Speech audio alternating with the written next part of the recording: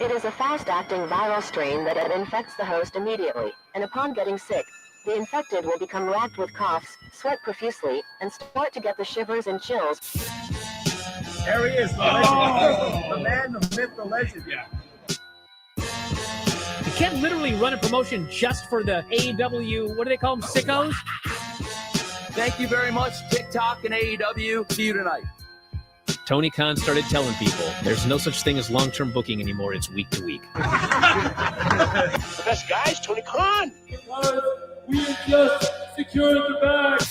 It's not like I tried to be a character. It was just sort of happened naturally. But it was never something I intended. It was just something that happened because the wrestlers asked me to do things in matches, and I do them.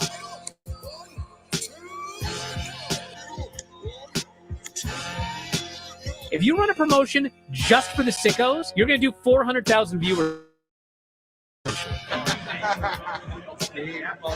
Effing melts. You know that SmackDown actually went over and everything? Yeah. You know, What's the point? the point of SmackDown. What are you getting at here? That the DVRs didn't pick it up. Did they not pick it up?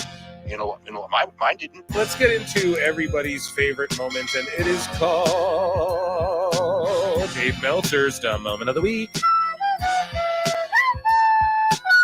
What would you like to listen to in your ears? I'd like to hear the flute. Well, if you'd like to flaunt your flute, then we can find you a flautist. We just secured the bag. It doesn't help me. Okay, so complain, but I will complain. Let me have my misery. And when I heard that, I was like, what? Thank you, fuck you, bye. Boom.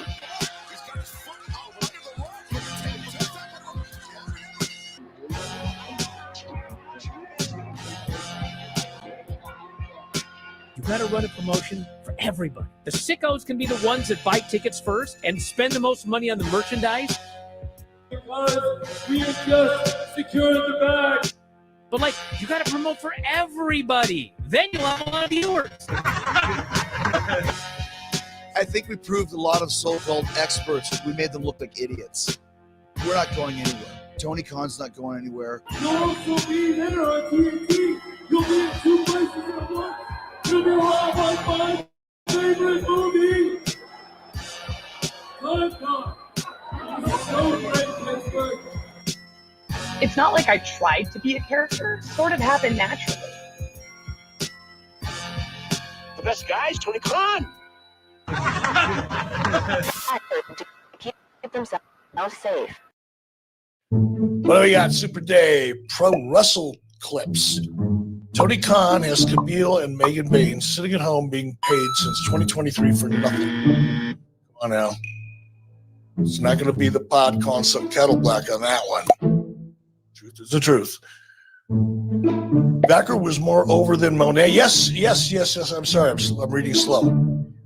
Vacker was more over than Monet and is going to the big times. Absolutely. And I said that. I think I covered that show. In fact, I know we did. And I pointed out, I'm going to go back and listen to my own comments.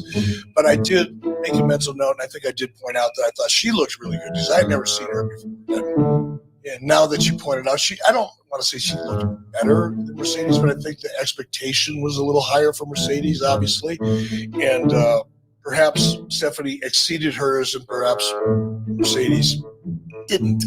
That's my take on it. Apparently, Maeda would go all over the world, and he would challenge people in circuses. That's where you fought. Dude, he was having MMA fights all over the world. He was famous. This is what Jean-Jacques told me. I think Kano was his master. Apparently, something like they didn't want him to take these fights in these circuses and stuff anymore. So he took a fight in Mexico, and he wore a mask so he wouldn't get busted. And he was the one who started the mask wearing in pro wrestling. Maeda started it. Was it what they called the That's what Jean-Jacques told me. Libre?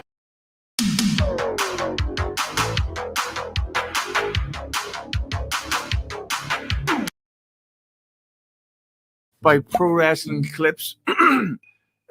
Flutes are civil. Conan broke the internet with his Vikingo contract news, though. Everyone's saying he's going to WWE.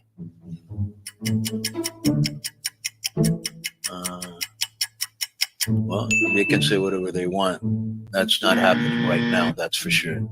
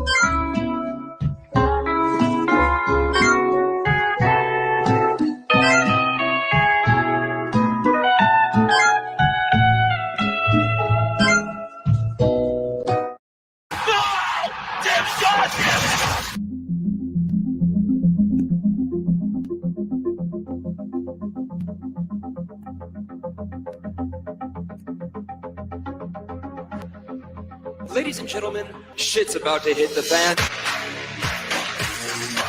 The system is broken. It was time for a revolution. We could be the wrestlers that we want to be. We have our own stories. We make our own characters. Different. That's what makes us elite. I've been forced to vacate the Ari Hara Moonsault, what's happening, everybody? Welcome to another eclectic edition of PWT Live Show. Yeah. I am your host, the frantic, the infallible, and the forgetful Phil Marks today. So if you guys can't tell, we're starting the show early. Why? Because I forgot that daylight savings made everything start later, I believe. Where I'm at. So NXT and AEW are not on for 2 hours. Dummy. Yeah. And I realized that about 1 minute before this thing was set to go on the air. And you all were already in chat. And so I'm like, all right, then we're doing an extra long show today. And we'll give people time. As usual, I'm sure the peak viewership will happen during Dynamite or right immediately following anyway. So might as well hang out. I'm going to check in with chat. I got tons of bookmarks and stuff, and then we'll go uninterrupted. So we can really lock in, and we'll really lock in and break down segment by segment. By God, I'll call it like King and Jim Ross, Michael Cole, and we'll have a fun time. It'll be amazing, and we'll probably get through all of the bookmarks before we even get to Dynamite, possibly. We got lots to get to. Jake Hager totally crashed out. He was getting loaded. Former WWE Hall of Famer Donald Trump is the president of the United States once more. Kamala Harris, the Ugandan giant, is still dead. R.I.P. Great professional wrestling legend there. Everyone's melting down on Twitter today. Well, or last night rather. Seems like people are over it, which is good. And so we'll talk about one person who crashed out was Jake Hager. He crashed out all over Tony Khan, dude. Went nuts. I screen grabbed it all because of course he deleted it. But it's the internet, it's forever, bro. So we screen grabbed all of that, and we will look at that. It was hilarious. Eric Bischoff absolutely spent a day, I think 2 days ago, obliterating Dave Meltzer. We're gonna look at all that. Of course, we have hot news. You guys already know we have the hottest of hot news. What do I got going on? So check me out on patreon.com/prowrestletimes. And there's like hours and hours of extra content that I can't have on YouTube for whatever reason. Either I'll get striked or maybe, I get Don Stevens, like AEW's like, hey, cut this out of your show, or WWE does. I clip it. I throw it on Patreon. And plus there's just tons of like, I'm watching Tough Enough Season 1 with Alt Jake. He basically is tapped in for every episode. He lets me know. He literally messages me every day and goes, dude, if you watch it without me, just let me know and I'll watch it by myself. I want to watch it with you, dude. Alt Jake is all over the top. It's like, yes, okay. So he's locked in. He's just in for the season. So we're on episode 3 or 4. Those are uploaded all to Patreon. We're watching all the Botchamanias. Make sure you hit that like as you come in. And also, youtube.com/@prowrestletimes. We're on the road to 1,500 subs. We're like right there. And then this channel has like 40. What are we at, dude? I don't even know how many subs we're at here. 4.76. Heyo. So PWT Universe, round of applause for you all. And make sure you hit that subscribe. And we're going to get to 5K, and that's going to be amazing when that happens. Let me check in with chat, see what you guys are doing.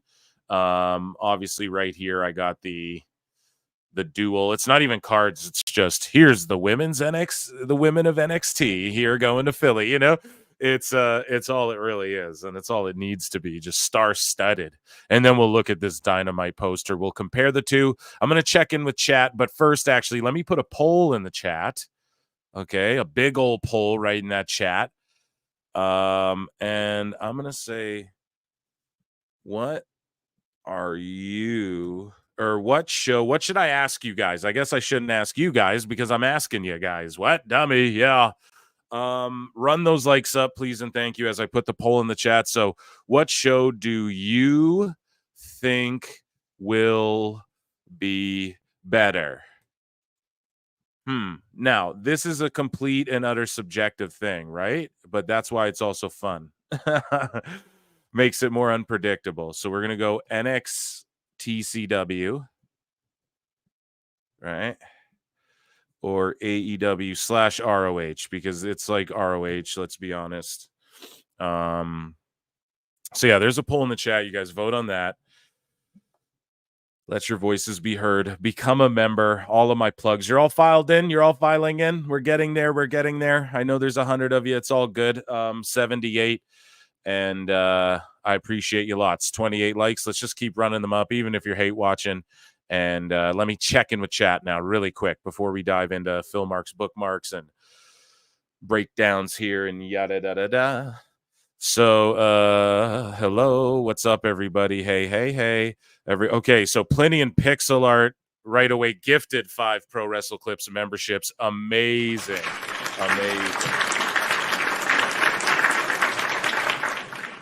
And of course, members from November 2, we're doing the Survivor Series giveaway. I'm gonna stop plugging it because but you guys know what's up because you were here before. Survivor Series, you guys don't want to miss. There's some giveaway action. If you missed it, sorry, but Plinian, you're the guy. Thank you. Miss October _30 says, is NXT and AEW going against each other tonight? Oh, hell yeah. I love it. Miss October. Yeah, they're going head to head tonight. We heard all rumors and innuendo, pal, of Tony might start an hour later to not let, to give up some of the viewership, whatever. And I was like, he better not do that, dude.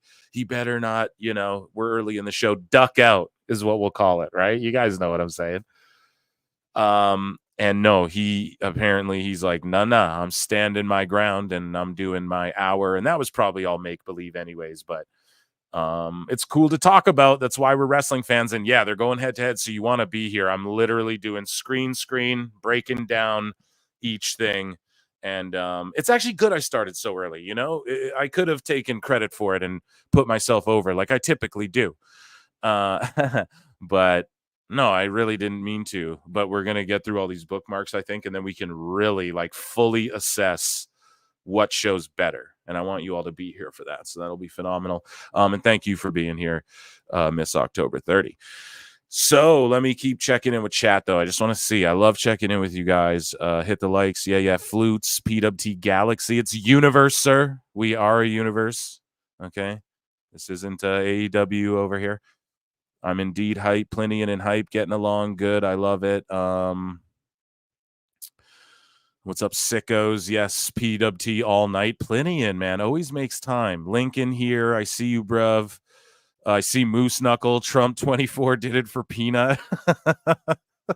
Praying for Peanut. Oh, man. Yeah, that shit was funny. Just scrolling Twitter. Again, evening all. Yeah, again, except for Miss October. They're not good. He's not starting an hour later. They're head to head, starting the same time. I cannot wait. It's going to be amazing. Yeah, I got sick. You can't escape me tonight. No, that's a good thing, buddy. You can't escape me. It's more like I keep popping up all the time, right? With more and more stuff. I got this great concept for the next run-in. It's been done to death. So it's not like I invented anything, but it's going to be so fun. I can't wait to do it.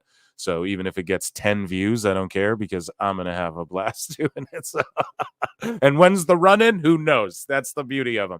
Okay.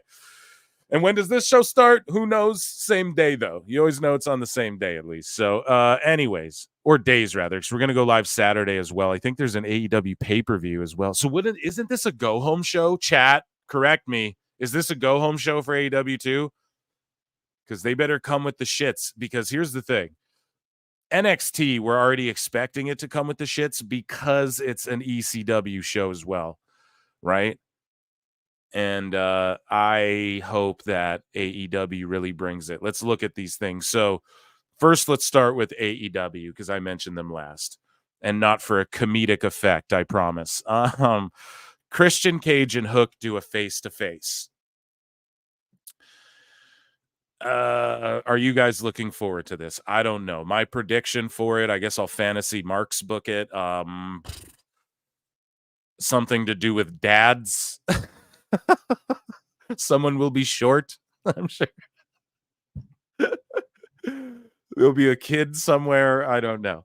AEW International Champion Konosuke Takeshita and Kyle Fletcher, so they're the Callis family, are taking on Ricochet and a mystery partner. And wouldn't it not be funny if it was RVD? I just thought of that right now, right? Because he was on NXT, he's done shit in AEW, and he's an ECW guy. I don't know. I could just see it would feel desperate. Yes, I'm not saying, I'm saying that would be hilarious. But I don't think it'll be RVD. I think it'll be Ospreay. Right? Am I wrong on that? I think that's the obvious thing. Pardon me. And then the way they're looking at it is it will advance Ospreay and Fletcher's story, and then Konosuke and Ricochet's, I guess, little feud that they kind of, it's not really a story between the two. Dude just ran out and tried to attack him, and he's like, come on. And then they're in a triple threat. Now they're just, I don't know. They're just aligned, I guess. So Hurt Syndicate, they're going to do something on the show. I think it's like Bobby Lashley's officially signing his contract tonight. So I think he'll sign, and then Swerve will come out. It'll set up like Lashley Swerve. Do you guys think it's an L? Chat can let me know. Is it an L if Lashley comes in and loses to Swerve immediately? Because if I'm booking the territory, pal, I am jobbing WWE's guy to my guy for sure. And I know some people will go, oh, come on now, Phil, that's not very fair. Swerve is a WWE guy too. But I would do it.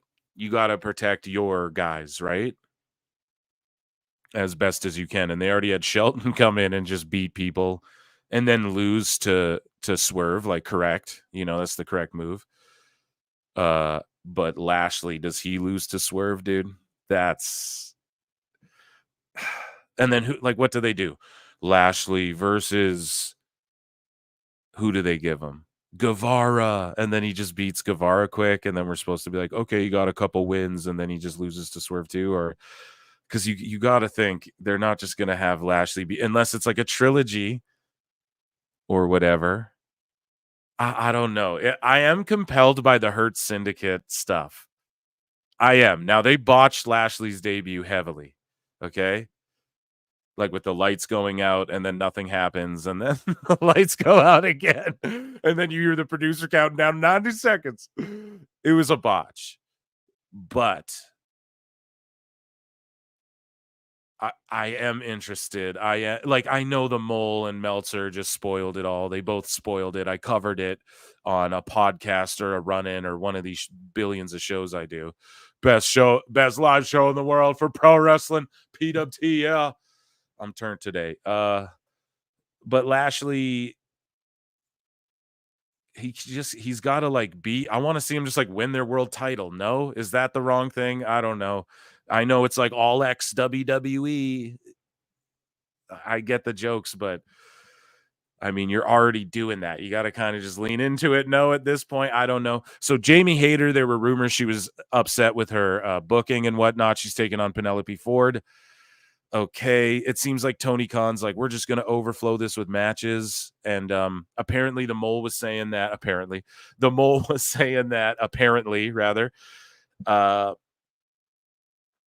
they're just sticking to their guns, and AEW's really focused on their storylines.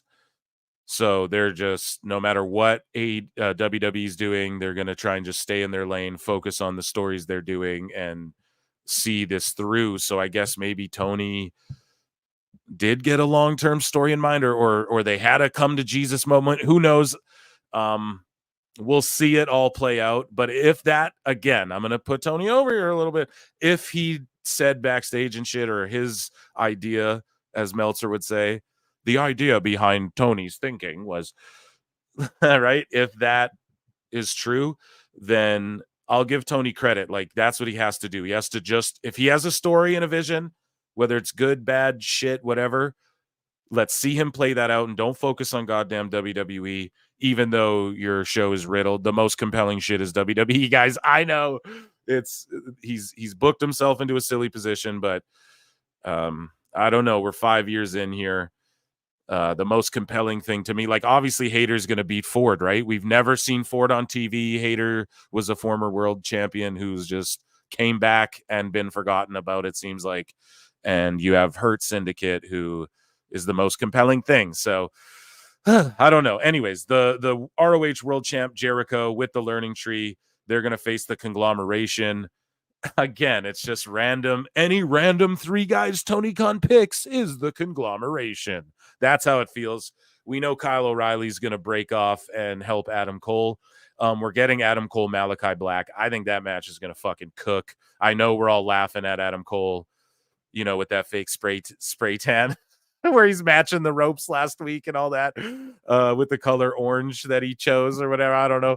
But him and Malachi are probably going to fucking cook, dude. That's NXT black and gold all over. But we're in the platinum era, which we're going to talk about. But yes, this match will be really good. My prediction, I think that obviously the House of Black come out.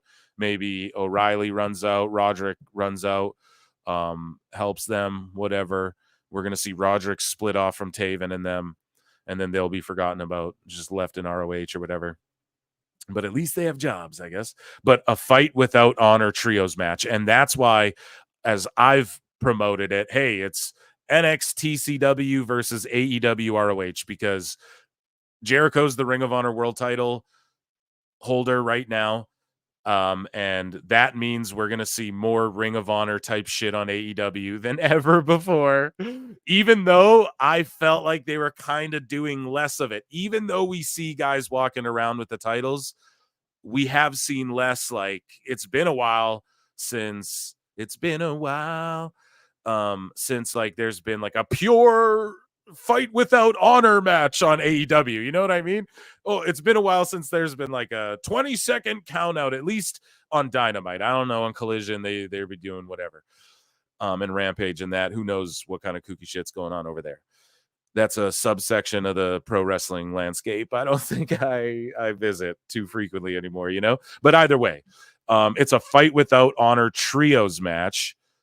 But here's the thing, is that Ring of Honor, so even Tony can't keep up with his own logic. And that's why I'm light years ahead of these motherfuckers, because AEW calls it trios, but this is an ROH style match in AEW, a fight without honor, and they call their division 6-man. Phil Marks better than Will Washington. Just kidding. I hope you guys are staying with me. 136 of you in here. I'm just psycho babbling here through this card. Make sure you hit that like. I love you all. But for real, did I just not point out something correct there? Correct me if I'm wrong. Hey, I just try to follow the logic of this shit. You know what I mean? So Adam Cole versus Malachi Black. I already talked about that. Orange Cassidy and Darby fucking Allin. Like, they're going for it, boys. Ladies and gents, here you go. They are fucking going for it, and not only are they going for it, they're going to beat Castagnoli and Pac, two of the most legit dudes, I think, on their roster overall. I think Pac and fucking Claudio are two guys, you look at them, you see their styles, they're very different, but they understand, you know, how to put on good matches. They can wrestle almost anyone. Claudio no-sells the fuck out of like everybody on this roster, and I love it. But I just, yeah, careful what you wish for. I was always like, dude, I want Pac to go with the Bomba Clock Club. It makes the most sense, you know, the early days. And they did it, and it's during like this Neo Moxley clan thing that I just can't get into. I'm sorry, and I can't get into Cassidy and Allen as a team now fighting these two. I don't know. Whatever. I'm speechless. You guys can tell. I don't even know what to say about it. Over here though, the Platinum Era. Okay, let's really talk about something. I don't even know if any matches were announced tonight. This is just the graphic I got. WrestleOps posted this cute little thing, so we're putting it on the show. Okay, it's just the women that are involved in the 10-woman tag match. Jordan Grace tweeted out a picture of her team, just like in their casual streetwear, and she's like the NXT Avengers, and I was like, dude, Jordan Grace listens to PWT confirmed.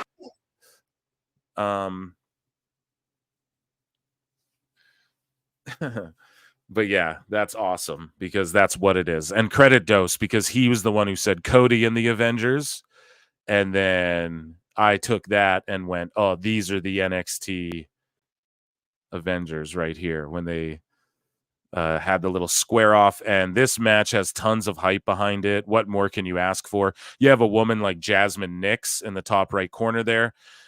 I believe that's her name, right? She's like the one you're least invested in, at least to me. I get it. She's a pretty lady, but like as far as character wise and all of that, I just feel like she's generic and all of that. So for her to be in this situation is like huge for her, man. It's huge for everyone involved. I think we know who's going to get the win. I think we know this match isn't going to be like the greatest match. I think it's going to cook. We're going to be like, damn, but it's going to be very spots, dives on everyone, hit your move, hit your move, hit your move, scream. False finish. You know, everyone's going to get their shit in for sure. It's going to be chaos. But they're in the ECW arena, baby. It's NXT CW, daddy. So, and it's NXT CW on the CW, right? Crazy, man. All of this, the way this shit aligns sometimes, you know? So I'm looking forward to this. You look at the NXT Avengers, Kalani Jordan, incredible talent. Jordan Grace, incredible talent. Zarya, incredible talent. Stephanie Vacker, my favorite women's pro wrestler right now. Julia was leaning towards was gonna be my favorite. I was like, damn, she's like the next Asuka, but then Vacker comes away, and like Zarya, who just have these looks that just kind of are like, damn. And then you got Juggernaut. I don't know, I'm a huge TNA mark, so it's like, damn, I don't know. Julia was like front and center for me, and I still put her over. She's like a female Nakamura. I've said it to death ad nauseum, but I enjoy her a lot too. But it's almost like, damn, she's almost third or fourth wheel now in this equation, but they got her at the top because she's like leading the pack. I would say out of these women, it's like her and Jordan have to be the two vets of them, right? If we had to say who are like the longest, I don't know. Someone can educate me on that.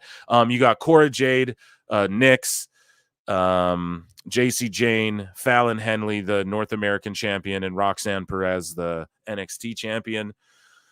Love it. Loving it. Doing it. It's going to be just a solid match, and all of those women are great. Nyx is the one who is just sort of generic to me, whatever. Cora Jade as well as like won me over, her with Roxanne. I was never like the biggest fan of her, you know, but Roxanne won me over. That's what the women always do in NXT. If you ever question one of them, or you're ever like, I don't really get it, just give it a chance. Even Wendy Chu, think about her with TNA getting over.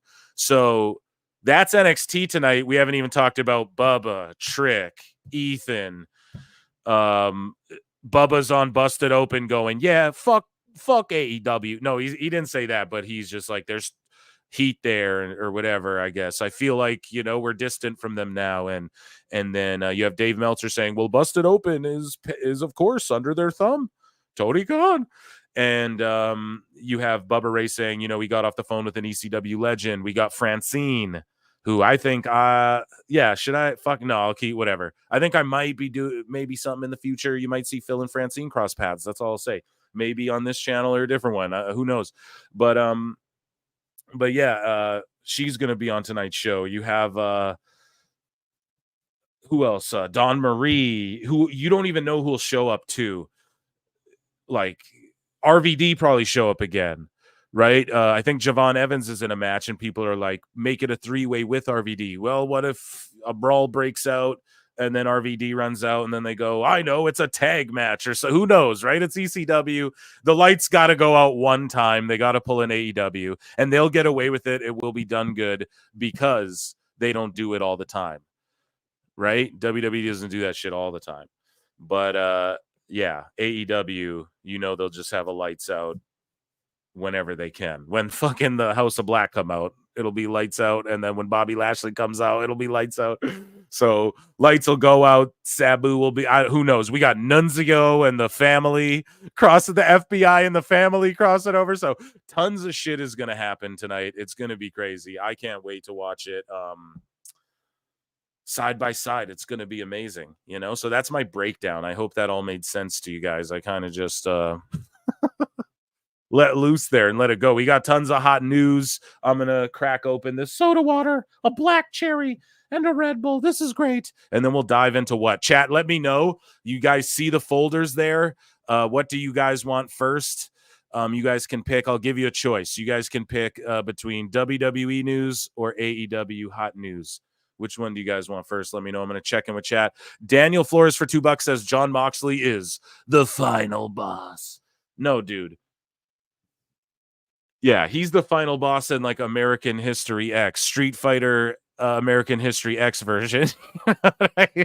Lincoln Hawk for 276 says at a combined weight of 174 pounds. Yeah, man.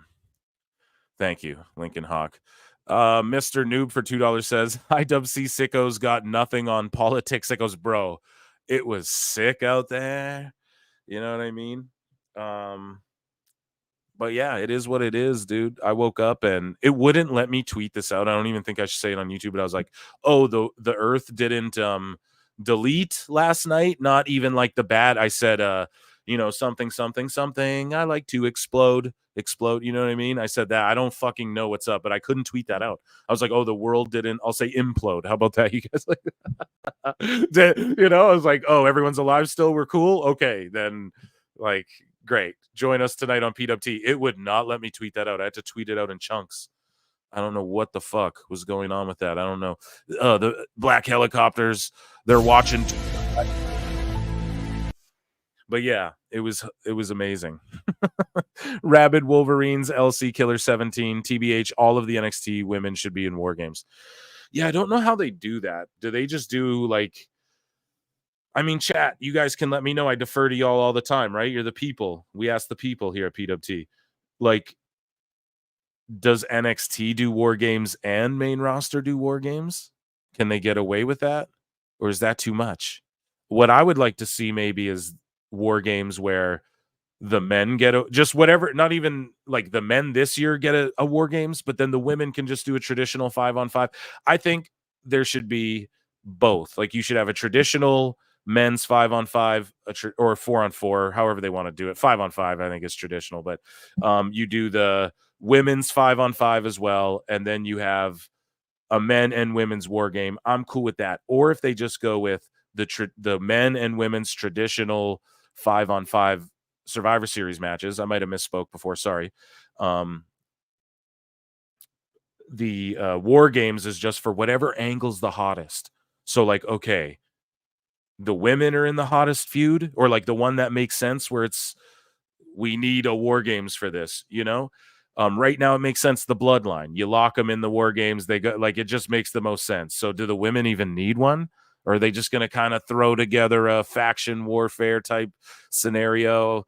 You know, I'm all about the stories, baby. So I don't know. I think if they did what I'm saying, it'd be a good idea. But hell, if I'd run the universe too, if everyone listened to me. So yeah. I don't know, but can NXT is the question. Can they get away with, we're going to do a War Games event and you guys do a War Games event? Or do they just not, like, they just do it randomly? It's not at the same time as Survivor Series. NXT just goes like, oh, this is a legit feud that deserves a War Games. Let's just do it in a War Games. And it could just be any time, you know, summertime, whatever, doesn't matter. We do it at Heat Wave. It could happen on an episode. of fucking NXT, right? I'd be down if they did that because it is just a stipulation. It's like Hell in a Cell. They used to do the whole pay-per-view, which was a bad idea. And I know like the whole pay-per-view isn't inside the War Games, but it is called Survivor Series War Games. That's how they market it now. So it's sort of the same thing, right? So I'm not saying NXT War Games. Don't even do that. Just like, here's a feud that deserves a War Games. We'll do a fucking War Games. We don't need to. I think that would be okay, right? I don't even think, when's the last time they had even like a cage match on NXT, though? That's what I like about that shit, too. I remember when Bo Dallas fought Neville in a ladder match, the first ever one in NXT. That shit was lit. That was way back, too. We're talking like over 10 years ago, NXT. And that was amazing, you know? So I know they did like a fight pit and stuff like that. I know they've done War Games, but just like a straight up, we're going to have a cage match. You know, that'd be cool, too, in NXT. I don't know. I'm getting off in the weeds. Thank you, Rabid Wolverine, LC Killer. Okay, chat, what do you guys want, though? We're not doing flute. Get your flutes out of the chat. Females should get their War Games on NXT and men get theirs on the main show. See, that makes sense to me, too. Like, you do this women's one in NXT, they just get the one, and then on the men's or on the main roster, you do the men's one. And then you can have a traditional women's 5-on-5 Survivor Series match, too. Because that doesn't have to be all about heat. That's where, like, people can debut, you know? How long until Corbin's all elite? I don't think that's happening, buddy. Let's see. Yeah, it's gonna be amazing. Chat is blowing up right now. I love it. Make sure you're hitting that like almost 200 of you watching. Let's run those likes up to 100, and then I'll stop asking. And that's my bargain with yous. And then I lie, and then I do ask, and I go, "Hey, let's run." Corbin to Impact would be tight. What do you guys want, though? I don't think anybody really even said. You guys want well, fuck you, I'll pick then. Okay, chat wants to be indecisive.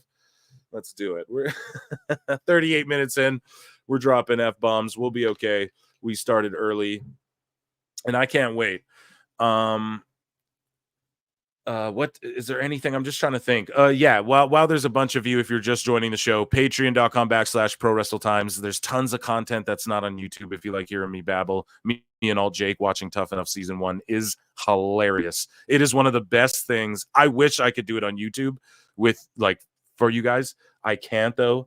So Patreon's the best way. And like Jesus Christ, it is one of the funniest things going back and watching that show. But yeah, we're going to start with, I'm going to do all the random stuff like Miscellaneous, UFC, TNA, all of that. And then we'll get into AEW, WWE news. And then we'll get into the sickos. Then we'll get into Meltzer. You guys know how it is.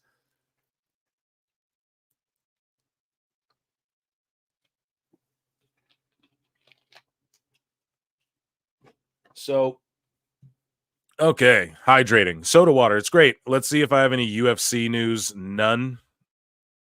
TNA hot news. None. And shout out Chris Bay, by the way. We'll keep him in our thoughts there.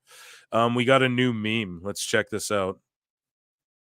Tony Khan. We're not competing with WWE. Book shows in same time slot. ROH is a separate entity. Shoves it into every AEW show. Our women's division is thriving. 5-minute match on Dynamite.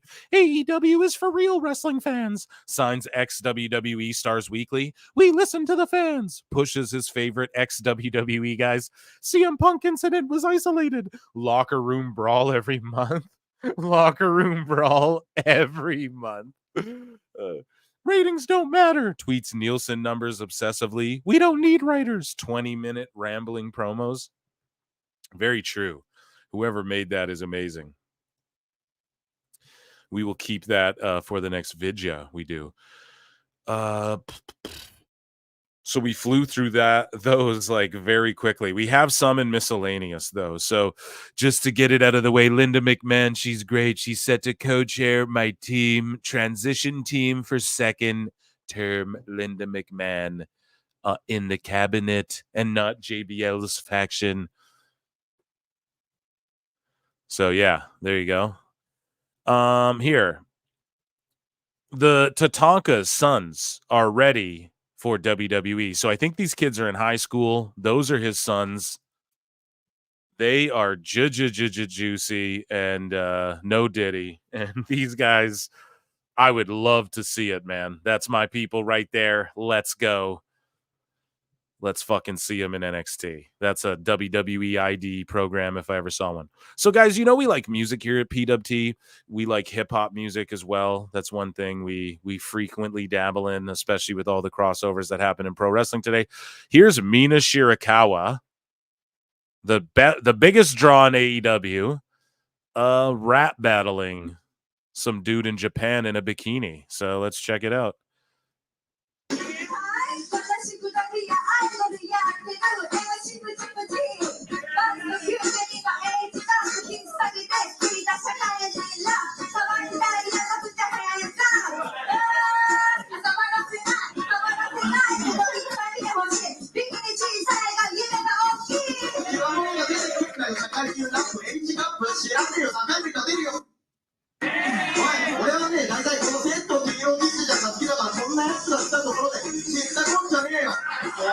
I don't know what they're saying, and I don't need to, and the cameraman knows what he's doing.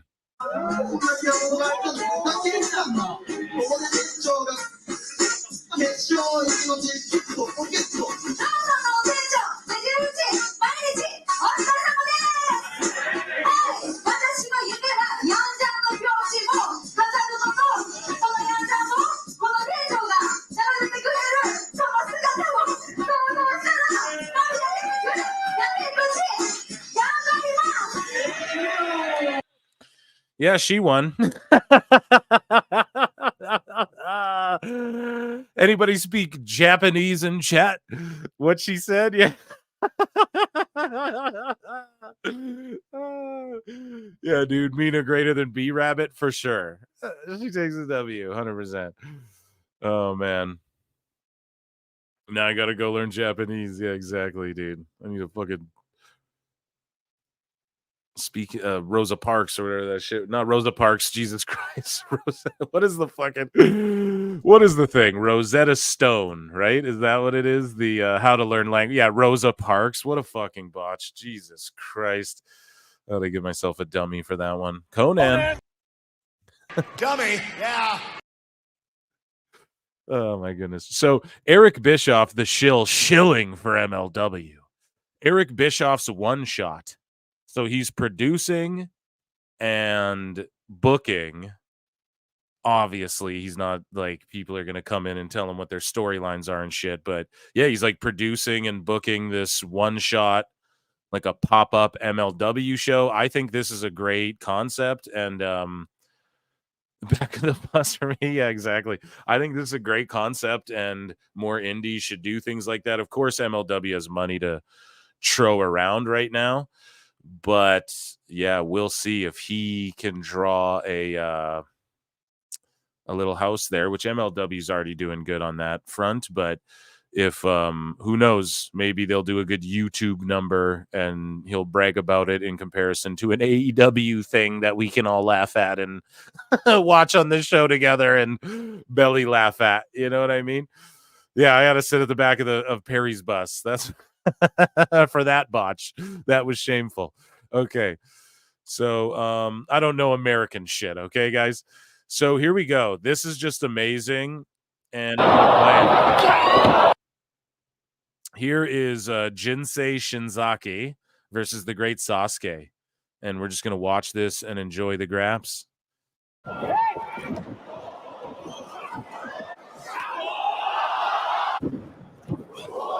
I love the way Japanese fans pop because they're always like so stoic, and then it's like, oh, you know, even in MMA in the old Pride days, it was amazing.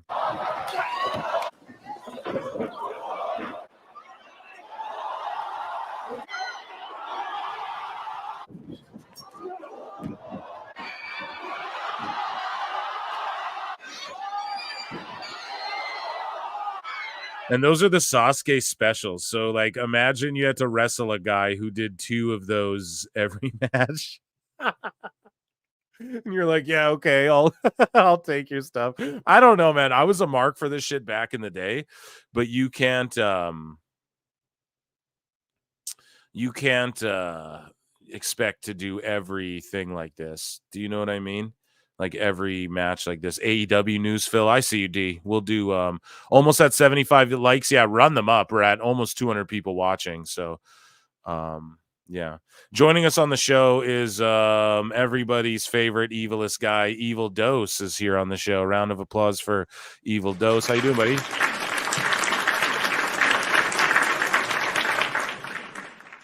Very long, but I appreciate the invite and wanted to come in. I was actually just listening to you.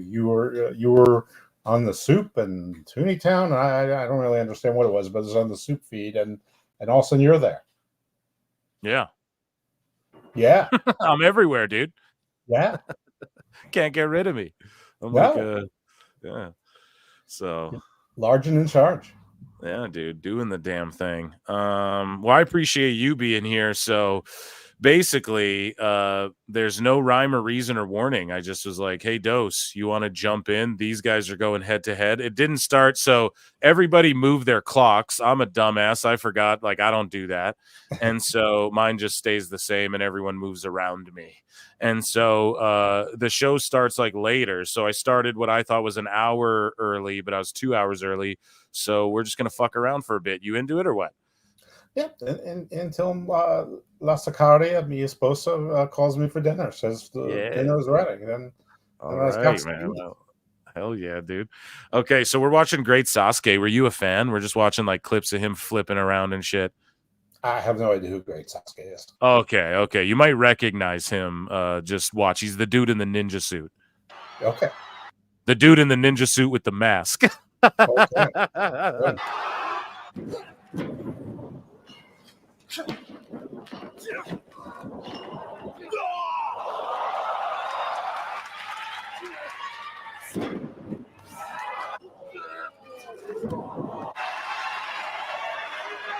So both these guys were in WWF. You know what I mean?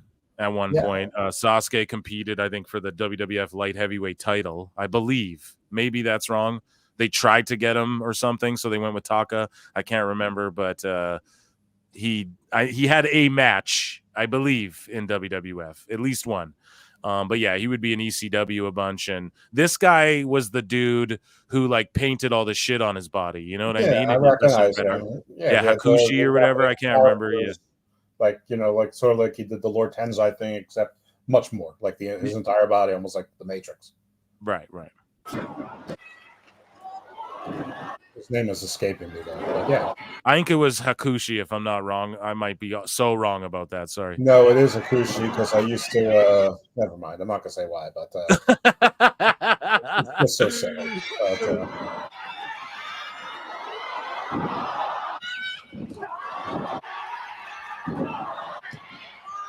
What made you decide to do this? I just saw it. I was scrolling X and then I bookmarked it in my miscellaneous because like I bring whatever I think is interesting to the show, you know. I loved Sasuke when I was younger. I loved him. I saw him in ECW. I think he wrestled against, I think it was like Tajiri. Tajiri used to wear trunks and shit in ECW, right? Yeah, so I'm pretty sure it was like way back. I don't fucking know, man. I just saw it on the timeline. I thought it was dope. And I just want to point out too, like these dudes were doing kind of cruiserweight shit back then, but it just, the way they like hurl themselves at each other and shit, it just looked much more real, and just the selling of it and everything. But yeah, I don't know. I just mark out for vintage Puro Wrestleroo guy. More fighting. Hey, I did not know that the Tate twins were Tatanka's kids. Is that a thing? What the fuck are you talking about? Look at your own screen. I know. Are you calling these guys the Tate twins? Yes, it's a joke. Oh, okay. I was gonna say these guys eat the fucking Tate twins. Tate twins haven't been around for a while. Maybe they've been doing the creative. Yeah, that's where they've been, getting fucking swolled up. Oh shit! Yeah. I didn't put it to Tonka Tate. I didn't realize that either, dude. So this was posted by the Hameen Media Group. What if Vince McMahon agreed to fight Eric Bischoff? So I got a little chuckle out of this, but here is Vince Russo and Al Snow talking about if Vince McMahon, yeah, would have showed up to fight Bischoff, pal. Whoa. Happened was Eric went out on national TV and called him out to a fight. Oh yeah. Now we're talking about we're talking about my ego, my man. That's a whole ball of wax. And Al, I swear to you, I was there that day. Yeah. The only thing that kept that lunatic. Hit the like, or Jericho will join us on the show. Just kidding. He's not here today. Or is he? That's right. From showing up at the pay-per-view. The only thing, Stephanie graduated college that day. That was, I swear, bro, that was the only thing. Eric Bischoff's a tough guy. Yeah. He's like a ninth. So Vince Russo is backing up the story that Vince McMahon would have shown up and fought Eric Bischoff, but it was legitimately on the day of Stephanie McMahon's graduation. I believe all that. Yeah, Vince confirming that, Vince Russo rather. And who knows if Bischoff didn't pull like the double bluff and he somehow knew that. We'll never know. Conspiracies with Phil and Dose. Yeah. Degree black belt or something. Yeah, he's a tough guy. And Vince might have had his hands full. You know? But I swear he was ready. God, he was tremendous. Oh, he would have done it. No doubt. I would have egged that on. I'd have pushed that. That would pop me to see him get so mad and go down there and confront Eric. I know I give Vince the weight. Let's say Vince did show up and want to beat the shit out of Bischoff on WCW TV. What do you think would have happened? Do you think like Bischoff, both of them would have known to work automatically, or do you think Bischoff would have just, because Bischoff says he's like, I would have let him just beat the shit out of me, even if he beat the shit out of me, like it would have made for great TV. So do you think Vince was like, I'm gonna go there and actually beat the shit out of him in front of everyone? What do you think that confrontation would have been like? Yeah, no, I think Vince would have actually tried to fight. Now, Eric Bischoff says I would have let him because it's great TV, but I mean, Mike Tyson, taught us all, or reminded us that you have a plan until you get punched in the face. So I have to be honest. When I was a kid, when you're growing up, you think that people know karate and black belts, you're all impressed with them. They can break wood and stuff like that. But then you see him in things like MMA and fighting with boxers and fighting with like Olympic wrestlers, and they always lose. 100% of the time, they always lose.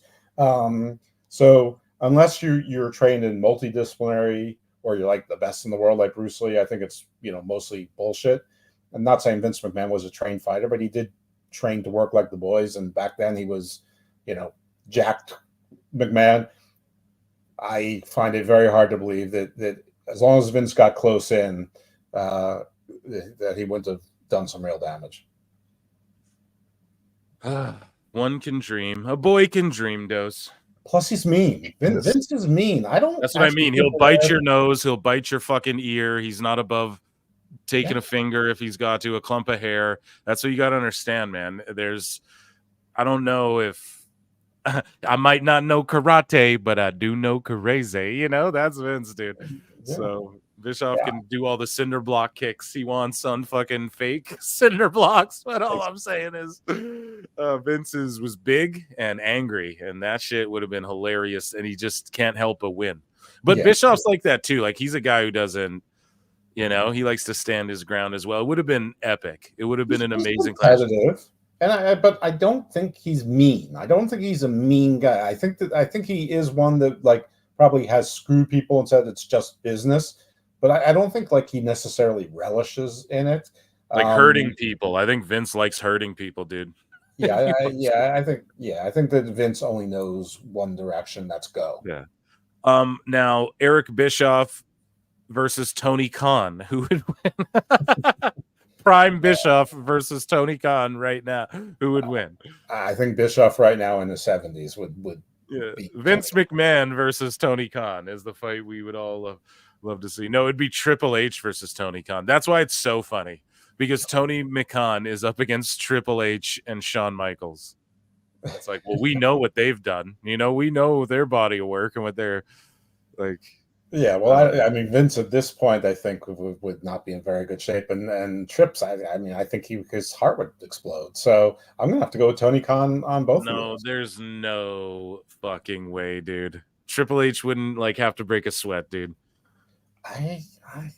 He would just front chin lock him, bro. It would look like Hulk Hogan versus Richard Belzer, dude. That's what it would be. What are you talking about? He'd fucking front chin lock him and put him to sleep in 1 millisecond, dude. This gives me no pleasure, but I think just the fact of being in an actual real altercation would put up his adrenaline and his blood work. And I think his heart would just give out. Dude, Lincoln Hawk, Tony versus Dixie. Yeah, that's yeah. Tony fears for his life when people raise their voices, dude. Well, listen. I'm not saying he wouldn't be afraid, but there's fight and flight, and then when you're cornered, even the smallest animal will turn around and fight. I'm not saying Tony's going to be looking for the trouble. He doesn't want the smoke, but if given the choice, he'll slap and scratch and pull hair. But but in the same circumstance, I would say Dixie wins over Tony. I bet Tony Khan fights like a stripper. Size advantage for sure, and obviously the strength. Still trying to absorb that. I think Bischoff probably stripper. Yeah. How much would history have changed if Vince McMahon showed up on a WCW pay-per-view to fight Eric Bischoff for real? That would have been glorious. That would have been. We'd still to this day be talking about that. Yeah. It would have cemented, quite honestly. It would have put WCW and Eric Bischoff over in a way that would be undeniable and would be very difficult, not impossible, but it would have been very difficult for Vince to now steer the ship away and ahead of WCW going forward, for sure. Hell yeah. Good stuff. Okay. Let's see what I got in some of my hot news. Chat, how are we doing? How are those likes doing? Let's take a look down here at this. Dose, give me your thoughts on this whole NXT CW versus AEW ROH head-to-head. And while he's doing that, chat, I want you guys to get those likes up to 100. Or I have a very special guest waiting in the wing. Wow. And I don't know if you guys... His name's Chris. Can you guys guess which one? I'm joking. Oh my God. I love you all. Hit that like though. But yeah, Dose, your thoughts on NXT CW versus AEW Dynamite. Are you I know you like NXT. Are you going to be watching just NXT, or are you like, oh, I'll tap into Dynamite, or I'll just listen to what Phil Marks is saying, or I don't really care. Where are you at with it all? Yeah, no, I have to confess, I'm a little bit curious because I'm a giant Lashley Mark and the Hurt Syndicate. But no, I will not. I'm 28 and a half weeks, well, now 29 weeks free after today, free of AEW, and I don't intend to change that. So I will just watch NXT. The strange thing is that it's going to be mostly the kind of show I don't like. It's going to be mostly a nostalgia show for a show that I did not like. I never liked ECW. I didn't like ECW or the original. I watched it 3 times. Like, this is garbage. I actually blame ECW for like all of the crap wrestling that we have now, because it flows directly from that. I didn't like ECW later when it was WWF ECW. I didn't like the ECW Invasion. I didn't even really like Raven's Flock. I mean, I didn't like any of these guys. The way I talk about Eddie Kingston was the way I was talking about the Sandman back then. But yes, I'm still going to watch NXT. I know it's going to be a nostalgia schlocky show where people who shouldn't be in the ring, are going to go over just for, people to be yelling ECW and all of that. Nevertheless, I love NXT. I'm sure there'll slip some things in that matter to me. I'm sure there'll be some surprises. And while I'm not really a nostalgia guy, I think it'll be fun to see some of the people, especially if there are surprises. Like, we know that Dawn Marie is going to be there. Francine said she's going to be there. And I expect that there'll be a couple of run-ins, to steal your phrase. How can we have 143 votes but only 82 likes? Where are the 63 people who stayed home, the 61 people? How does that make sense? I don't know, bro. They're touching themselves right now to that Mina Shirakawa video. They're busy. You left it on too but long, listen, Phil. I'm going to disagree with you on this. Well, not even disagree with you because you're not wrong. But you're like, oh, I don't like these shows like this. These are the ones I love because I grew up as a little baby boy on ECW like tapes and stuff, you know? So it was like LimeWire videos. So when I saw like the rise and fall of ECW DVD, I'm one of those people who went out of my way to get my hands on that, and that shit did huge sales for WWE and stuff like that. You know, they were able to do a whole pay-per-view because of it, and those were the things where, I don't know, I love just getting little daddy magic tastes. And that's why I think that NXT ECW is going to win the night, because I think there's a lot of people like you, and a lot of them are and were AEW fans, and the DVR exists and replays exist. So I think that the NXT has a very realistic chance of defeating AEW in the head-to-head. And the only thing that makes me think otherwise is the Lashley thing. And, you know, I've always thought Lashley was a star, but people have been telling me for years that he's really not. And it's nice to see he's sort of getting, you know, that respect in the most perverse way to, you know, directly attack me. But that's just the way my life goes, and because everything's about me. But yeah, I like you said, it's not wrong. A lot of people love ECW, and that's fine. And that's why I think a lot of people are going to check it out, and really they'll love the nostalgia. They'll love that Bully Ray is going to be on the winning side with Trick, and you know, I wouldn't rule out Devon doing, you know, something in there, because we all are acquainted with Duke and Devon, and we know that Devon's been working out and training. I'm sure he's not going to do a lot, but he's probably enough to do Devon get the table. Right, I called it because Trick Willie had him in the fucking as Reverend Devon in his music video diss to Ethan Page. So I was like, dude, I bet you Devon comes out, hits a 3D, at least one, you know. Yeah, so it'll be fun, and the crowd will eat it up, and you know, that's fun for the, you know, the TV audience and the live audience, and being 23. So yeah, so I would be watching NXT anyway over AEW, but I wouldn't necessarily be confident that NXT is going to do. I mean, I still think the NXT is a solid number 2 to AEW Dynamite. I mean, against Collision or Rampage, it's going to, you know, double it. But yeah, but I keep saying the same thing over and over again, so I'll shut up. Yeah, I would pick NXT as well if you were like, you can only watch one or you die. I'd pick NXT tonight for sure. Who knows though? Honestly, because Dynamite feels like someone could perish, and we're all morbid and curious, and not that I want to see that, but it's like, listen, it seems like someone could flip off a ladder and break a leg, or so, you know, you don't know what's going to happen, and I think that makes it a little more unpredictable, you know, because WWE's so clean. Which Raw's doing a good job with the Bronson Reed stuff of making it a little more, and the way the stories are going, you know, there's a lot of different fantasy bookings we can all do, and that's a good thing when you're like invested in the story and all of that. Plenty in Pixel Art for $10 though says, don't you dare what? I'm about to refresh this page, Plinian, and I'm not sure what you're daring or not daring me to do. Yeah, neither am I. There's 90 likes I see on this page. Oh my God. Well, I'm not sure, but joining us on the show now, folks. This has got to be worth a few likes. I don't know. Plinian's begging. What do you guys Phil makes a Chris thread and likes shoot up to 91. Oh, yes, you are. 10 more. Yeah, dude, listen, if we're going to break this down scientifically, I could reverse the polarization like a figure 4, and I could say 100 likes and we get Chris Jericho and we get Chris. Really put AEW and Ring of Honor together? Like Ring of Honor is a real thing? Yeah, dude, because Jericho is the Ring of Honor. He's the Nueve, according to Meltzer. He's the Nueve Mahones. It's true. Yeah, and so they're having a fight without honor tonight, but it's a trios match. However, I pointed out And I was like, dude, Will Washington, how do you got a job there? And Phil Marks doesn't. But it's like a fight without honor, trios match.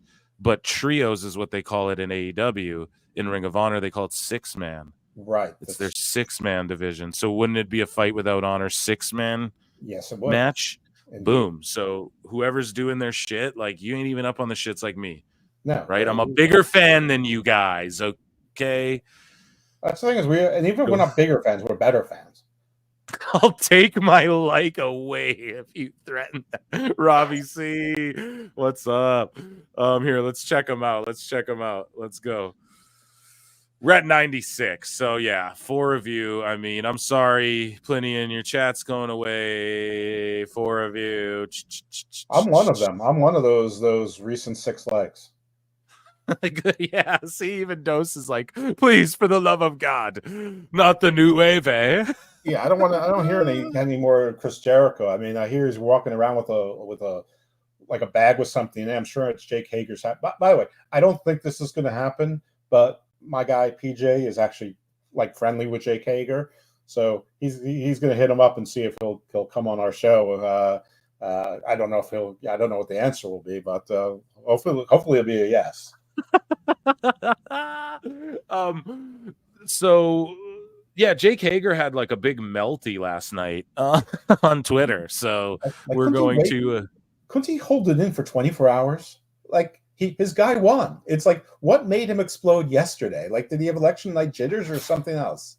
That it had to be something election oriented. I'm believing, like I'm inclined to believe that, because why else would he just be like smashed up, just talking crazy shit about communists and shit? all he had to do was wait 24 hours. I mean, not even. So good, man. But yeah, we're gonna cover that we're gonna cover that on the show. I don't know if it's in AEW news or if it's in Sickos. I might have put it in Sickos because he hasn't worked for AEW for a minute. But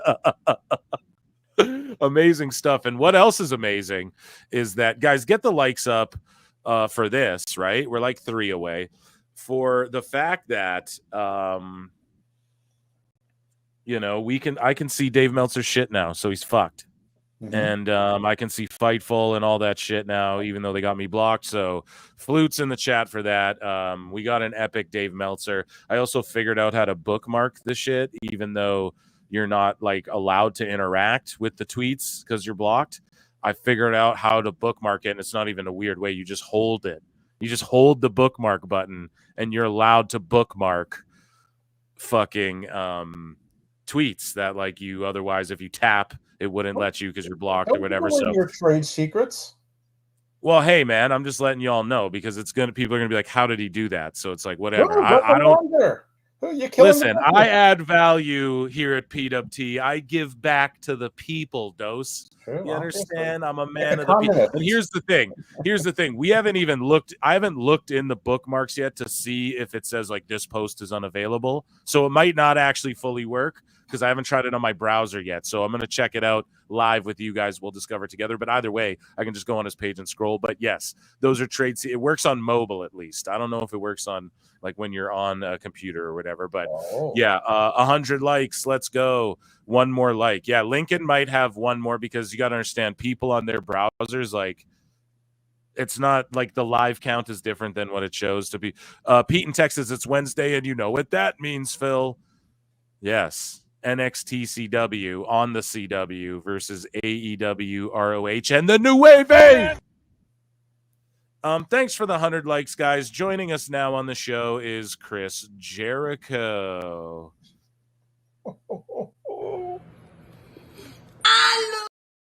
I'm fucking kidding. I wouldn't do it to you guys. Okay, you guys are the best. Thank you for the 100 likes. Won't ask any more tonight. And yeah, let's get into this hot news here. AEW move. And then we got Lincoln Hawk saying he's going to give away 5 memberships at 150. You guys fight about that. I'm not going to do no more begging and itching and scratching over here. Ichi ni san da for $2, which I don't have on the fucking soundboard yet, and I need it. I was so close to unliking Robbie C, but I wouldn't do that to you. Come on now. I'm crying. I was sorry. Anyways, okay. AEW's EVP, this is per Fightful. AEW's EVP Mike Mansuri says AEW will have, quote, sports style presentation in arena beginning in 2025. What?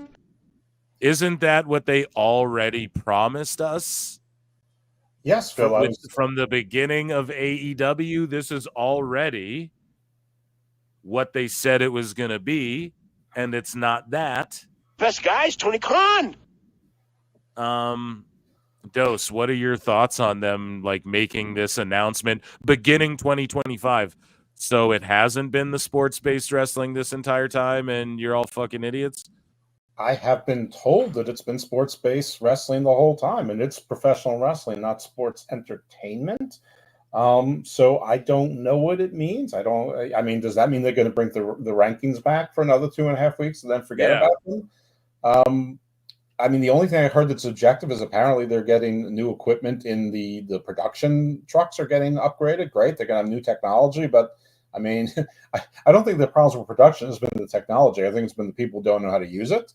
But yeah, I don't know. I mean, if you want to read it very strictly, I mean, it could mean that they're going to like a PC, like NXT to, or like TNA to like a studio, like their own private arena to do it, and maybe save themselves some of the touring costs. But I think their touring schedule is sort of out already, and that doesn't seem to be the case. So I have to be honest with you, Phil, I don't know what the F it means. Yeah, is it like, oh, Tony, I'm going to bring the rankings back, and then he just gives up on it? What are they going to do? Okay, so get rid of the fucking Excalibur. Get rid of him as a commentator. Get rid of, I don't know, make divisions with weight classes. Stick to your own rules. Don't mix in Ring of Honor rules and fight without honor stipulation. Keep everything like it's on AEW. It's our league. If you're from CMLL, you compete in our league. It's our fucking rules, not your shit. Yes, your title. Okay, on special occasion, a special rules match, maybe like the CML titles defended. Save it for those crossover pay-per-views you talk about. Make it sports-based. Like, here's an event where you'll see CMLL type rules and stuff like that. It's just so stupid. From the beginning, they could have been doing this sports-based, and they fucked it up. And I know some people say, well, it doesn't work that way, but it's not true, man. There's ways to do it. The commentary is a huge part of that. You can't call it like pro wrestling. It's got to be called more like a mix, like a hybrid. You got to be talking about statistics. That's what I thought Tony Khan would bring to the table. Statistical analytics, like the commentators would be on commentary talking about, like, I've said this before, but let's say John Moxley's in a match. Oh, when he hits the Death Rider, he finishes opponents 91% of the times. However, if they counter it, he actually loses 63% of matches, and you'll be looking to counter this technique or whatever the fuck. Like, make it sports-based, as much as you can. I always say WWE is much more sports-based, just based off the fact their rules and that their divisions, like what their divisions are. You understand who's going after what title and why for the most part, and that's...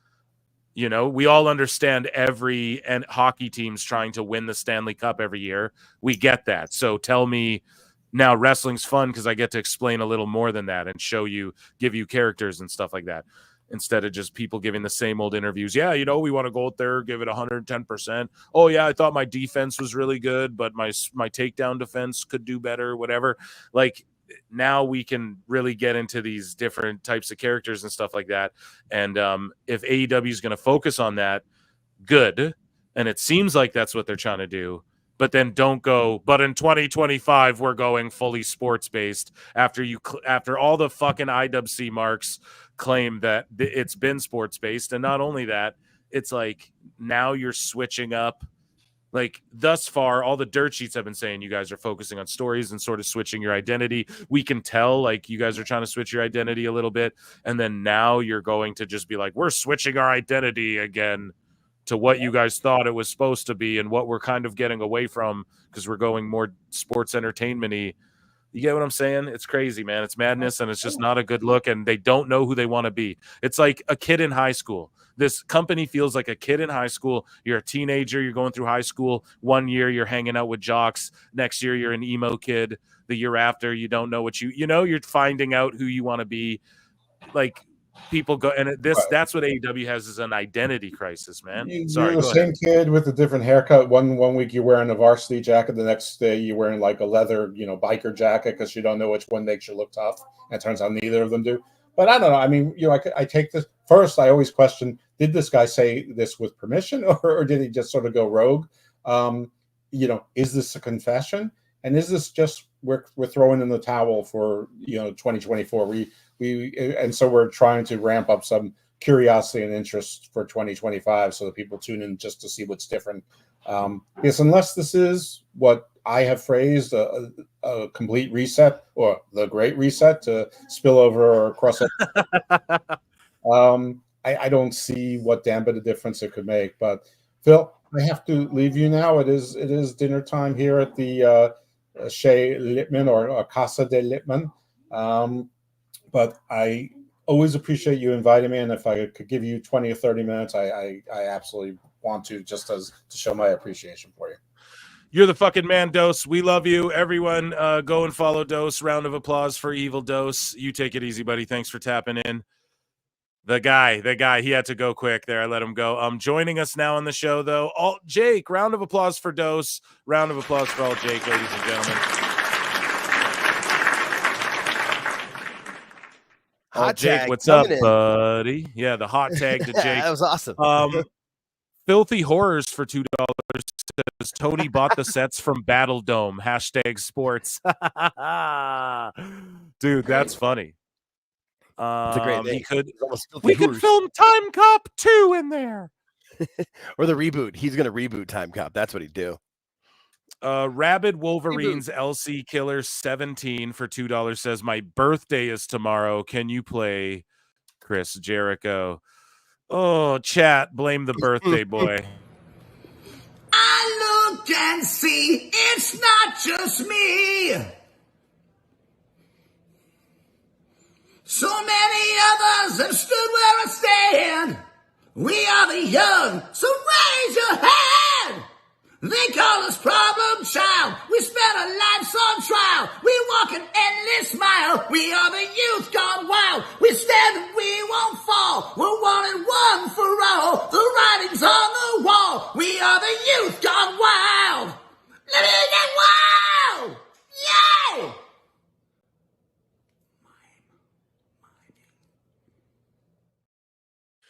Chat, blame Rabid Wolverines LC Killer 17, not your boy Phil. Listen, it was either that or we dox him to prove it's his birthday, okay? So what do you want me to do, all right? I'm in a corner. Jericho cutting off my hot tag. I go on a run and he just cuts me right off.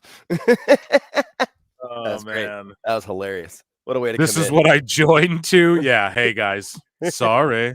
I'm sorry. Same, Alan. Same. I just showed up and bam, got smacked. Got the Jericho, got put in the walls right away. Everyone's like, yeah, I'd rather die. This is great. Oh my god. Shit is hilarious, man. You guys are fucking hilarious. I love chat so much. And I'm sorry, I know some of you jumped off. We're like, nope. And sorry, dude. It's He says heel turn. Oh, That's great.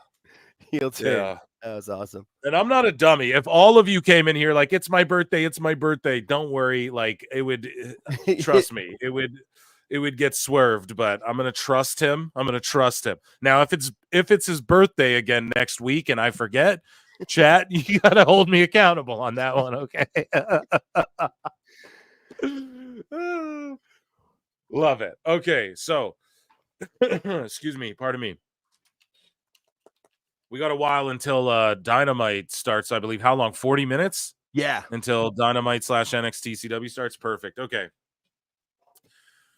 So Kia Stevens, Awesome Kong, says AEW departure was amicable. And she said, because of certain ailments that I have, I could not travel during the pandemic, and God bless them. They paid me way longer than I thought. they would or should. God bless them forever. And yeah, that's why the wrestlers defend AEW right there. And you give respect to the ones like Big Show who will just be like, yeah, they pay me a shitload of money. I'm not doing shit. Or Kong is like, God bless them. They paid me. So, and she wrestled everywhere all over the world already. Like, what was she going to do? Be a game changer in AEW? No. So I'm never mad at a legend getting their goddamn money from Tony Khan and riding off into the sunset. Plenty. Can you guys hear me? Jake, you can hear me or what? Yep. 100%. Okay. Okay. Yeah, So Plinian for $5 says, hey, I can't hear you anymore. I'm deaf now. Bro, yeah, check with chat next time. No, it's cool, man. I appreciate your super chat and support always. But yeah, no, I think I'm good, right? Yeah, I think he's talking about just Jericho. I think he probably had headphones on. It's Jericho's fuck, are you sorry, I'm in serious news Phil mode. I'm in fucking Walter Phil You're Phil mode, Scoops you know? right now, man. You're in Phil Yeah, Scoops. dude, I'm Phil Scoops right now. I'm all cereal. I'm super ethereal right now, and you're fucking I'll admit it, the Thank headphones you. with Jericho. I appreciate You're glad for that little warning where he like sits there and does his little dance. Like, but I got to pull the headphones off. Just, oh shit. That's hilarious. And then you see the viewership rise. Oh, good. It's Phil Scoops again. It's Jericho's gone. So Tony Khan's Twitter is just him constantly thanking fans for watching his show, thinking these tweets actually help promote his product. They come off as so cheesy. Plus, I thought it was a great show. You booked it. Of course you think that. And it's true. And yeah, it just sort of reeks of desperation. It's not, he's never really seriously promoting shit the way, you know, Triple H, his shit is very professional and he's promoting, I don't know. He has the Triple H point pictures. Tony Khan has the Tony Khan hug pictures, which are cringe. And he didn't really want to get out there, but he's got no like riz, as the kids would call it on the social media. It's just like begging for fucking. Now we all tweet shit out. I tweet out, hey, come listen to my show. But it's like this dude, it's always like, thank you all for watching. It's a great show. And it's like, you've had shows where I think Rampage just had 124,000 people watch it or whatever the number was, 127,000. So I don't know who you're thanking or whatever. I guess the 127,000 people, they're going to turn out anyways, bruv. You need to focus on those people who are not going to watch the show, you know? Step your salesman game up. I don't know what to tell you, but Heel Uzi posts, wow, AEW has no shame. They will try anything not to have an empty arena. AEW Dynamite, AEW Collision. And so they tweet out, tomorrow is election day. I read all of AEW's tweets in Excalibur's voice. That's how it is in my head whenever I see them tweeting. So they go, tomorrow is election day. Don't forget to vote. And while you're at it, take advantage of this special offer of up to 40% off of select seats at our upcoming 2024 AEW shows. Use the promo code VOTE to access the discount. So yeah, they're using like a voting thing. I mean, that's chill. It's very like YouTuber in 2014-ish, it feels like. You know what I mean? Yeah. And just the thing about Tony said everything's great. Like, it's one thing for when you promote your shows, it's afterwards. Like, hey, it was a great show because we went live and we had fun and talked about things. It wasn't like you wrote script word for word what was going to happen. Of course, Tony's going to say it's great. You booked it, you jackass. He's the worst. Yeah, dude. It's great. So is this soda water. So according to the Observer, Mercedes Monet says, AEW is the best I've ever felt in my wrestling career. And yeah, so it's the best she's ever felt, guys. She's the best around. No one's ever gonna make it. We could do Jericho. Of course. I mean, it's funny how much $10 million a year will make you feel the best you ever have in your life. Interesting. No doubt. Yeah, shit. Give me $10 million a year. Seriously, I will. Yeah, Tony, give me 2 and I'll shut the fuck up. Just give me 2 straight up. I don't even need it per year, and I'll shut the fuck up, bud. I'll cover New Japan or something. You got no. No, I'm fucking joking. Okay, so at This Is Nasty says AEW, the home of unprofessional wrestling. Hashtag WWE Raw, AEW Tony Khan. Shout out Alfred Kunawa, who's been going hard in the paint lately, dropping videos. His channel blowing the hell up. Check out Pro Wrestling Bits and don't subscribe in Swahili. Tony Khan has no authority, no control over his locker room, and lacks the self-control to ignore mean tweets. And when the president and CEO of not one, not two, but 3 mediocre franchises can be found bickering on a Bird app, it magnifies AEW's inferiority complex. When Samantha Irvin and Ricochet lashed out on Twitter shortly after their departures, I kind of understood where they were coming from. Public figures can only take so much, and you can't blame them for standing up for themselves against vile backlash. But then I remembered that the only reason they felt so empowered to do so was because they were no longer with WWE. And in Ricochet's case, he's been given carte blanche to crash out on Twitter because he's now signed with AEW, the home of unprofessional wrestling. Tony Khan. Good point. Summed it up nicely there. Shout out Konowa, man. Good stuff. So I was tagged in this. This is a solid one here, and it is the Observer, and it didn't make the Dave Meltzer dumb moment of the week because it is Brian Alvarez. And we'll circle back to that because it is a clip. It's only 4 minutes long, though. It's actually shorter because they have like 2 minutes of ad read or like plugging their it's literally a 4-minute clip, and 2 minutes and 7 seconds of it is him fucking saying subscribe to the Observer Figure 4 Online. And it's like, bro, everyone's unsubscribing right now. Don't do that. Please subscribe. We need your money. Oh god. So we'll fuck it. Let's just watch it right now. We'll just watch it right now. We're talking about it. Hopefully it's you guys can see that. Here we go. You probably can't hear that though. It's subscribe. There we go. Don't tell me what to do, Brian. Subscribe, you jeez. Right so Meltzer is here. So here we'll play a flute. Fuck it. We're in AEW news, but we'll play a flute. But this is news. I found it to be news because it is about you guys can read the title. Does Tony Khan regret not signing and keeping Cody Rhodes? Like that was even an option. But yeah, here's a Dave Meltzer dumb moment of the show. Cool guy in tie-dye. I actually tie-dyed this myself when I just man. Before we go, we have a couple of mailbag questions here. The ECW show on Wednesday. Has WWE ever attempted to bring Joey Styles back? What does he do now? I don't know what he's doing, and I probably should. Yeah, you should. Yeah, you fucking think, Dave. You think you should?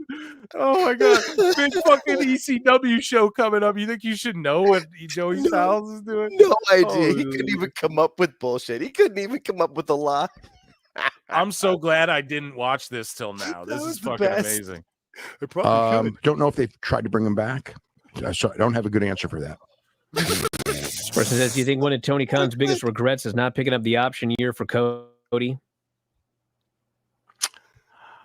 I think so, yes. Not picking up the option year. So Cody Rhodes did an interview and was like, we covered it on the show. He was on Flagrant and he was like, I might have not even went to WWE after the Vince McMahon meeting, and I could have went back to AEW and mended all of those fences and stuff easily, whatever, like I was in a good spot basically, but everything was uncertain.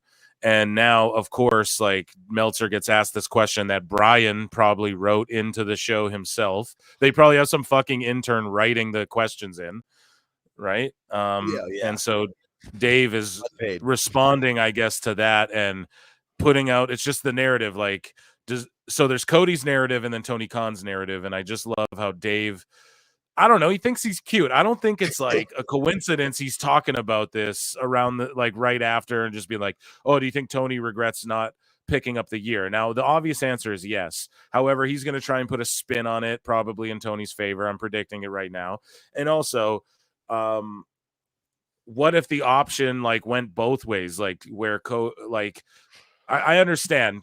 Maybe Cody could agree to the option or not. Yeah. Who fucking knows? We don't know because he didn't go there. You really think if he was unhappy, do you think Tony wouldn't have released him and shit anyways? It just seems like it was more in Cody's hands, obviously, because the dude walked into WWE and had his music and had a big match, and it really seemed like the ball was in his court.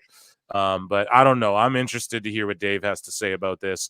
37 seconds in, already had a fucking belly laugh with that. That was I had no idea about Joey Styles. That shit was hilarious.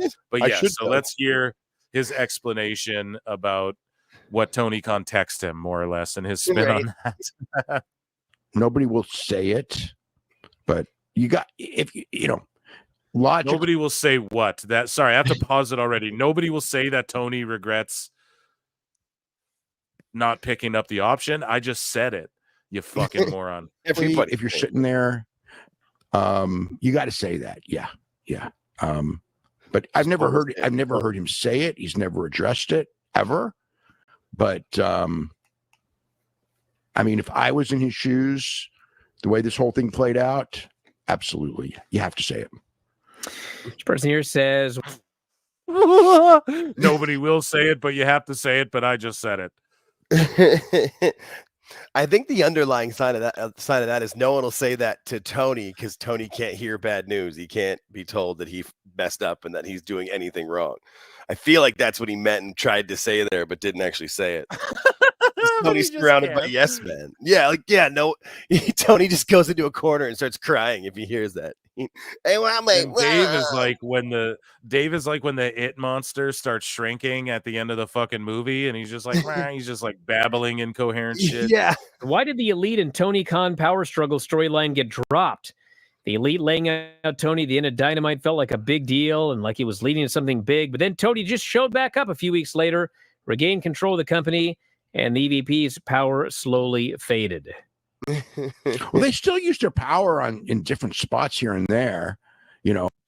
Right. That's why it's slowly faded, Dave. That's why the person who asked the question described it as slowly faded, because they use their power all over the show, like on the intro graphics and everything. And then what the fuck did they do? It slowly faded because then they just use their power here and there. So that's what he just said. Oh, but why didn't they've had power from day one? As far as like no answer, just shakes his head and fucking goes. Oh man. The idea of like the thing like starting off strong and then kind of fading into Nowhereville. I mean, it did. You know what infuriates me the most about that, actually? Given where we are right now, all they would have had to do was have that big blood and match when it was AEW versus the Elite be for who gets power, because the AEW team won. We would have been literally in the exact same place, but it would have been an added big stipulation and it would have finished off that storyline.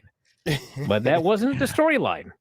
Well, I mean, the thing is, he's actually right. Yeah. It's true.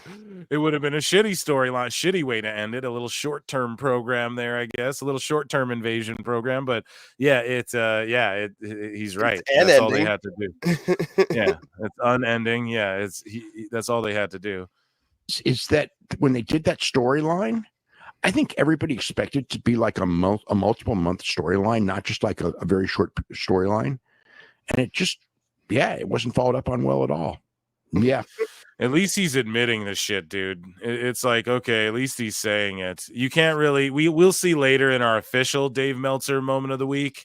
And dude, he holds that fucking mic awfully weird, dude. Yeah. Pretty passionately, bro. I think Moose Knuckle taught him that technique. But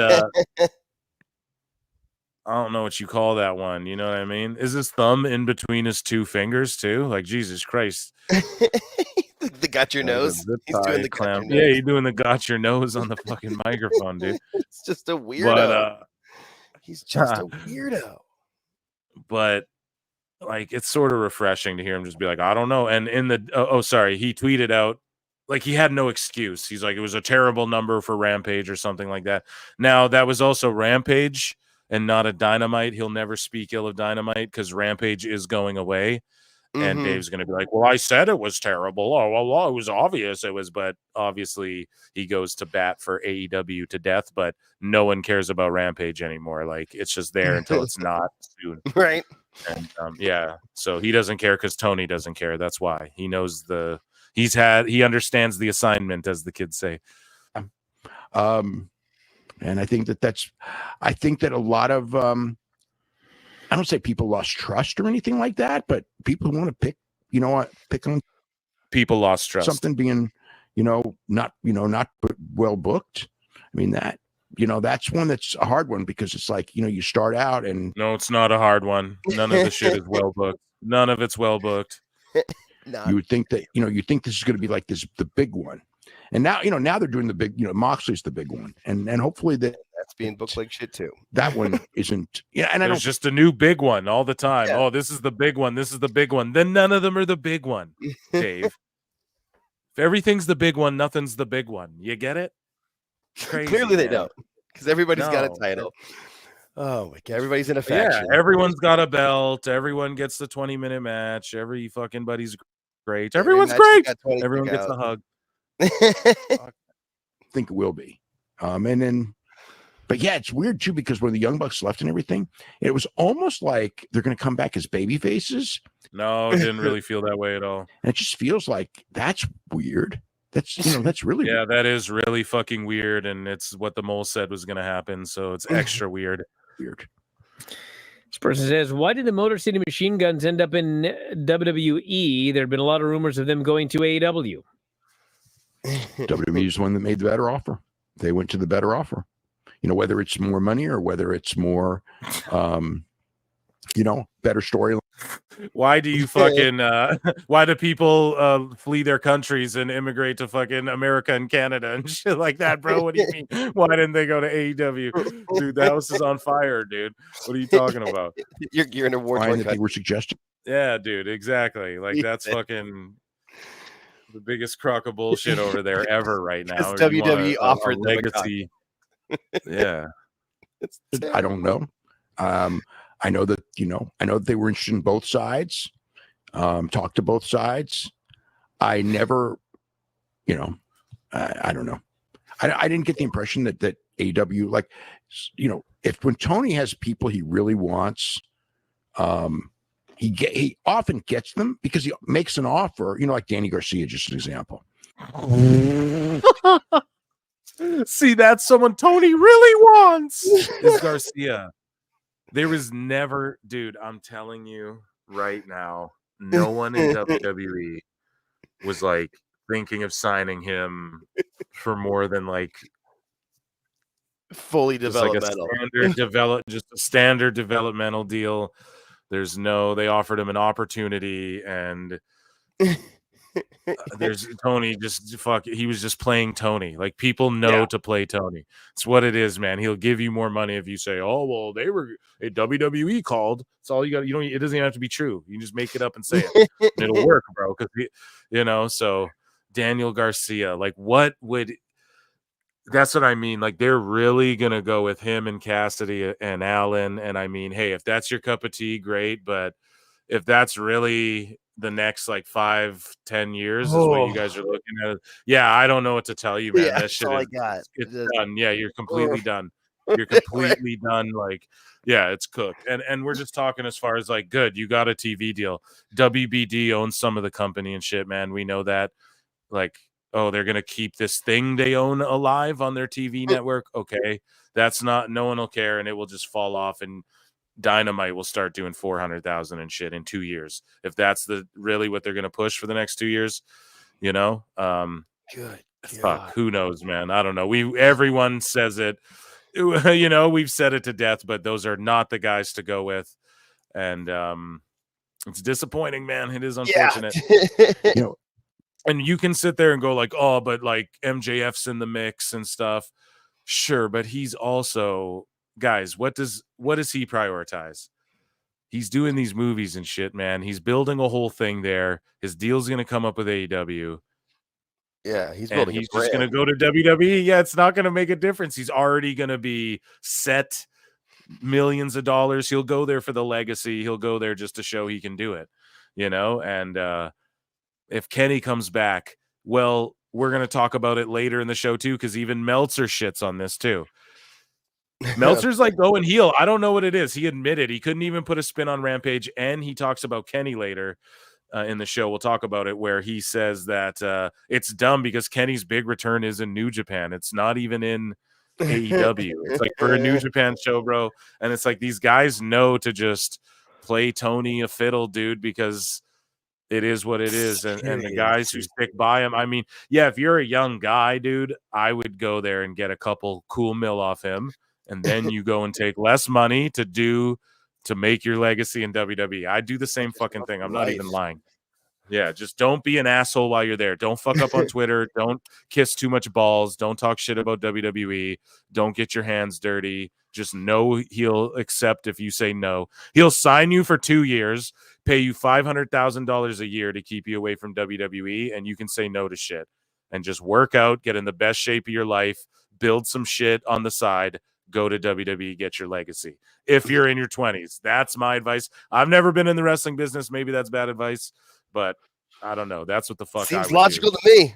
Yeah, and you got to sharpen your craft. So just try and get on as many indies as you can while you're there. Just like be that person who's like, yeah, I'll work your ROH shows and your indies and whatever, and just don't get any on you. Be under a mask if you can. I don't fucking know, but he makes an offer big enough to where he gets him. That doesn't always work. He didn't get Andrade, didn't get Jade again. And why that's so telling when people are willing to be like, yeah, I've been there and the money isn't worth it. That's telling, dude, But I mean, Sabin and Shelley, my impression of Sabin and Shelley was that they were looking to get a good job, good, well-paying job in the wrestling business. And, just go somewhere and get good exposure. I don't think that there was a necessarily like, we're going to WWE and nothing else. I don't think so. Because I'd heard about talks with both sides. And then, most of the time I heard, my impression was that it was more likely WWE. And it ended up being WWE. Thank you for watching. Make sure. Fair enough. Fair enough. That was Dave Meltzer, ladies and gents. So. Jesus. Let me play you guys another flute for that, I guess. That I should know. Chat here. That's great. That was killed. Miss October 30 for $2 says Tony pays for friends and good comments. Yeah, dude, he loves the bots. He loves the bots, dude. Thank you so much for the super chat. Jimmy B for $10 says, hey, it's Chris Benoit. I'm messaging you from a private account. I'm not really dead, but I need you sickos to Zell me $600 so I can fly back to America and challenge Jericho for the ROH title. What? Oh my God, he's alive. Oh God, he's in Cuba. Tony Khan will book it right away. Oh my God, the black helicopter. He's back from the dead. Zombies walk. No, dude, that's hilarious. Steel cage. Shout out Jimmy B. Thank you. Yeah, Jesus Christ. If you guys haven't, I did a podcast with Suplex. I think we dropped a clip where he talked about like everyone came at him because he said like, I'd love to see a movie about his life, and everyone jumped on him. This is like a year ago, but yeah, we talked about that controversy on over on PWT podcast. Yeah, episode 81. Make sure you check that out. But yeah, he's on an island with Tupac and Elvis and all of them. So that was a very good like Dave Meltzer run-in during our AEW Hot News. So Ricochet talks about if there was a deciding factor in his decision to leave WWE and join AEW. And he said, I got to thinking, okay, what will I be doing? Where will I be in 3 years? And after that, where will I be? And again, anything can happen. So he just wants to be, he's down to just have 18-minute matches as a mid-carder and become a millionaire. That's basically all he's saying. Because where you'll be in 3 years and WWE is like, who knows, maybe another US title reign. Maybe they build you up for the IC title. Maybe they build you up to take on LA Knight. Maybe Strowman comes back and you guys do that tag team again. Maybe you're down in NXT helping people and getting people over again. Maybe you win the NXT title again. Who fucking knows? But all I'm saying is that there was a lot of things in WWE, but he chose, and I'm not mad at him for wanting to do AEW over WWE, but he's like, if you're thinking about what's in store for me in 3 years in AEW, maybe winning the Ring of Honor title one time, something like that. It's not much. Maybe become a TNT champ once or twice. I don't think they do anything really with Ricochet. No, maybe an international. Same as it is right now, 3 years from now. Yeah, like I don't think he'll even get the international title. I think fucking Takeshita will beat him, and it's like a guy to put Takeshita over. But anyways, he goes, I got to thinking, blah blah blah. He says, I felt like I was starting over with the Braun Breakers and the Ilias and Carmelos and the new guys just coming in. I feel like Ricochet was those guys coming back in. It's like, man, I've already been here for 5 or 6 years. I want to be doing something else. Again, at the end of the day, I wasn't going to go to the highest bidder. I was just going to go to whoever was going to make me feel good and ignite that spark again. Well, Tony was the highest bidder because I felt like that fire that was burning inside of me was still there. But it was just like little embers that needed that gasoline on it to really make it ignite. So he felt like he was starting over with the Brauns and the Ilias and the Carmelos, but he's been wrestling the fucking... Who's he wrestled? He's wrestled the Kyle Fletchers and who else has he wrestled? Takeshita's. And the other up-and-coming guys. Like, what did he wrestle AR about? Fox on Collision, too? Bro, he's wrestling the other up-and-coming guys. I know AR Fox is a vet, but it's like he's an indie vet. Like, no one on TV. He's a mid-carder really at best. Yeah, so it's like you're doing the same thing, bro. So it was just, it's all good. It just sounds copy. It's just, if I was them, I'd be like, dude, I earned this. I fucking put my body on the line night in and night out. I took this big bag. I'm going to try and beat up their world fucking champion if I can. And dude, I make the best of whatever opportunities given to me, and the door ain't closed on WWE, bro. I'll go take that shit over one day too. Look at Cody Rhodes. Look what he did. Maybe I'm just making my own fucking, like, I just talk some shit like that. You don't gotta. Anyways, he goes, at the time I felt like AEW could be the gasoline. He goes, with Leo and AR Fox and Nick Wayne, someone I've never been in there with, Sammy Guevara. So those are the up-and-coming guys, Mortis and people I've never worked with. People like AR Fox and Leo, who I've worked with before years ago. Now we're different performers. So I really think that had a lot to do with it, but there was no specific moment where something happened and I just flipped the switch and that's where I'm going. I just think it's what felt right.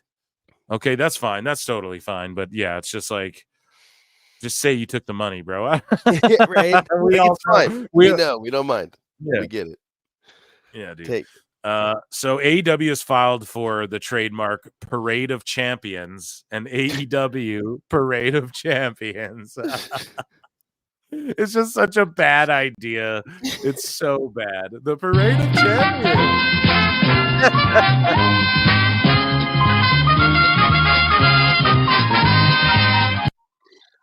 It just seems like cheesy and weird, but who knows what it is. It going to be a literal parade and educational and entertainment services, namely a continuing program about wrestling, accessible by radio, television, satellite. So it's some sort of entertainment program. Is it like a new pay-per-view, a new television special instead of Night of Champions or the Battle of the Belts? Clash of Champions. It's the fucking Parade of Champions. Battle of the Belts gone. It's the Parade of Champions. I don't know, man. It's such a bad name. Someone pointed out some old Territory did that a long time ago, which is probably why Tony's bringing it back. For sure.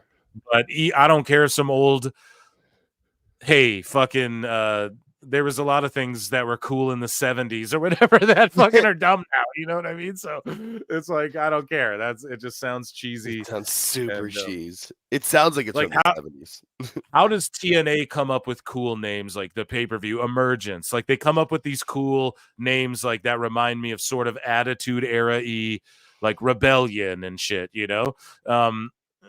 Attitude Era-y WWE pay-per-views. TNA comes up with good names, and AEWs are like Full Gear.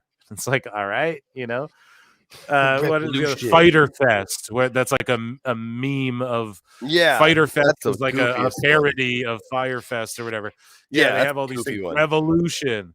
I like All In and All Out. Those are good, but then they also have Double or Nothing. Like, how many freaking poker references can you have? Right, and then just Parade of Champions, and I don't know. Just a lot of them are so silly. I find. Was Beach Break? That one was funny. Beach Break from Cleveland, Ohio, because that's what I think of beaches. I think of Cleveland, Ohio. Yeah, and wasn't it like in the wintertime too? Yes, it was. It was a frozen lake. Can't make it up. Yeah, no, you can't. Their beach was on a lake. So I think we got 10 minutes till these shows go on the air, I believe. Yeah. So I'll get them pulled up. Okay, so Pro Wrestle Times, yikers. Yeah, I put it in the AEW news. It may be let me think. We'll cover the fucking. No, I want to remove it from my bookmarks. Oh, well. Okay, so maybe don't bookmark stuff from people who blocked you, because then it won't leave your bookmarks. But AEW Mole posted, Mole, Fozzy going to play a gig on ROH AEW soon. They'll play 3 songs throughout the show. Someone pitched the same song 3 times in a row. But unsure they're willing. And the payoff is on the 3rd one. Samoa Joe drives a bulldozer behind the band, a Sweet Tooth surprising Jericho.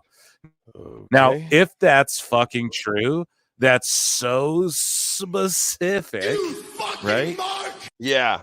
That, like, the Mole's real, you know? Mm-hmm. I feel like we've done the best job of covering the Mole. The best, the brightest. The future looks great. The greatest for the Mole, for America. For All Elite Wrestling. Pulls up dressed like Sweet Tooth. That will pop the crowd. I love fucking Joe. I want more Joe on whatever wrestling program. Yeah. To quote Joe's Pat great. McAfee, more Joe everywhere. Yeah, he makes it happen. So AEW is desperate as fuck right now for superstars, and Tony Khan has Kenny Omega, who's still under contract. Well, just listen to this. Here's Brian Alvarez talking about what I thought Dave was talking about. I'm botching all over the place today. Botchcast. But yeah, here is Brian Alvarez talking about Tony Khan's terrible booking and terrible, like, what a fucking fumble. He lets Kenny just go and do this. It's crazy. Get Kenny's ass to WWE. Kenny's allowed to do New Japan shows before he makes his big return to AEW. It's just, he has no sensibility on how to properly do this. You know, he won't let some talent do random indies, but he's letting Kenny return after his death injury where we thought he could have died and his stomach could have exploded. Okay. And he's coming back to fucking New Japan and not AEW first. It's so stupid. Why in God's name is Kenny Omega's big return on a New Japan show? Not only was Kenny Omega's big return on a New Japan show, okay? He shot an angle on the New Japan show. He set up a match on a New Japan show. And he literally did a promo that he said, while I am under contract to AEW, New Japan has the best wrestling in the world, and I consider it my home. Like, what are we doing? Jesus Christ, man. That's worse than when Hogan called the title, when he called the WWE title a toy or whatever, when he was over in Japan. Jesus. That's literally what that is, the equivalent of, except for thing.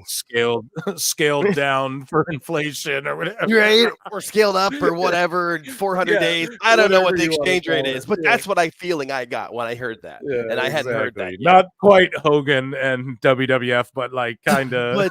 but I mean, yeah, to Tony it would be. I mean, how does that not kill Tony's heart? Like, that doesn't. Wow. That's hilarious, kind of, you know, right? Yeah. It really is. Like, oh, I hope he goes to WWE.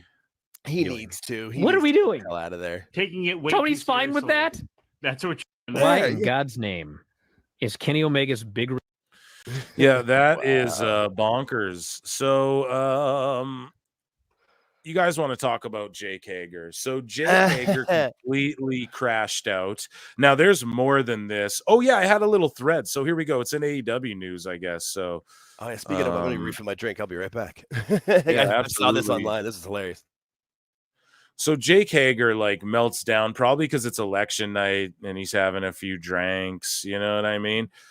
And because he starts talking about communism and shit, so who knows if it's political or not, and all of that shit aside, who cares? But he was feeling himself, and so he tweeted out, at Real Jake Hager says, everyone who wants to talk shit about Trump, the Biden administration, so it was political, there you go, the Biden administration removed American energy on day one. So who is the tyrant? So he really cares about American energy, I guess. Tony Khan, Bryan Danielson get tagged. So this guy snitch tags Khan.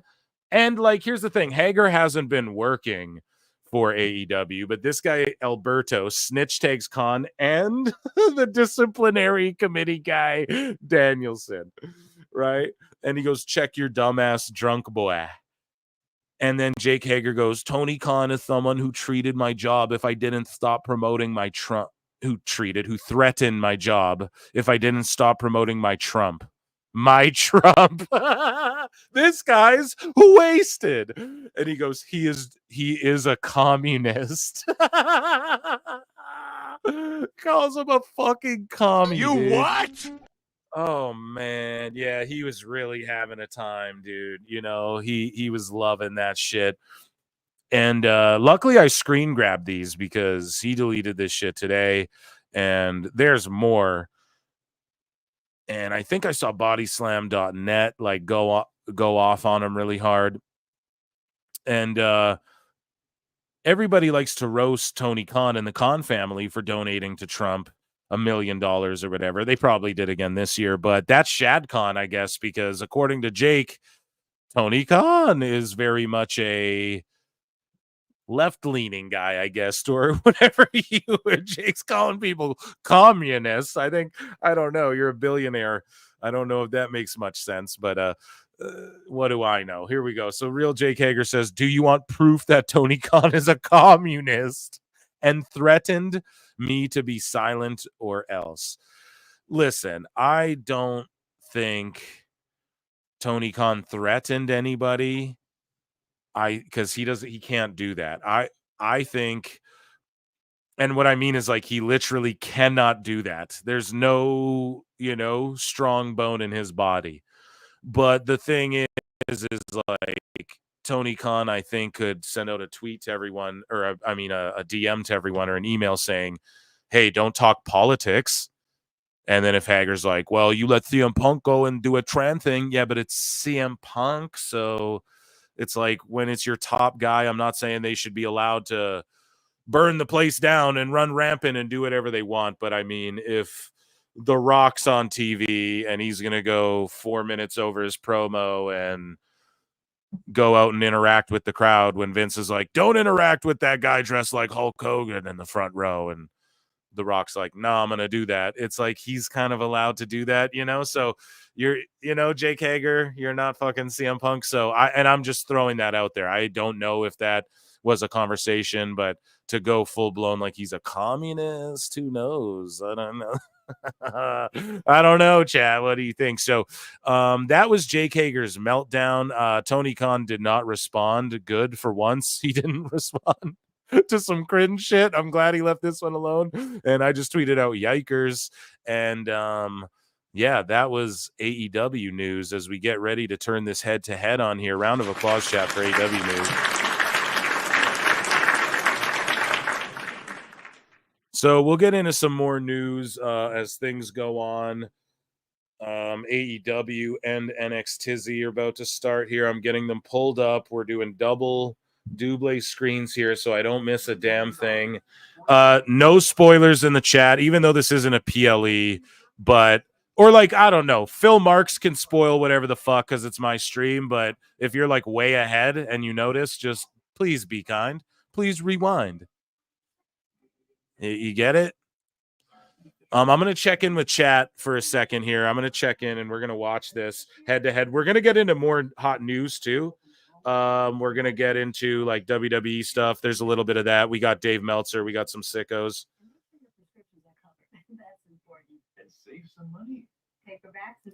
So here we go. Review your coverage and compare your health options at Medicare.gov. Open enrollment ends December 2nd. Paid for by the U.S. Department of Health and Human Services. Hey, I'm Randy Wayne. We were in the middle of a cross-country road. See, I'm such an idiot. I pulled up NXT on both of my shits and not AEW on one of them because my brain subconsciously is like, you want to watch NXT. There we go.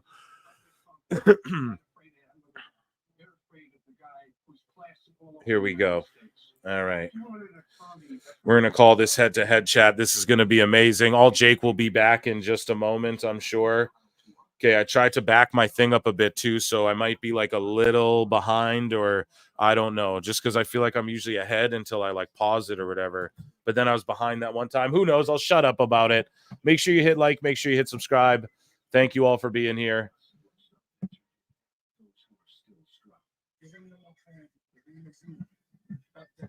So like I'm hearing shit on Dynamite, but I'm not seeing shit. I don't know if their production's fucking up already. Like I'm hearing Shivani talk, but I'm not seeing anything. No, Mike Sausalis, it's all good. We were just talking nonsense the whole time. You just missed some AEW news, a little Dave Meltzer.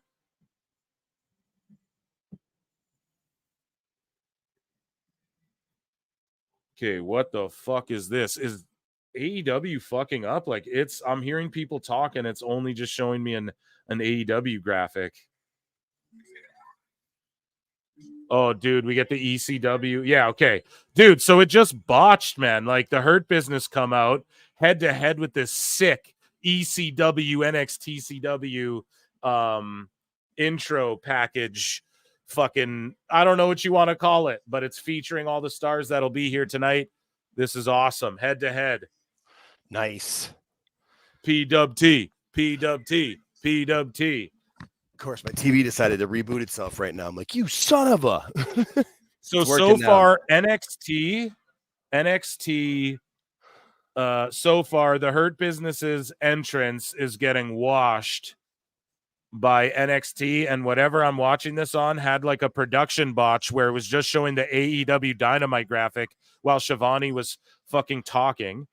And then then the music started playing and I'm like, dude, so I fucking switched it on and off again, and that's what it was. The graphic was still on there. Then it just switched, and the Hurt Syndicate were already walking down to the ring. So it's like, all right, the crowd's hot for them. We got NXT. They're just babbling about what's to come tonight, and they're just showing landmark spots of like if I'm flipping channels back and forth, I'm maybe watching Hurt Business, although in my opinion, aesthetically, the way they're walking down to this full building and showing the building and the landmarks, this is a way better show to watch than hearing MVP just cut a fucking beatdown Hurt Syndicate fucking promo, beatdown clan from, like we've already heard him do this before. So Miss October 30 for $10 says, all right, place bets, folks, on ratings under or over for the shows. Okay, so Jake, I want your over under. Like, what do you think NXT will get rated? What do you think AEW will get rated? Give me your thoughts on both. All right, so there's no more World Series and there's no more election stuff. That was because the election was settled. I thought that might affect it because, like the one 4 years ago took till like Thursday or Friday or whatever it did or whatever, So let's see. So NXT. So I think AEW does under 6, and I think NXT does over 6. I'll say it's for 600. If that's the number, I'll say NXT goes over, AEW goes under.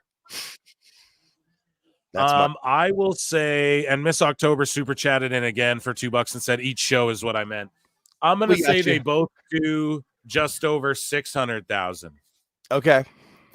Yeah, but I think it's close. It'll be close. This will be a real, because like personally, if you want story, you're watching this AEW because like fucking MVP is ripping it up and he's telling you what he's there to do, and Lashley's standing there and Benjamin's standing there, and it's legit for once. However, now that Don Marie's on the screen in a fucking guest rep outfit, I am now. Hello.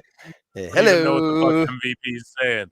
MV Hello, nurse. MV what? So thank you for the super chats and Shadow Bat That's a great Ash for question. $5. That's a great question. I'll be missing the first hour of both shows because I'm watching Masked Singer instead. But I got this on in the background. LOL. Okay, you'll be watching it through our eyes, and goddamn mine eyes on Lola Vice here.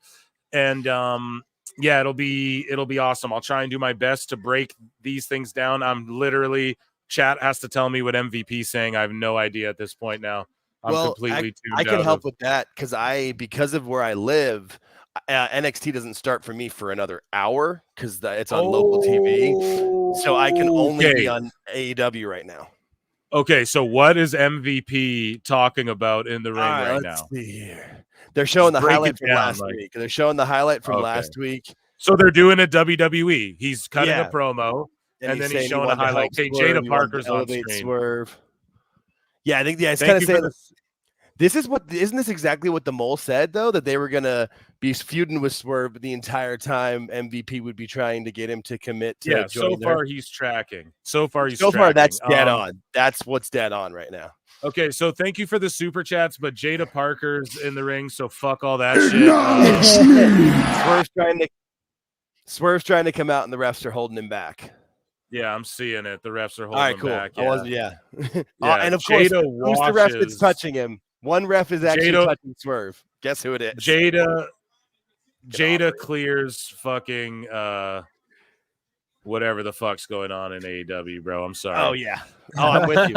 Oh no, I honestly at 7 o'clock I might go back. So this is a hardcore match reffed by Dawn Marie. That's awesome. We're seeing chairs in there already. We're seeing Jada Parker and Lola Vice throwdown. This should be a good one. Lola's stepped up in these special stipulation type matches. Jada Parker had a great one with Michin. Yes, she's one of the most believable, I think, women on the roster.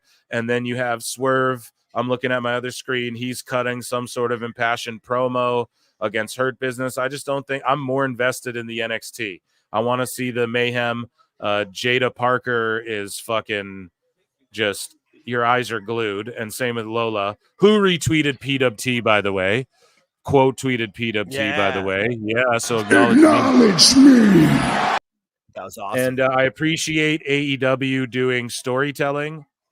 Who knows who's going to outdraw what? I wouldn't be shocked if this AEW stuff, if people are looking at Lashley more than the women's hardcore match ref by Dawn Marie. I wouldn't be shocked. Maybe WWE has some sort of strategy behind that. I'm not sure, but we'll see how it plays out now. It's a recap of Orange Cassidy from last week. So now everyone's watching NXT right now. Yeah, exactly. So right now it's a recap of Orange Cassidy and him trying to be serious. And right now we're looking at Lola Vice's booty and Jada Parker's booty. So I don't think, okay, now they're in the ring and now they're getting weapons. Cameraman knows what he's doing. So our eyes are all glued on NXT right now, folks. I hope I'm doing good commentary. I'm trying to get it. Raz Grado for $2 says, we all know that Lashley will job to pockets.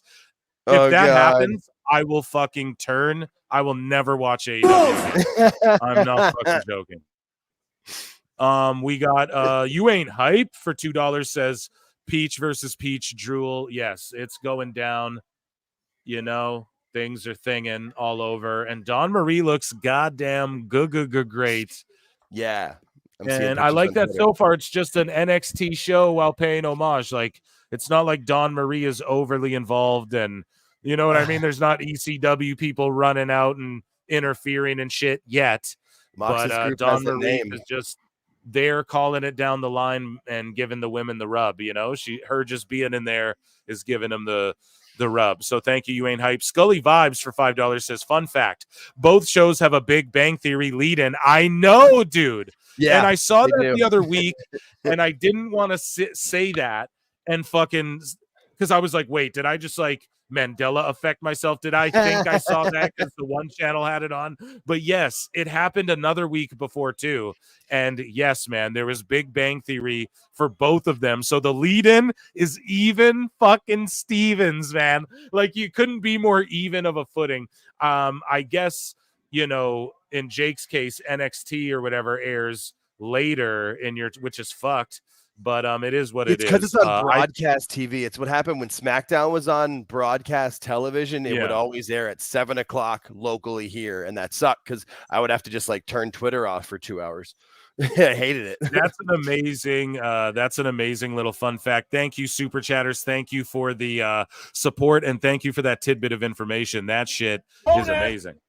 I'll give you a Conan. I know that poll's in the chat. I want you. Yeah, I see the poll in the. So the poll in the chat. I'm gonna leave that up there. You guys vote throughout. Now it's a commercial for NXT. So I don't know if it was me back in the Attitude Era. I'm flipping back and forth. There's no picture-in-picture, right? So an interesting strategy, starting with a women's hardcore match, no picture-in-picture. Tony Khan went, we're busting our nut all over the place right off the bat. We're bringing Lashley out there. MVP's going to talk. And then the Bumbaclot Whitepool Neo Moxley clan comes out, and they have a new name, the Death Riders, and they're going to be in tag action right off the rip against what was seemingly the main event, but it's not, Orange Cassidy and Darby Allin. So immediately, because it's Cassidy and Allin, and it's going to be Claudio just no-selling them the whole time, I'm not even as interested in that match as much as I am this hardcore match. However, you're flipping back and forth. Okay, I'm going to watch the Death Riders, I guess is their new name, come out through the crowd. Really Moxley comes on screen. I'm probably going to flip back, but it's still commercials. So you're like, God damn, So I don't know. We're watching AEW for right now, folks. I guess that's how it's going. And we're tapped in here. Oh, God, man. Cassidy looks all of 40 right now in that pic, like in that shot. Sometimes he doesn't look it, but when you see him with those bags under his eyes, he looks all of a man in his 40s. As a man in his 40s, I can say that. Exactly, dude. And he's not a guy that like you're gonna have be the savior. It's gotta be people, it's gotta be MJF. Like you gotta pick the 3-4 guys you're going with full force. Well, that's apparently what Tony did. And if it's Cassidy and them, fuck all that.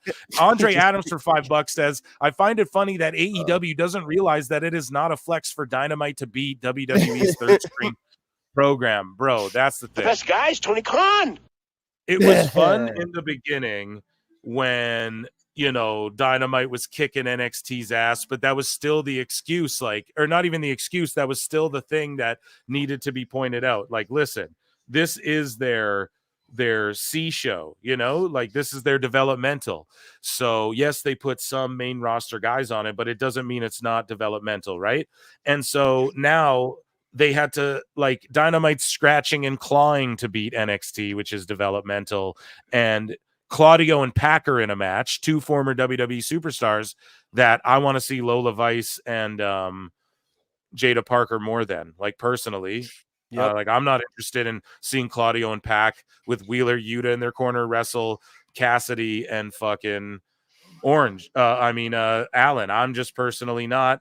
And Darby Allin's got a little something, but I don't know. Make a hardcore division. Make a junior heavyweight division. I don't know what to tell you. They're just not your main guys. You just can't view them as the main guys. NXT's back on, and Darby Allin is literally getting a piggyback from Claudio. So we're gonna lock back into the ladders and all the weapons. And the match, I think, officially started for AEW. And we got ladders, kendo sticks, and chairs everywhere. The crowd's hot chanting, "This is awesome. Let's go." NXT's back on the air. I'm loving it. Thank you so much for the super chat. George Captor for $5 says, Dawn Marie is 54. She looks awesome. She looks awesome. Yeah, she does, dude. She looks amazing. The crowd at AEW is completely dead. I see no movement at all. No, they were lit for Bobby, but then he just gets chewed out by Swerve, and then they're gone. So it's all right. There's a couple people cheering, but not. Cassie just raised his fist, and 7 people cheered. Woo! People ask for refunds. Seriously. Yeah, no, it's Pac and Cassidy in the ring right now. Woohoo! Exciting. Yeah. We know it's going to happen. A couple front flips, a couple back flips. He'll throw him over the ropes, and then he's over and now. Meanwhile, we got Parker's about to drop that thing on Lola Vice. Head-to-head action here. This is reminding me of when I was like a fucking kid, though. Like looking back, oh my God, who's going to win? I was looking forward to this last time, but yeah, they weren't head-to-head. I'm so glad they are head-to-head, unless you live in Arizona where Jake's at. I mean, I'm sure I could pirate ship away for it, but whatever. I figured I could. Like, I kind of figured this would be what I could do is how about laugh at AEW because I have my headphones on anyway, so I usually just plus I don't want to listen to Excalibur. Damn. Yo, Parker just drove that thing. That thing was thanging right through the ladder there. And Don Marie wearing ECW boots and doing a great job as referee, calling this thing fair and right down the middle. Damn, she went off the ladder, did the butt bounce through the ladder on Lola Vice. That was fucking awesome. That was amazing. Lincoln Hawk for $2.84 says, Phil, I lied earlier. It's a combined weight of 154 pounds. In Howard Finkel's voice. Thank you for the super chat. Yeah. It's good that Triple H was able to get to bury that repair that bridge with Dawn Marie because I know she was like fired when she got pregnant and she was like always saying she was never going to go back to WWE. So that's great. Triple H is mending all the fence. Even like it's Francine, Francine's not afraid to name names.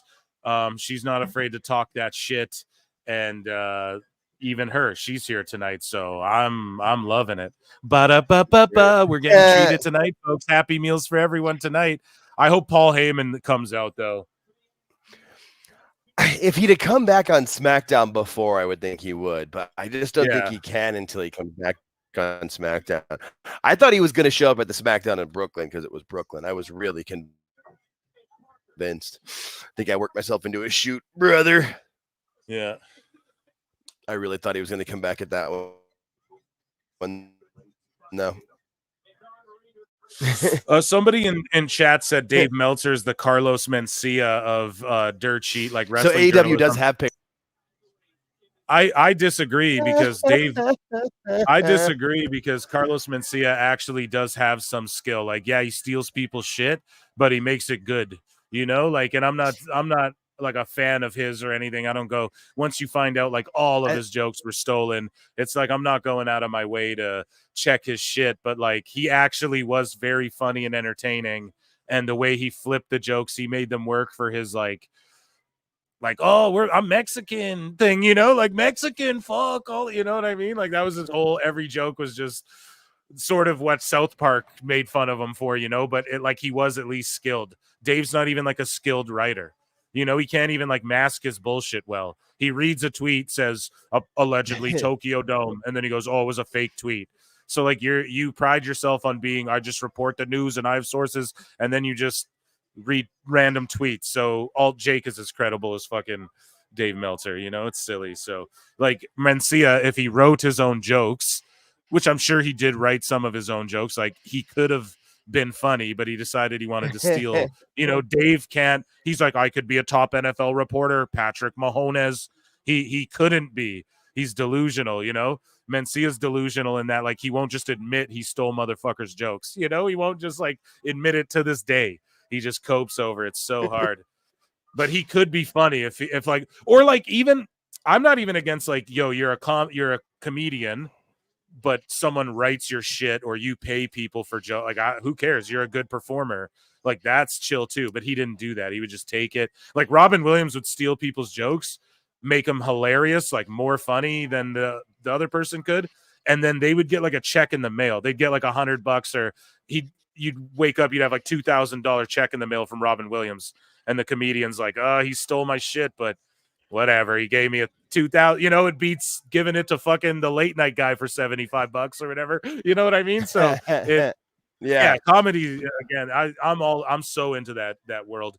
But yeah, this Lola Vice match is cooking, and you got Orange Cassidy powering up out of a wrist lock from fucking Claudio. So I might shut that off in a second. And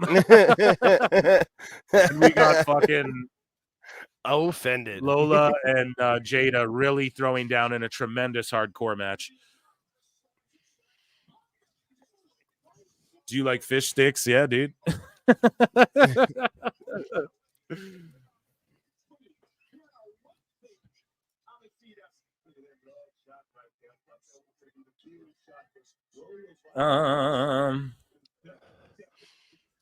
Yeah, this match. Yeah, I don't know. I couldn't give a fuck about Cassidy fighting out. Here we go. A real submission from a real shooter. Lola Vice could beat the shit out of Cassidy. And she is rear naked choking Jada right now. While Cassidy's still trying to fight out of Claudio's wrist lock here. And he fought out of it. And, like, what are AEW people going to say? Oh, this match cooked harder. Like, no way. Because they do 2 flips later? Hell no. They're doing, like, holds and shit. Like, Claudio's trying to have an actual match here with Cassidy. So that's good to see. I'll give them that. But, yeah, like, the whole crowd, like, that spot there where, did y'all see Lola, like, grabbing her face? Like, she really got rocked. I hope they replay that. The whole crowd's, there's been, like, 4 holy shit chants through this match. And these girls are going at it, man. They're fucking earning their stripes in this business with a match like this. And Jada's so good and real. Lola sells her ass off. Wow, Jada beat Lola. Sorry, spoilers. The best guys, Tony Khan. Wow. Yo, they're stacking their chips on Jada. They see it in her, dude. Because Lola was like her. And now it seems like Lola's kind of going JC Jane style. They're kind of, she's doing jobs for people and shit. Damn, dude, look at that. A brick to the face, dude.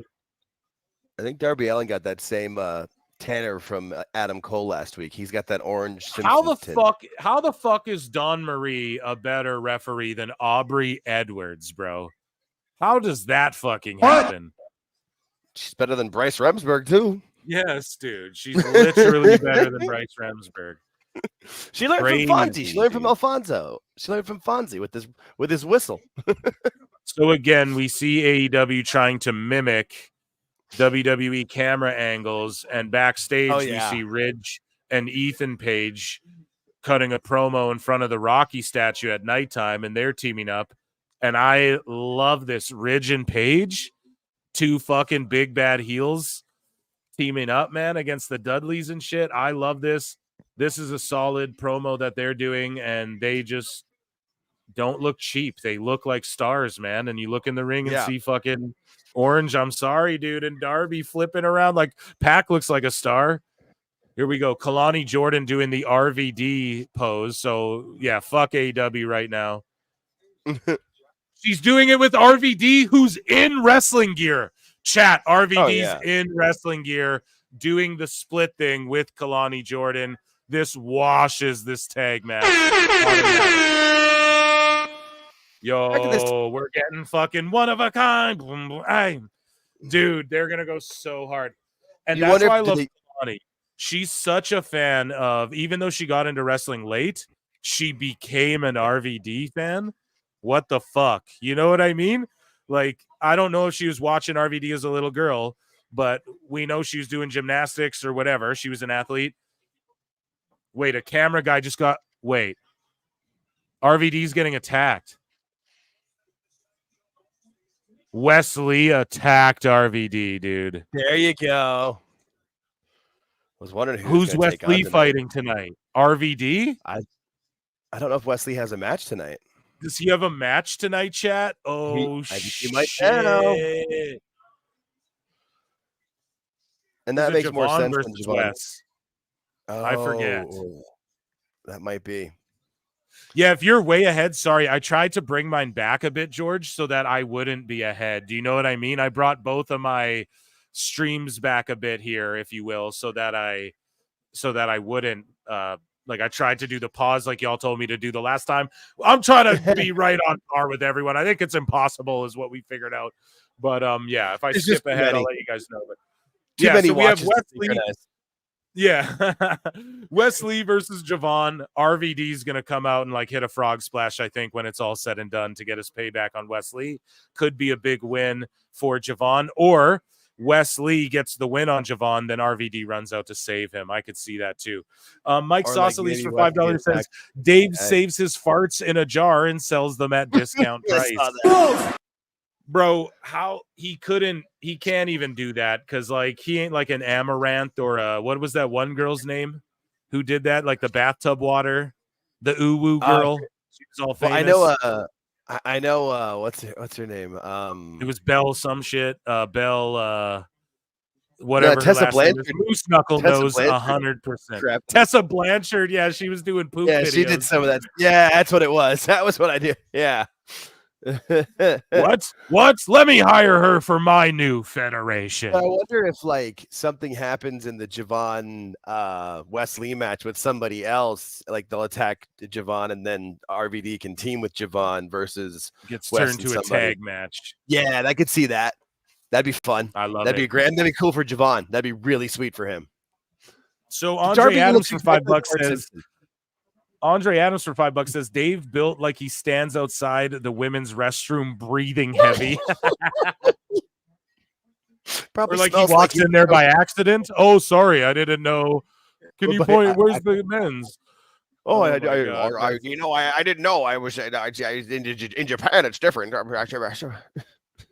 Well, actually in 2024, a lot of people, some would say, the idea behind bathrooms have changed. Okay. Shadow Bat Ash for $2 says RVD puts the high in high flying. Love that guy. Yeah, and I put the high in Pro Wrestle Times. Hey, here we go. Acknowledge me. Thank you, super chatters. You're Love you botching all. this Thank you for the ending support. so bad. This is so shitty. Marina Shafir tried to kick Bryce Hemsburg and totally missed. And then Darby was trying to hit Mox with his skateboard and he kept like holding it back so Mox was walking away. This is terrible.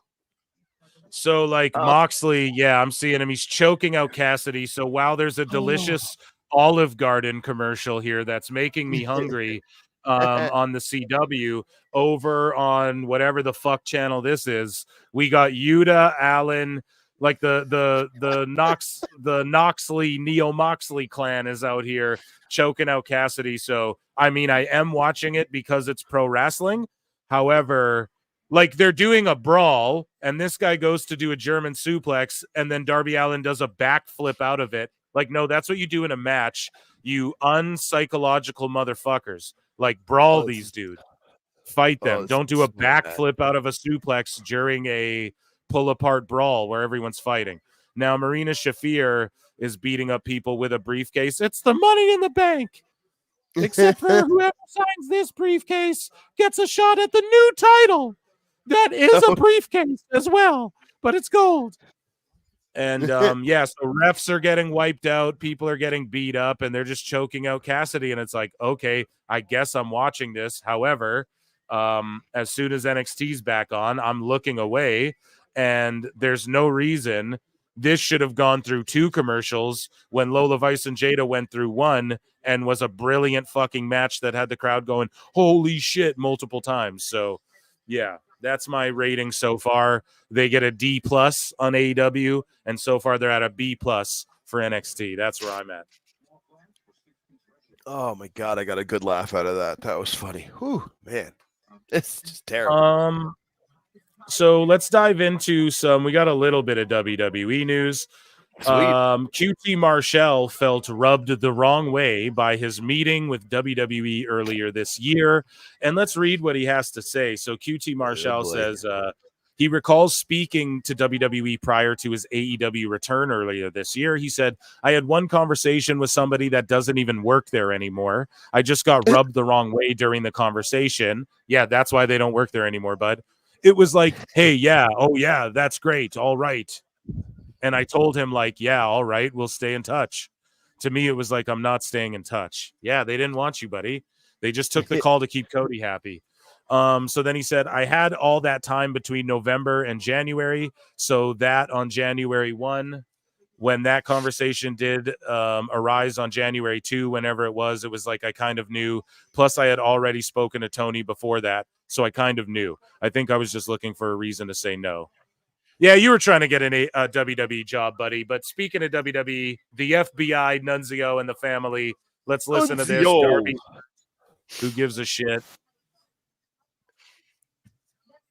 Not the crowd.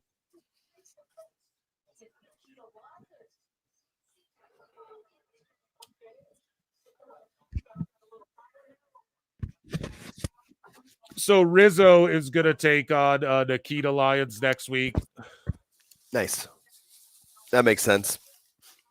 If they're going to have Nikita do something with an NXT title match in Philadelphia, and this took place earlier today.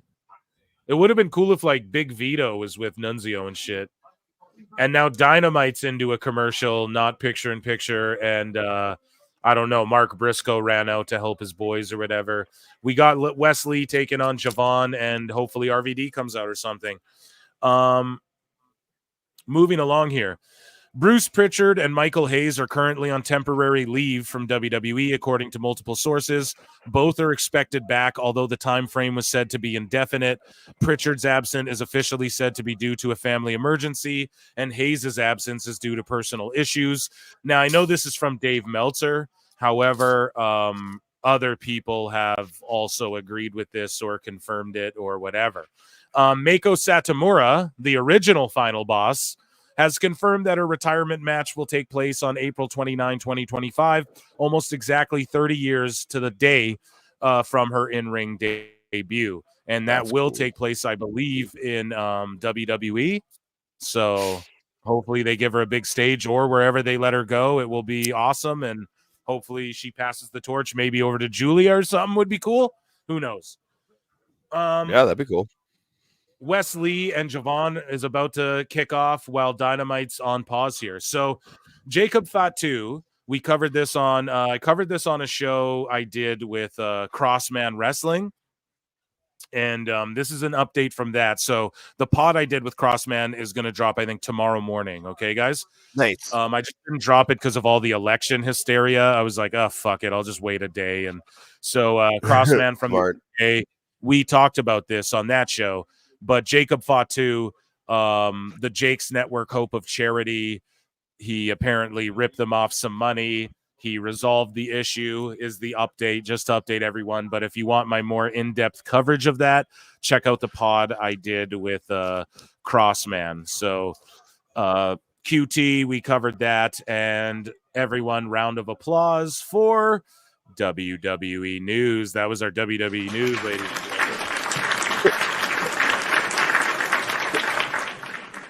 I bet they knew QT wanted to wrestle. And they were like, no, thanks. We'll have you as a coach. I don't even think they wanted him as a coach. I think, honestly, I think they just looked. Yeah, I just think they looked at him like, we'll take the call because you're Cody's guy, but we can't guarantee all Cody's people are going to come in and get work, And here's the thing. They partnered up with the Nightmare Factory. Cody, go train there. QT can go train there. Train the guys there, and then you sort of work for WWE. You know what I mean? That would be his way in. Yeah, if he does good work there with Cody, that'd be his way in rather than whatever the fuck he's doing, wrestling the Boom, the Costco Kid. You know what I mean? Good point. I bet the Costco Kid is Moose Knuckles' background of his phone. The Costco Kid's feet. No, it's the Costco Kid's feet. For the Costco so the feet. show started. Guys, I'll end the poll because it's been just sitting here. 96% of you said NXT CW. 4% said, or 3% it says, so fucking their math's off here on YouTube, but 3% said AEW ROH. I'm going to put another poll in the chat. Start a poll. Who do you think will win in the ratings tonight? Now remember, chat, okay, remember NXT is not on its normal night. AEW is normal night and time. So just remember that before you just vote blindly. But here, we're going to go NXT, ECW, or AEW, ROH. And damn, there was a crazy brainbuster on the stairs to Javon. The crowd's chanting, holy shit, they go to commercial. I look back down to Dynamite. The Hurt Business are trying to recruit Ricochet. If this was WWE, everyone would scream racism. But because it's AEW, it's okay. Good for me, not for thee. Yeah, good for me, not for thee. Start voting. Amazing. That conglomeration shirt is terrible that Kyle O'Reilly is wearing. That is a horrible t-shirt. Shocking, right? AEW's merch sucks. What a surprise. Yes. So I'm like a bit behind you there, Jakey boy. But so we have Briscoe's just been out there since the carnage and the mayhem and the chaos. And now we have Ishii in the ring with Aubrey Edwards and Kyle O'Reilly. And the Learning Tree's coming out. Jericho, Keith, and Big Bill. And they're going to have themselves a little bit of a hardcore shenanigans match. And great, I guess. I don't know. We just saw Lola and Jada do some awesome shit. So I don't know if this is going to top that. I don't know why Jericho's always in these hardcore matches. And Ishii's here all of a sudden. He's in this faction randomly because Orange Cassidy's on a side quest. And yeah, let's see what happens. Hopefully no one gets hurt. That's all I can say. I'm not really interested in this at all. No. Yeah. And I can't wait to see the continuation of Wesley and Javon. So that's how I'm feeling, guys. I'm calling it like I see it. You can't make this up. I could not come in here with an agenda and tell you what I like and dislike. And Aubrey's right up in the action already. Here we go. And I can tell you this. I didn't see the women's match in NXT, but I can tell you that match was better than this match is going to be. It was nice. It was I heard from listening to your reactions and just knowing what's going on in the ring right now, I can confidently say the NXT match was better. Yeah, dude. Why does Jericho dress like Adam Cole? What's with the jacket and like the way he's wearing his tights? Jericho's dressed like he's Adam Cole. Because he doesn't know, like, no originality. He's like AEW. He just has like an identity crisis almost going on now. Like he just keeps switching up whatever he's all about, If you're all about everything, you're all about nothing. Exactly, bro. That's exactly fucking it, dude. I love that. That is, if you guys take anything away, that's what Jake just said right there. Or my secret way to bookmark stuff that I taught you guys earlier. That was pretty cool too. So we got Hooves in the chat, and we got Jericho's the pissing bush. Speaking of pissing bush, Jake, you call the action. I'm gonna take a pee and grab a drink. You got it, buddy. All right, so oh man, all right, you got Kyle O'Reilly in his terrible shirt punching and Aubrey Edwards getting in the middle of it. Oh, yep, I see the horses in the chat. Oh my god, I wish I could. I would rather be watching NXT right now, but broadcast television. And Jericho's still just down and out, looking like Adam Cole. And like, there's what, 1, 2 people. All right, there's one row of people standing in the crowd. The people behind the commentators. Probably because if they stand up, they don't have to overhear Excalibur. Oh, Big Bill just put Mark Briscoe through a ladder. This is terrible. How you doing, chat? Good to see you guys. All Jake cast. Yep. We're going to commercial. Picture in picture. Thank God. This is just terrible. How you doing, chat? So, chat, what do you want to talk about? I'm more excited to watch NXT. I'll probably in 20 minutes flip over and watch the beginning of NXT. It's better than this. But I guess if I have to report back on AEW, I'll be that for you. What's up, Plinian? Man, good to see all you guys. All right, we are here. Jake, Plinian's up in this BL. Yeah, the AWT Yeah. All Jake, T. Hopefully people stuck around. Were you calling the action? Chat, let me know. Did Jake do a good job calling the AEW action? I see Javon and fucking Wes are back on the air, and I am thoroughly entertained by both of these guys. I'm glued to it. Mark Briscoe's getting slammed through ladders and stuff. We just saw Lola and Jada do this shit better. Chat, let me know how Jake did. And yeah, this fucking match here is cooking. Another banger between two NXT folk. And again, this isn't like, it's all just nostalgia based member berries. This is like, here's our NXT guys. This is an NXT show, but we're just going to feature some ECW shit. We're not going to do one night stand. Everyone thought it would be like fucking one night stand. No, it's just let NXT be NXT, but here's some ECW member berries thrown in there. Jake did good. Yeah. I tried. Awesome. Yeah, he did his thing. Said nothing about AEW. Jake said nothing about AEW because AEW deserved nothing. Yeah, I heard you. You're like, I wish I was watching NXT. I would rather be watching NXT. I called a few things that went to commercial. I was like, oh, thank God. They put Briscoe through a ladder. Jericho was laying down at a table. I guess it's just your classic 6-man crap fest and Aubrey Edwards running around like a horse. There was a lot of horses in the chat.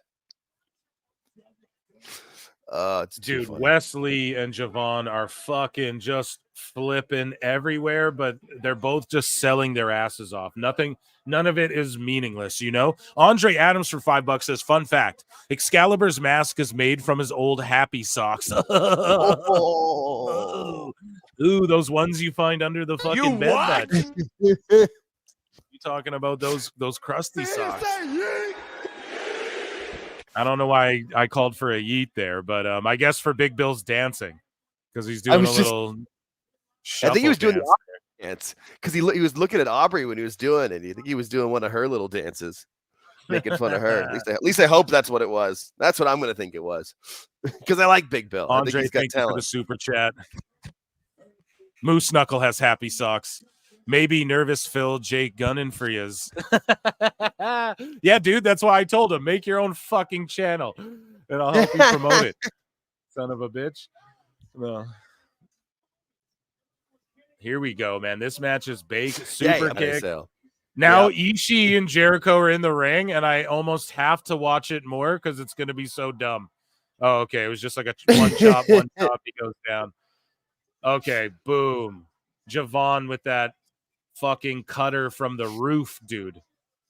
I mean, there's just your perfect comparison. You got Jericho and Ishii on one show, and Javon Evans and Wesley on the other. Javon fucking flew to the Javon flew to the moon. Oh, holy shit. Holy shit. Holy shit. Dude. Yo. Yeah, this crowd's going insane, bro. This NXT is maybe so far been one of the. NXT is so good. It's one of the best episodes they've even put on too. Like this to me already is like, holy shit, we're getting like PLE vibes tonight. This crowd is going nuts. And like, dude, they built up to that so well. Javon does a suicide dive. Wesley last second gets out of the way and just throws him over. Oh shit. One of a kind. Oh shit, chat. Let's go. RVD.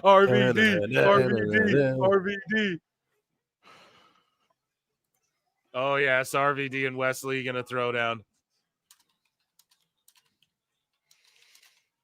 Let's see it. Hit him with your shit, dude. Oh, Javon jumps on him. Hell yeah. So RVD just like a distraction, didn't even do shit. Didn't even hit his moves or anything. Oh, there's the cutter. Javon, hit him with the frog splash, dude. Yeah, dude. Oh, shit. Of course. Yes. This is what we see. This is like member berries. This is like Avengers type shit. This is like prime MCU type shit.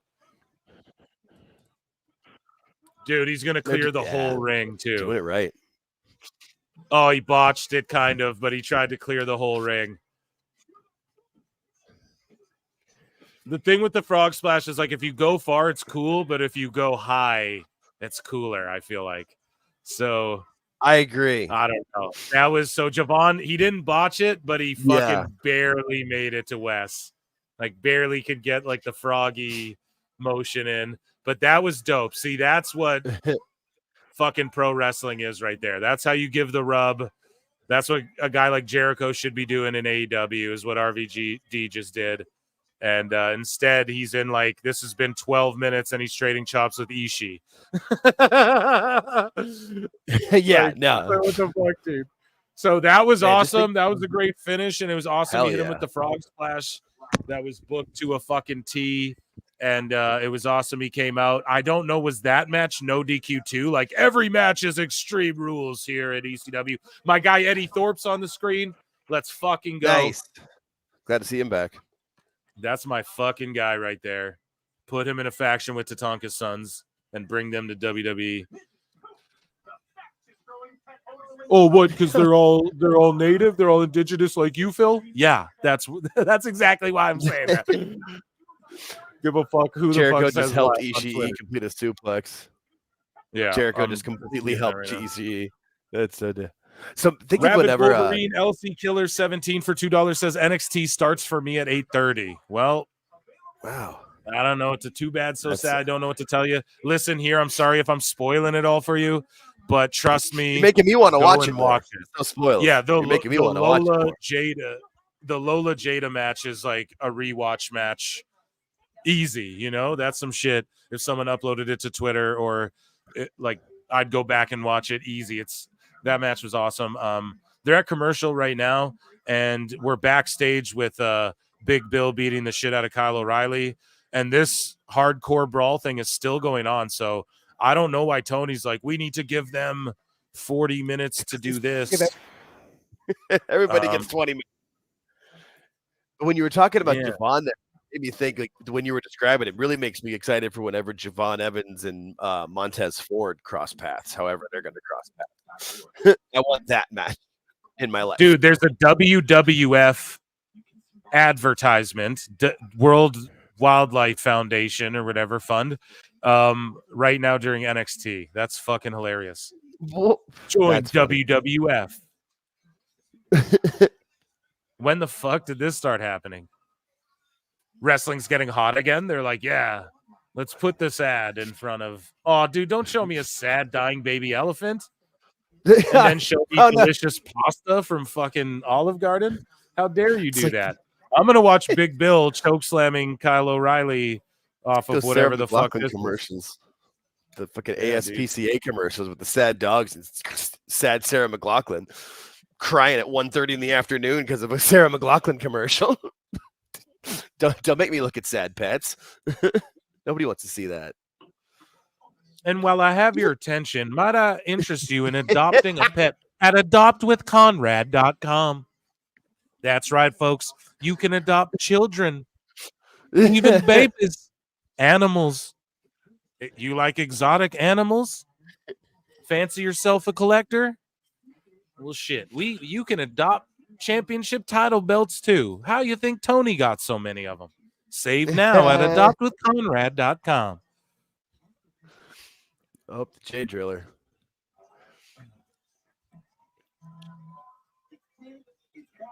Holy fuck, this Dynamite match is still going. You guys see what they put us through? Like, listen, the NXT, ridiculous. I'm popping. Now they're showing me a Popeyes ad. I'm like, shit, I might get some chicken after this. You know what I mean?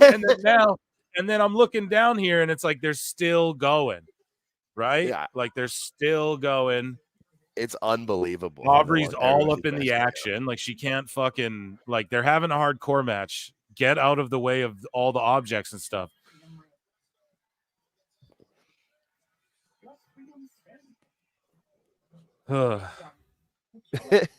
Just tell me it's over.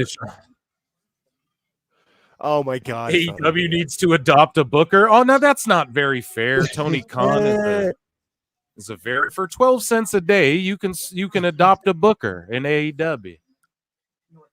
Damn, that was sick though. Mark Briscoe off the ladder with the froggy bow through the table. Should have been the finish. And then it wasn't the finish. And then Brian Keith breaks it up. Why would that not just be the finish of this Horrible match. What does Jericho have on Tony Khan? You know what I mean? I just think Tony just idolizes him. He just looks up to him, and so Jericho's just nice to him. He owns some of it. It's not like a Vince Laurinaitis thing where they have dirt on each other. It's like, I'm the only one saying it. Jericho owns a chunk of AEW. He does. Yeah, he's got like his 3 to 5% or whatever. Ava Raine is in the ring with Stevie Turner and Robert Stone. Love it. And the conglomeration won anyway. They're chanting for Ava, and Nice. And I like that this is sort of like her cabinet, her little management team. So she's announcing shit. We got to listen into her announcement. So Ishii pins Jericho instead of Mark Briscoe. Ishii, the retired Japanese guy, pins Jericho instead of Mark Briscoe, who's on your TV every week. Worst shit ever. Okay, forget shitty W. Okay, we're going to watch Ava Raine. Saturday, December 7th. Philly booed Minneapolis. The Iron Survivor match is coming back, or whatever the fuck it's called. Yeah, that's what it's called. I'm down. Okay, what is Robert Stone saying? Philadelphia fans are the most hardcore fans that there is, but everybody knows New York fans. Oh shit! So Robert Stone's out here talking shit about Philly and saying New York is better. They have to blur the audience because so many middle fingers went up. They want to rip his head off, and someone's about to come out and fucking hit this guy with a cane. Yo, Sandman's about to come out and DDT this asshole. Yeah. Yo, I can't wait. And AEW went to commercial. Wisely so. Ain't nobody watching y'all shit right now. I'm turning this up. Robert Stone's about to go through a fucking table, son. Robbie E. Yo, the lights went out. Yo, I called it. Chad, I called it. I told y'all the lights are going to go out once. Oh, it's Rhino. Yes, Rhino Gore, TNA Hall of Famer. TNA Hall of Famer. Great. That's Yo, so the smart. crowd's going nuts. Gore. Boom. Gored his ass out of his shoes. Let's go. TNA Hall of Famer. I love that. Who doesn't love that? That That's Rhino, so cool. now that TNA is cool with WWE and WWE's cool in general, and they played the old Rhino music that he doesn't even use. They should let him use it in TNA and on the indies, bro. And here's the thing. Rhino with a Y, you know what I'm saying? And then they go backstage, and there's the Women's Avengers. The fucking MCU in the flesh. MCU. Right? That's nice. Yeah, bro. All the Well haters played. fucking MCU. They're fucking here they are. The living version of them would beat the shit out of anyone. These 5 women would beat the shit out of AEW's roster, bar Lashley and Benjamin. Yeah. Yeah, I'll give you. Yeah, all right. Bro, that Gore was amazing, and he works with TNA. He was just inducted into their Hall of Fame, and he doesn't have to be Rhino with just an I anymore. Hopefully, Triple H is cool and will let him use either, or he used it with a Y there, but I like that they played his music. Here's Jakara and Lash backstage, just the most stacked women's division in all of wrestling, not even WWE, NXT. Stacked.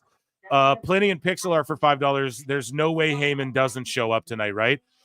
I would love if we saw Joey do a oh my god and like join Booker and Vic even for the main event. Would have been cool if he was on all night, or even just did the ring announcing for like announcing everyone to the ring. I don't know. I agree with all Jake. I don't know if he shows up, if he doesn't show up in the bloodline. Like, stories are number one. But if he did, would we all care? Like, let's say he shows up tonight, then shows up with the for the bloodline on SmackDown. Do we really care if he showed up fucking tonight? So I don't know. I don't. He should no. though. I The roof agree. would fucking explode. And AEW's in commercial. Ethan Page is coming out right now. Thank you, Plinian. And just an amazing night so far. Hell yeah. Ridge Holland coming out now. Tag team action. I love it. I'm going to turn it down a bit. Dude, that pop for Rhino, dude, amazing. NXT's been cooking. And they're giving us what I thought would be their main event right now, too. So they got something big. Dude, there's a big, chubby, like Italian-looking dude talking shit to Ethan Page in an FBI shirt. Like, you can't make it is amazing. Only in Philly. Dude, when they brought up New York, the fucking crowd just God, yeah, they went crazy. They had to black out the screens and shit almost. That's so great. He knew what he was doing. Yeah, so NXT went to commercial, and then we're backstage in AEW. Neo Moxley with what's her name, Marina Shafir. Sorry, Mina Shirakawa, Marina Shafir. That shit's so close. They're both in AEW, and then you have Yuta trying to look tough when like Lola Vice his ass for real. And let's hear, I guess, what they're saying. Moxley's just talking shit, trying to sound cool. Shooby-doo-wah, cool guy. There's no way they can top that Rhino shit. They don't have anybody they can pop everyone with unless it's Sting, I guess, but. Right. Oh, here comes Adam Cole. Yeah, so you're a bit ahead of me on AEW, and then I don't know if I think I'm behind chat on NXT a bit. So it is what it is. But yes, Adam Cole on his way out. He's going to take on Malachi Black. This match might steal my attention. I won't lie. This shit's going to fucking cook. And should be good. I don't know, though. Kyle O'Reilly just got like destroyed by Big Bill, kind of, or he's choking Big Bill out. So does he get involved tonight when House of Black jump him, or do they milk it for a week? It'd be smart if Tony milked it for a week. And if he's focused on the storytelling, I mean, he usually just bum rushes like 4 stories in one night. So, or 4 steps of a story rather in one night, 4 like points of. Well, could be 4 separate weeks, or at least like 2 or 3 separate weeks, and he does it all in the same show. I'm an Adam Cole fan. I know we roasted him hard there. If you guys didn't, on Tuesday, this is what I did. I was on Toonie Talk Wrestling, and basically none of them were there. Kevin was the only guy there from TT Dub.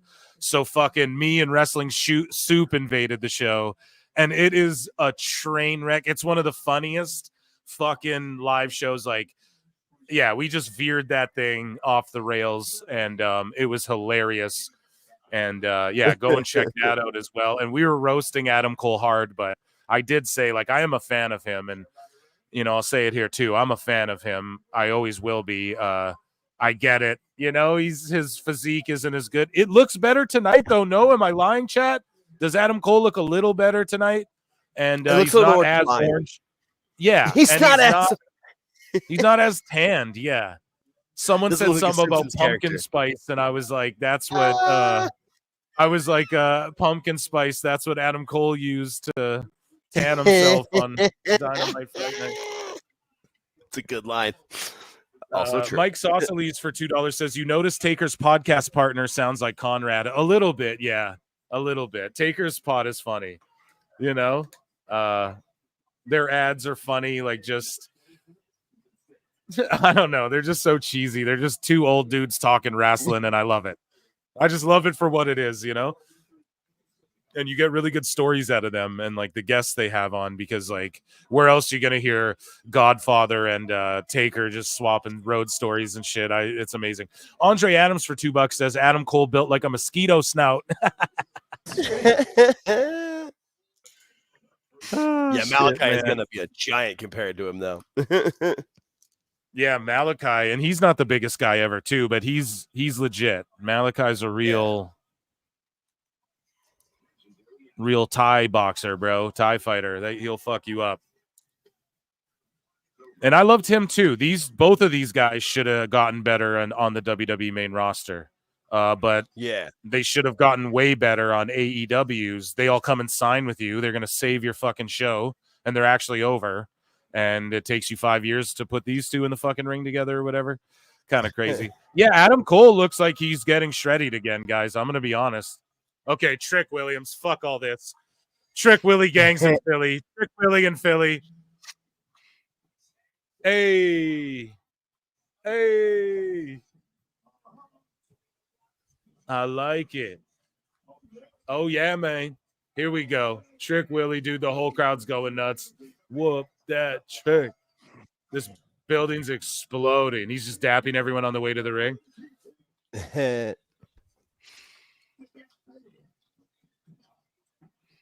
In some lighting, Adam looks pretty orange. Not in all of it, but in certain lighting, he looks pretty orange. Trick is fucking over, bro. So over. And it's He's killing so Dave. over, man. It's ridiculous.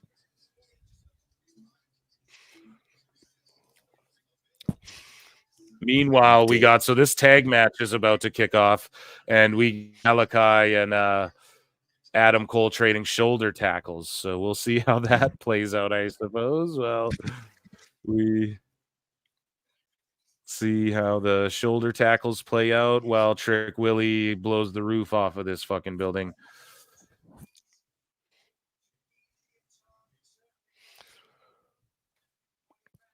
Bubba Dudley, dude. Here we fucking go. And Bubba, not Bully. Bubba. Yeah. And he's out there like Bubba. I think my prediction, Devon comes out. We see someone go through a table, classic 3D style. Jamie Earhart for $2 says Cole goes to the same gym as the Bucks. Yeah. They don't. The not gym. Yeah, you mean they don't go to the gym like the Bucks. Thank you so much for the super chat. That's the truth.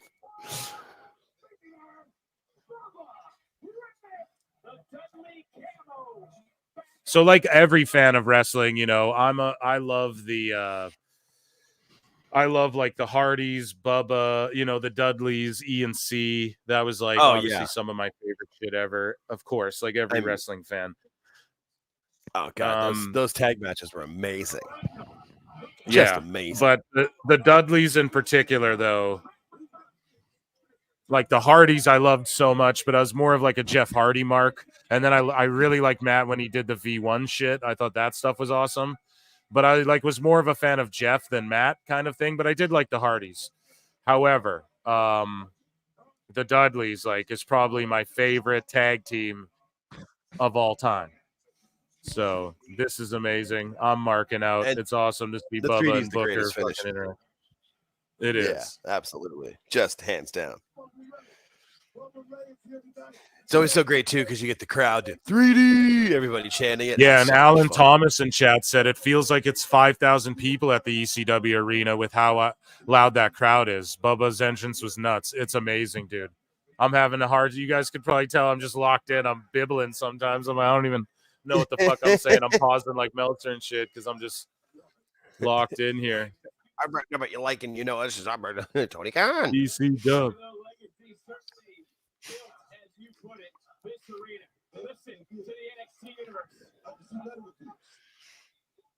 No, it was so smart for them to do an NXT show there. Yes, and they should start stealing ECW pay-per-view names even for TV specials. Like, there you go. Having Anarchy Rules. They already do it for WCW. Blend it, and we've spent so much time on WCW history and shit, and we're doing more so now. It's like, let's see more ECW history too. Adam Cole and Malachi, I was like, this match might cook. It's just a generic AEW match. NXT is fucking, everyone's so over. There's so much heat, and I'm just locked into this. Pete in Texas for $5 says, AEW has a huge glam crew. How do they allow Adam Cole to go on TV with that shitty tan? Bro, it's a spray tan. Best guys, Tony Khan. Yeah, you just want to hear it. Best guys, Tony Khan. Oh, man. Thank you, Pete in Texas. And you're right, dude. It's these shitty spray tans. Like, he looks like a Simpsons character. Dude looks like a young Mr. Burns right now. And Darby looked like Bart Simpson with tattoos. So they're chanting Bubba's gonna kill you. Nice. Oh, dude, Ridge the Fridge takes him down. Jimmy B for $2 says, you think we see LSD tonight? You're referring to like Spike Dudley or what? LSD. What am I missing here, Jake? Little Spike Dudley. No, I thought it was Little Spike Dudley as well. Oh, Little Spike Dudley. Yeah, LSD. Do an acid drop on these motherfuckers. That's what I thought. Yeah. Yeah.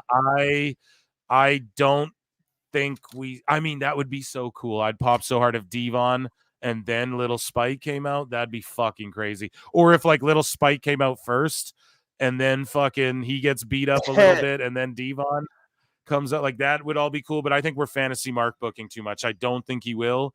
But yes, I would pop so hard, and he was just on Maven's thing, and they're bringing everyone back now. So STG 212 for $2.79 Canadian says, I'm only paying for a best guys, Tony Khan. The best guys, Tony Khan. The best guys, Tony Khan. Because I love you so much, dude. I'm so nice. I'll say it twice. Thank you so much. Appreciate you, bud. Everybody loves making fun of Dave. It's just, it's too easy. It's so much fun.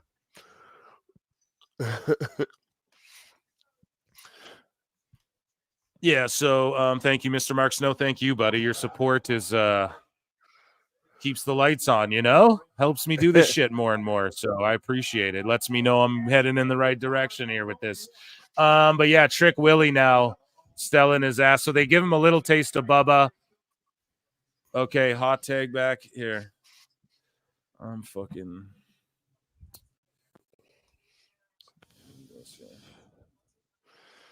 The AEW match. So I don't know. Adam Cole, I talk.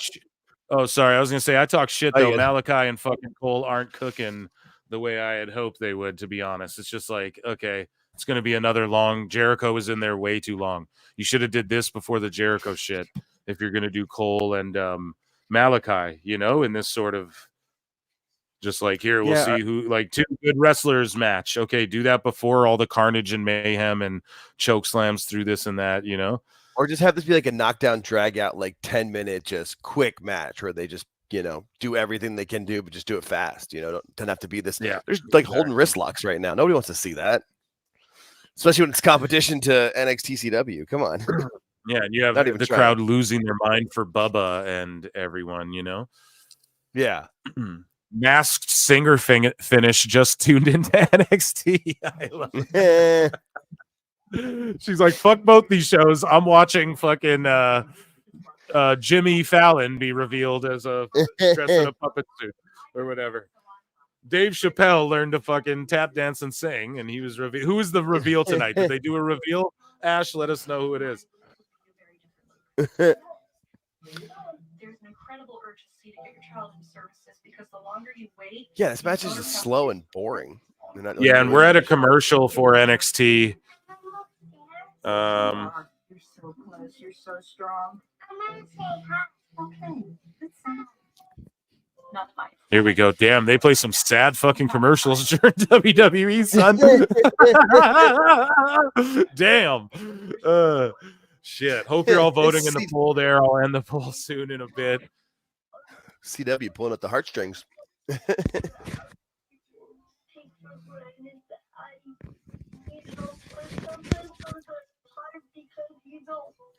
Guess it's better than running a pizza ad while someone's getting a pizza cutter on their face, but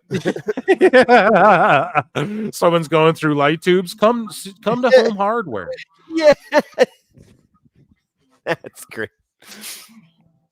They threw somebody through a plane of glass. Safe light repair, safe light replace. No. Yeah. Or it's Jack Perry in a fucking Taco Bell commercial comes on. That was the best. Right in the middle of it. I'm not sure which botch was worse, that one or the one with Paige and Jarrett, where the were wound back and then put the black screen up. AEW segment. Jesus. On a taped show, no less. At least give you a break if it's live, but damn. Australian singer Natalie Imbruglia was revealed. She dressed as a bluebell flower. How the fuck are you supposed to guess that though, Shadow Bat Ash? And we love you here at PWT, but the show at first I was so into it. Do they still get like A-listers or is it not? Like how the fuck would you ever guess that as a thing? Unless she's singing Torn, nobody knows any other Lucy song. Moody. Sorry, I should address this too. Lucy Moody. Did anyone win the raffle yet? No, we're doing the draw on the War Games Survivor Series live show. So be here, and we're gonna draw names. 3 people are gonna win some shit. We already cut off the names. That's why I'm not plugging it anymore. So, but yeah, no, that's coming Survivor Series, guys. Vince sponsored diapers now. Yeah, depends. Sicko meltdown about the ratings. We'll see, guys. Here we go. Okay. They'll always melt down about something. Bubba just got nut-shotted. They're getting good heat on Bubba. Uh-oh. It's not like they saved him till the end. He can still wrestle really well at a high level, so they're just going to have him work back and forth. It's him and Tricky trading tags more or less, and he's going to give the big hot tag to Trick, which is good. And don't be shocked if Bubba takes a pin here tonight, though, too. Now, I don't think they'll do that. They're trying to get a big, huge explosion babyface moment, but don't be shocked, though. Like, Bubba's not going to go and, like, you know, he's not like, I got to win. You know, he'll put these guys over if it does better for someone else. But I think the idea is let's elevate the NXT champion right now, you know? Yeah, it makes sense. Especially with what they're doing for the show, there seems to be focusing more on the NXT folks. Yeah. Jimmy B for $5 says Masked Singer went downhill as soon as Jericho was on. He would have been so easy to guess. Yeah, I'm a pro wrestler. Oh, I saw that clip. No, it was definitely the judges had no knowledge of wrestling or any of that because they couldn't figure it out. But it was clearly him. Like if you knew him at all, it was clearly Jericho. I saw that on Twitter. I'm in Fozzy. It's kind of like Ozzy, but not Ozzy. I'm in AEW. Used to be in WWE, though, which is probably where all my stats are coming from. All the clues for you to guess are about WWE. Youth Gone Wild.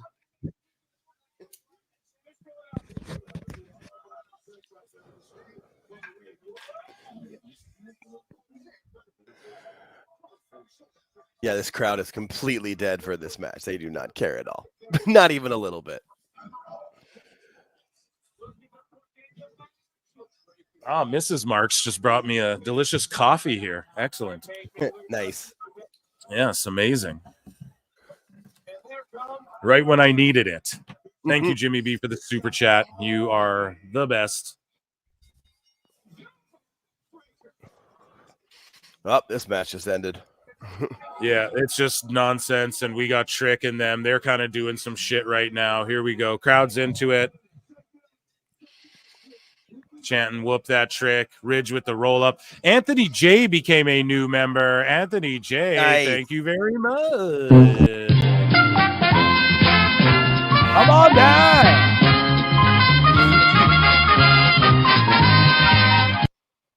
So we have to give, though, a Price is Wrong.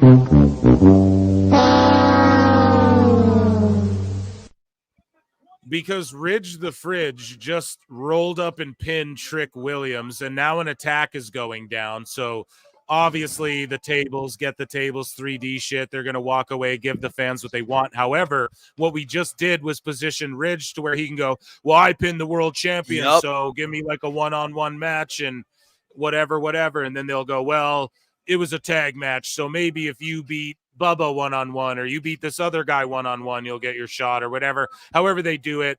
But they're doing a was up and all that shit. But yeah, Ridge beat Trick, and it's like that's also that Trick can then beat Ridge in the one-on-one for the actual belt. I don't like it, but I'm not like mad at it because I get what they're doing. It's called heat, folks. They got him heat so that their title match makes more sense, and it'll be better when Trick beats him. You know, it'll mean more. However, I'm not pleased. However, we are getting like was ups and shit. I mean, it makes sense though to have Trick needs a W. Get a good W versus in a good match versus Ridge at the next. And then PLE Malachi and Adam Cole are hugging each other though, and yeah. who knows if So they just showed each other respect. There's no like House of Black attack or anything. Meanwhile, we're about to get a fucking get the table spot. Tables. Let's hear if the fucking bombs drop and Devon comes out. Look, he's like, where's the table? Devon's going to come out with a table. Watch. I'm calling it now.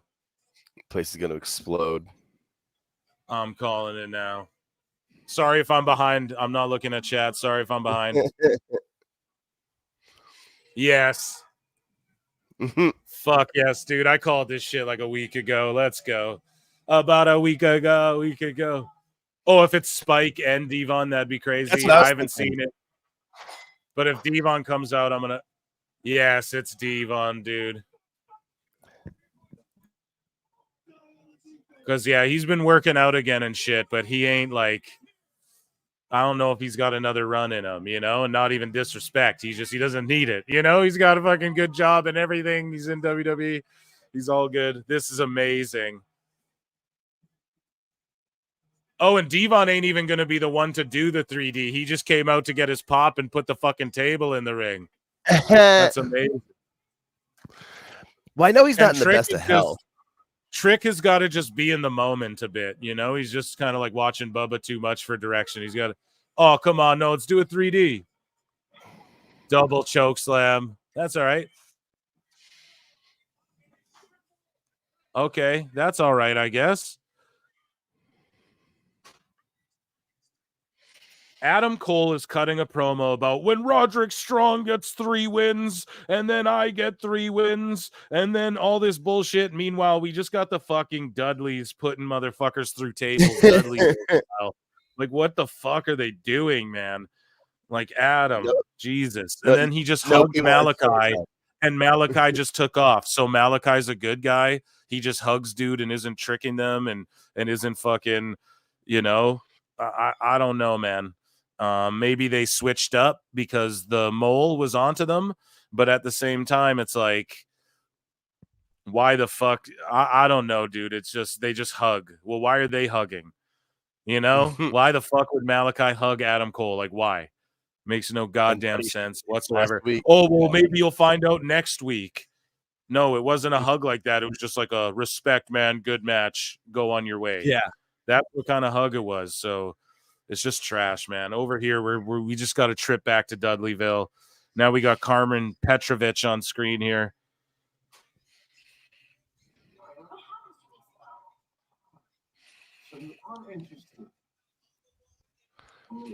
What is this Full Gear's 4-way contenders? Why are they so many tournaments? Tony's another tournament.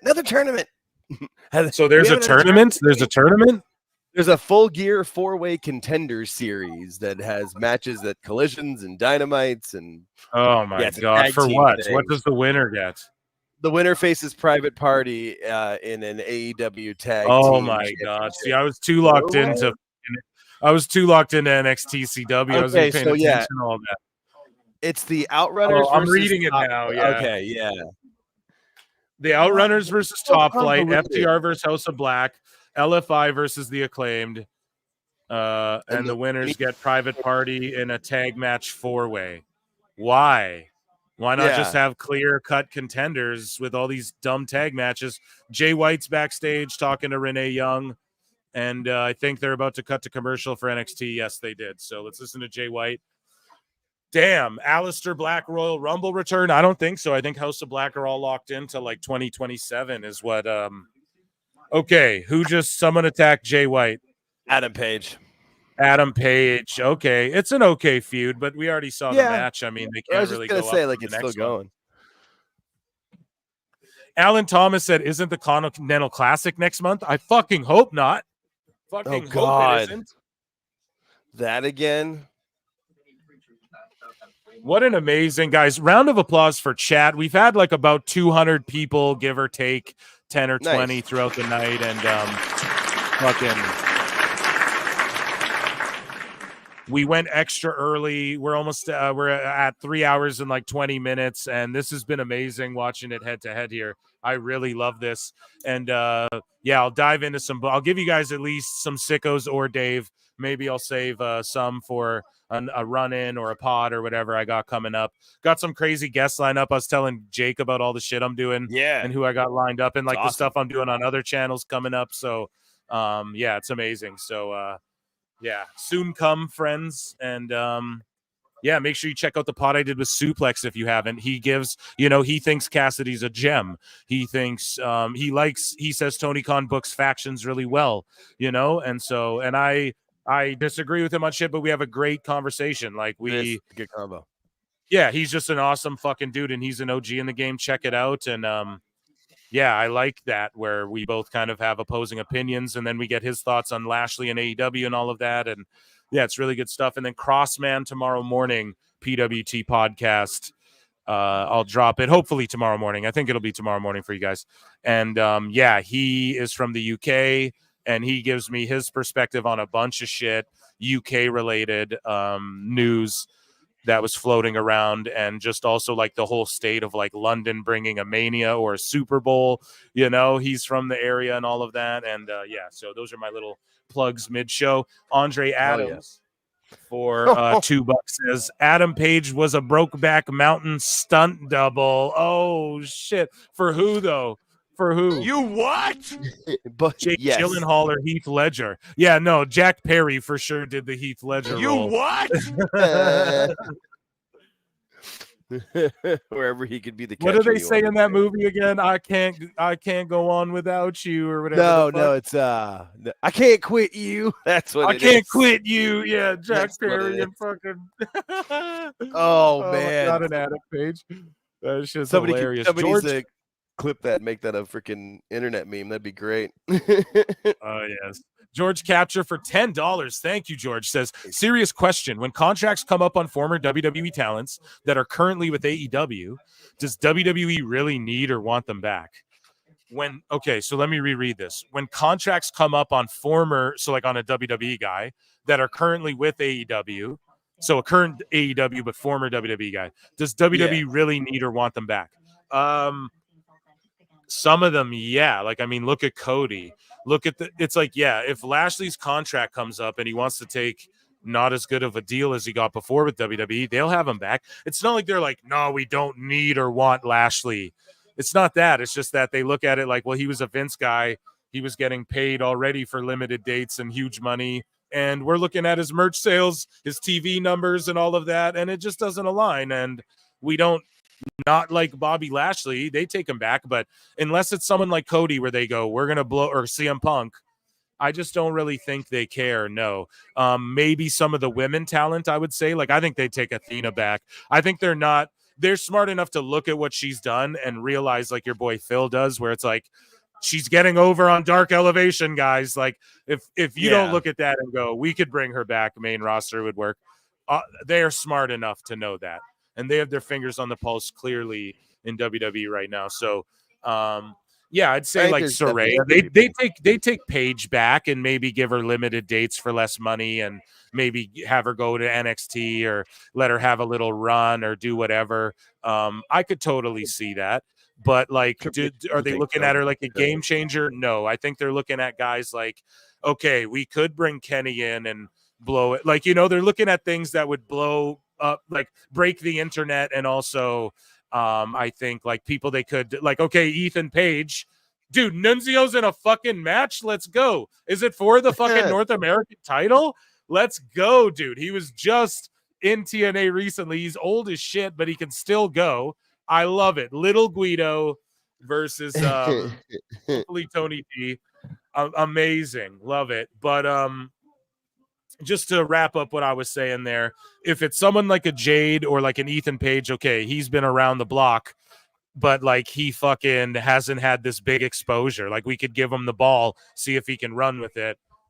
Yes, they're going to sign guys like that. So I don't think whether they've been in WWE before or not really matters to them, They take John Morrison and Taya Valkyrie back, I bet, tomorrow, It's just Vince fired them for being old or whatever the fuck. So, yeah, great question. Thank you, George, for that. Here we go, like though. Samoa Joe. There's a few like Triple H guys. Like he would take Joe back. Probably would have like taken Andrade FDR went back before they went crazy. Andrade went back. Why? Because he'd take Malachi back. He'd take Miro. He'd take all those guys, man. It's just he'd take Adam Cole and them. But it's just a matter of like, I don't think they're looking for that though. I think they're more looking for like, okay, where's like the Stephanie went in there, looked better than Monet. Let's scoop. Like they're more interested in Stephanie than Monet. That's for goddamn sure. Yeah.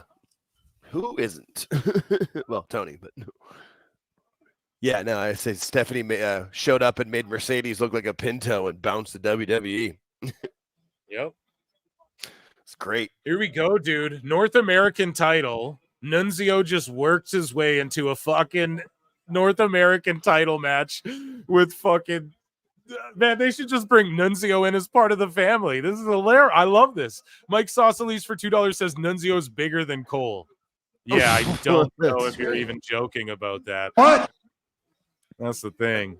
It's bigger than Marco's son, that's for sure. It shouldn't be close. Thank you for the $2 super chat. Here we go. The crowd's hot for Tony. They love this guy. Meanwhile, Dynamite's coming back. They're panning around a dark, empty building, looking to the roof for some reason.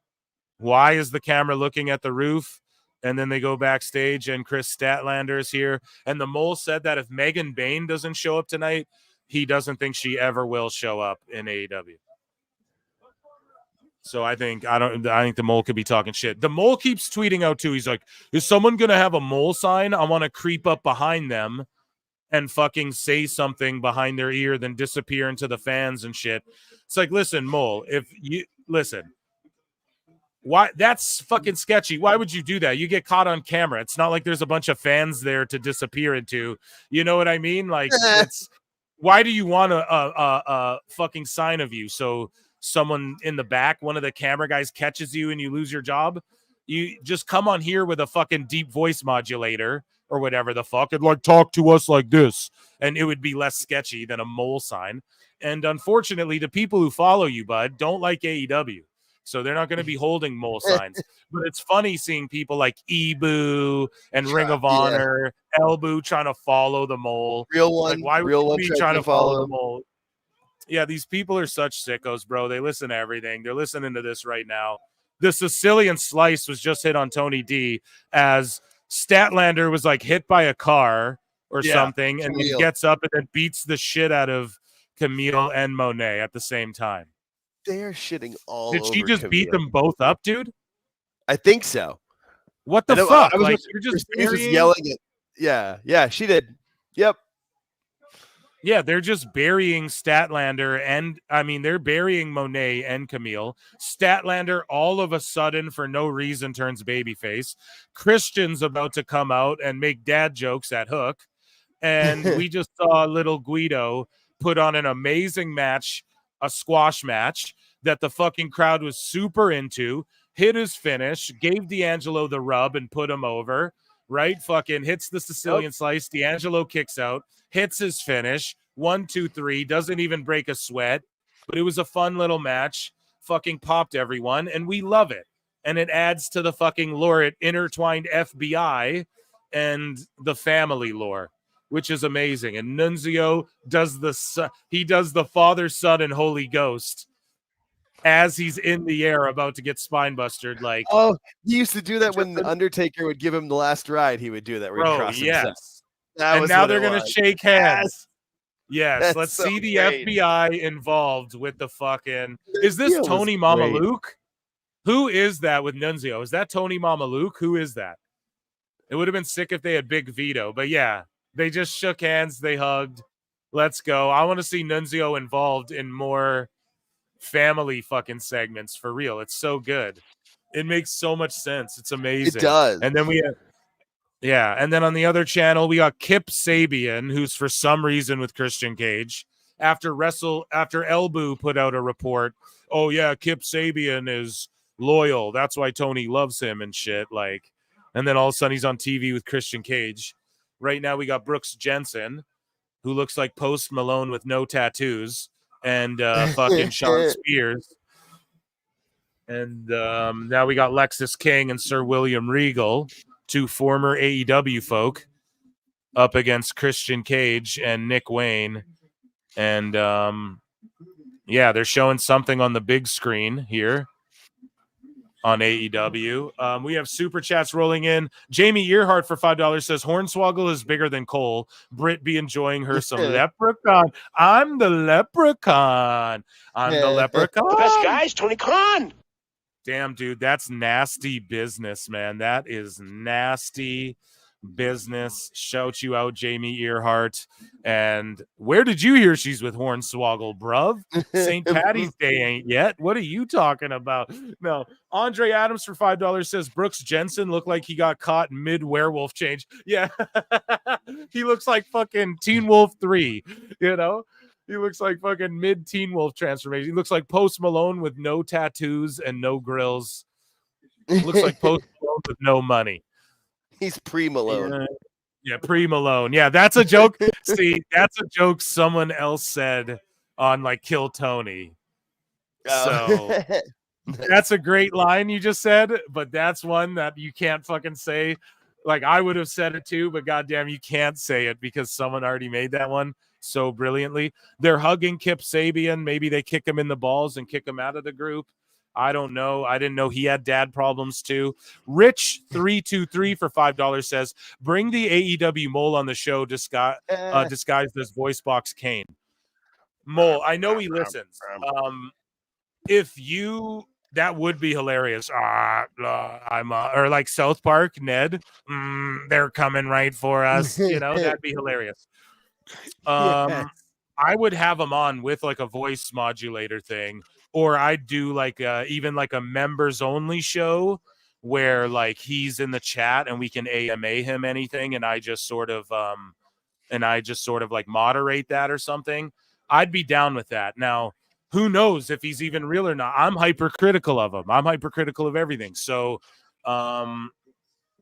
yeah, shout you out, Mole. And if you hear this, you're welcome on. And you don't want one of these marks unless you're doing something that I'm not picking up on, you know, unless that's like his plan to go like, because think about it. You're like someone from AEW is just going to put a plant of someone with an AEW mole sign, and then you're going to creep up behind them and go moly, moly, moly, unless he's kidding about doing that. But he's asked for someone to put a mole chant 3 times. That's like his mission. So now if someone in AEW puts someone with an AEW mole sign in the crowd and then just watches who interacts with them, then you're fucked, you know? Like, that's just not a good idea. I don't know how you didn't think that out. So don't do that to yourself. Don't book yourself in a corner where there's mole signs, and don't be a mark for yourself if you're really trying to watch the world burn. The Joker never said, hey, here's everyone, make Joker signs. You know what I'm saying? So there you go. I just buried the mole. No, I love the mole. Good guy. Thank you for shouting me out. And yeah, I keep an eye on everything he's doing, bruvs. And that guy likes to throw dog whistles out there, I feel like, for your boy a little bit, which I pick up on them all. If you're listening, Mole, I pick up what you're putting down all the time, for real. But I would have him on with like a voice thing. I don't know if that's something you do. I would just let him talk and say, and I wouldn't even want him to spoil shit. I just ask like, why are you doing this and whatever, and then or I'd let you guys ask questions because I'm cool with him just doing what he's doing and being all anon and shit. I don't care. You know, he can just keep doing this and I'll keep extrapolating. Awesome. But he's very specific. If Jericho and Fozzy play songs on Ring of Honor or AEW TV and Samoa Joe rolls up in a sweet tooth mask, like, you can't make that up unless you're right there. You got to be fucking Will Washington or something, you know? In order to be in that inner circle. Someone right there, you know? So that's all I can say about that. Especially since they don't have production meetings. There's not that many people that are in those conversations. Oh, here comes Hook attacking everybody.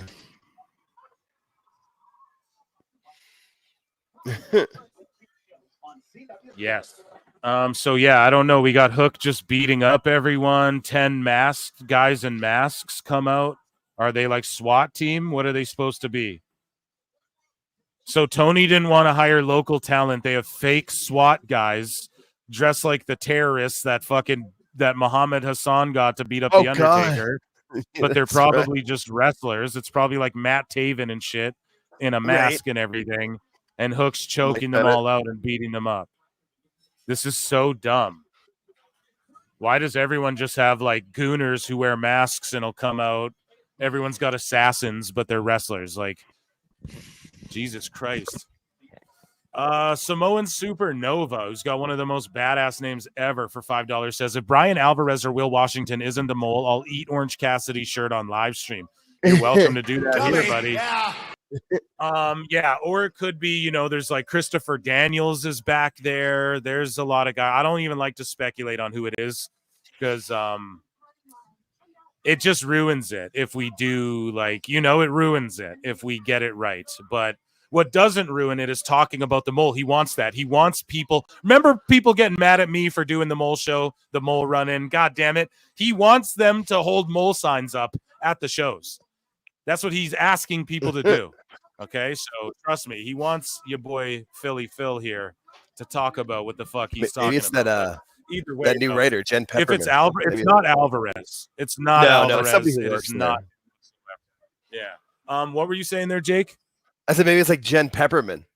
You know, like she's a new writer or somebody in that realm. Or like, remember when Tony said there's like someone who knows the creative for sure.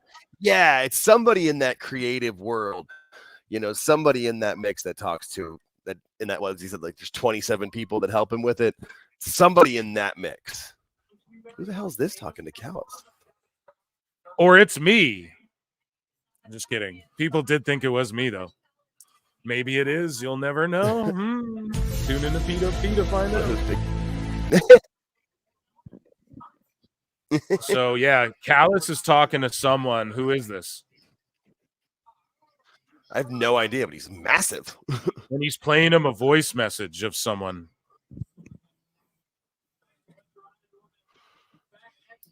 And he handed him like a ring.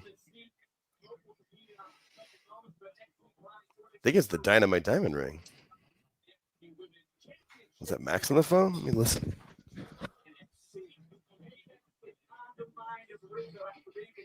Yeah, he played him a message from, there was MJF on the phone. Saying what? I think he's giving him the ring to do something. Take somebody out here. Let me re-listen to it. So MJF just passed the ring on to Callis. Like, what a dumb fucking thing. He's paying him for something. He gave him money in an envelope for something. Let's see if I can listen to the message. Now Penelope Ford fine ass coming out here. But speaking of fine ass, Francine, who, guys, Phil Marks and Francine might cross paths in the very near future.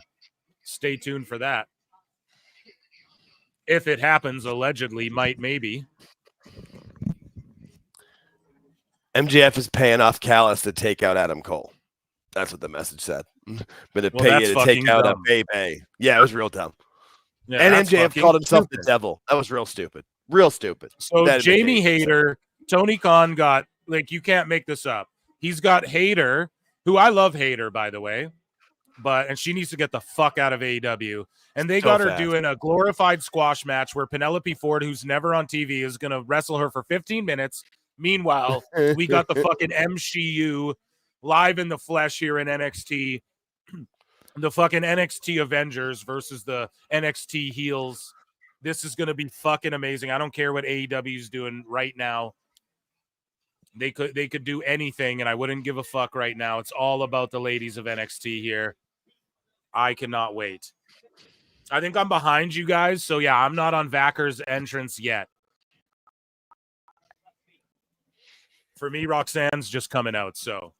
But I also did pause it for 1 second because I was looking at, I had to pay attention to Dynamite a little more closely, so. We're all over the place tonight, chat, but we're doing the damn thing. This has been an amazing watch-along. Yeah, this is fun. Too much thickness on NXT? Yeah, son, it is. As Brendan Shaw would say, thick with 3 C's. Yeah, down with the thickness. Get up, come on, get down with the thickness.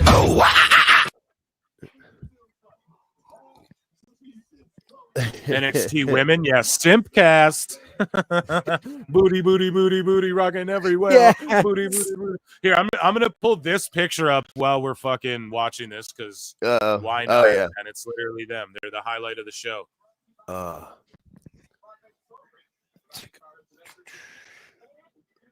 Be right back with the bathroom.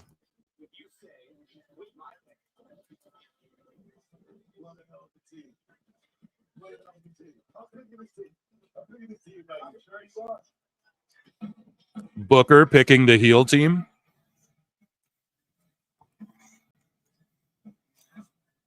Stephanie is aura. I know people use that shit. She comes out. She doesn't taunt. She doesn't do anything flashy. It's just red lights. She's dressed like fucking a goat. A Baphomet type thing, like a devil type thing, you know. The music hits. It's just metalish. She's got her own look. Jordan Grace keeping her TNA music. She comes out. She's a fucking star. The future right here. She's with Vacker. This is crazy. The crowd pops for Jordan. The juggernaut in Taz colors in Philly. Jamie Earhart for $2 says, is Jake grabbing his crusty sock? Yeah, who knows, dude? This would be the match to do it if you were going to.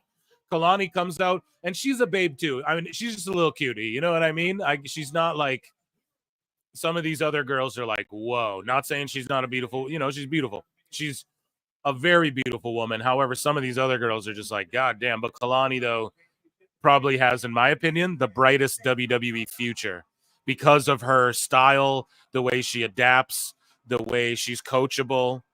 So mark my words, I think she wins a lot of titles in her time, like main roster. And then Zarya, who's the future, who I pointed out, hey, you got sorry, I'll take the super chat down, crusty socks. Sorry. No, just, got to take a break at one little point here. We've been on for a bit. Yeah. But you got Rhea Ripley, and then you got Zarya, and then Indy Hartwell loses her job, and it's like, damn, Zarya kind of, for the Australian market, it's sort of like, oh, we got a new one that's going to be huge. And obviously NXT, despite the shit I talked earlier, they still look at Julie as like she is the main one. Like she is the leader of this new Future 5. Dude, that shot of them all standing together, my God, they're cooking. NXT. Yeah, Penelope is fine, though. Big Papa Pump in chat. Ladies and gentlemen, Scott Steiner Jr. listens to PWT Confirm. Sean just has to be in the back, just sitting there, just with his feet up and smiling when he sees those 5. Like, oh, yes. Our future is solid. And I think with Indy, like she can go and hopefully she'll go to do some stuff on the Indies and hopefully go to TNA for like a year or two. with Steph DeLander. There you go. They can team up again, dude. Yeah. Yeah. Do some heel work. Because she's young enough where she can easily come back and still have a great career. Yep. So we're at commercial for NXT, at least I am. And then we look down, like I said, Jamie Hayter's going to go fucking, here we go. Hold on. Lariat finished her. Okay. A solid, like how long was that match? 5 minutes? Yeah, it wasn't that long. I mean, it was like maybe 7 solid. Total. Okay.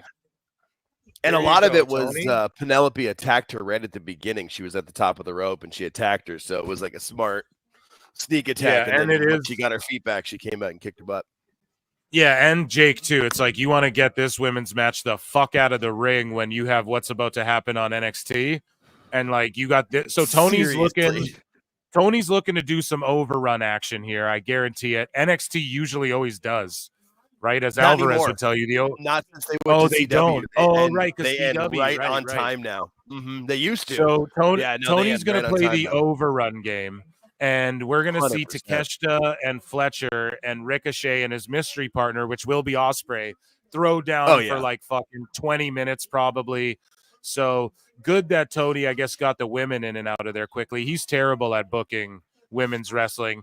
That being said, we're going to see the women steal the show, and they're going to have a fucking, 7-minute, 5-minute. How long do they have? We might get a CW overrun here. I'm predicting it now, or I'm actually behind it. Like, how long is this match going to be? 6 minutes? 10 women tag match? I don't know, man. They might get a little more time. We'll see. I'm loving it. Shadow Bat Ash for $5 says, we love our small, short, but strong and powerful, fine as fuck women, and NXT is full of them. Yeah. 100%. For sure. Shorties in the back say yeah. I don't know. But yeah, shorties are all welcome. Yeah, so that's all good. And yeah, Vacker is a little shorty, but she has like bulk, man, and she doesn't have trouble with any moves. Like, it's not like a Zelina Vega where it's like you can tell there's just something like Vacker has like an explosiveness, a way she applies her moves, all of these sorts of things that makes her feel big body. The way she carries herself and makes everything look like a struggle is big body to me.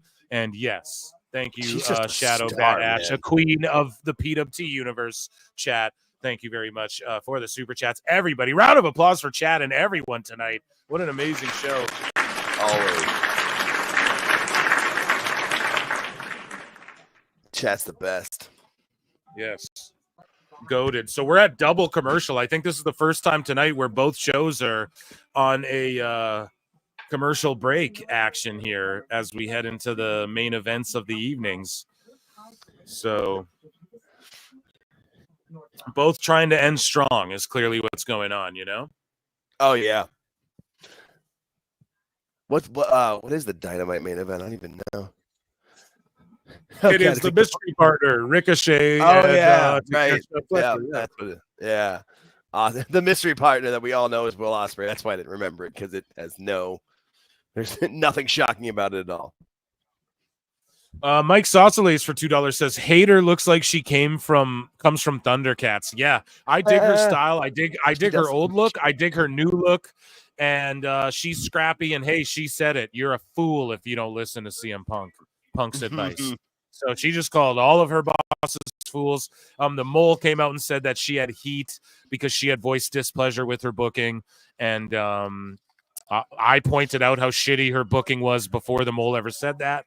And then we seen her booked a little bit more. But again, just because you're booked doesn't mean you're happy with it. But so these NXT ladies got, a 10-minute match here. You think there's going to be some shit after the match, right? Is why I'm limiting the time so much. We're going to get a 6-minute match and 5 minutes of bullshit. I don't know.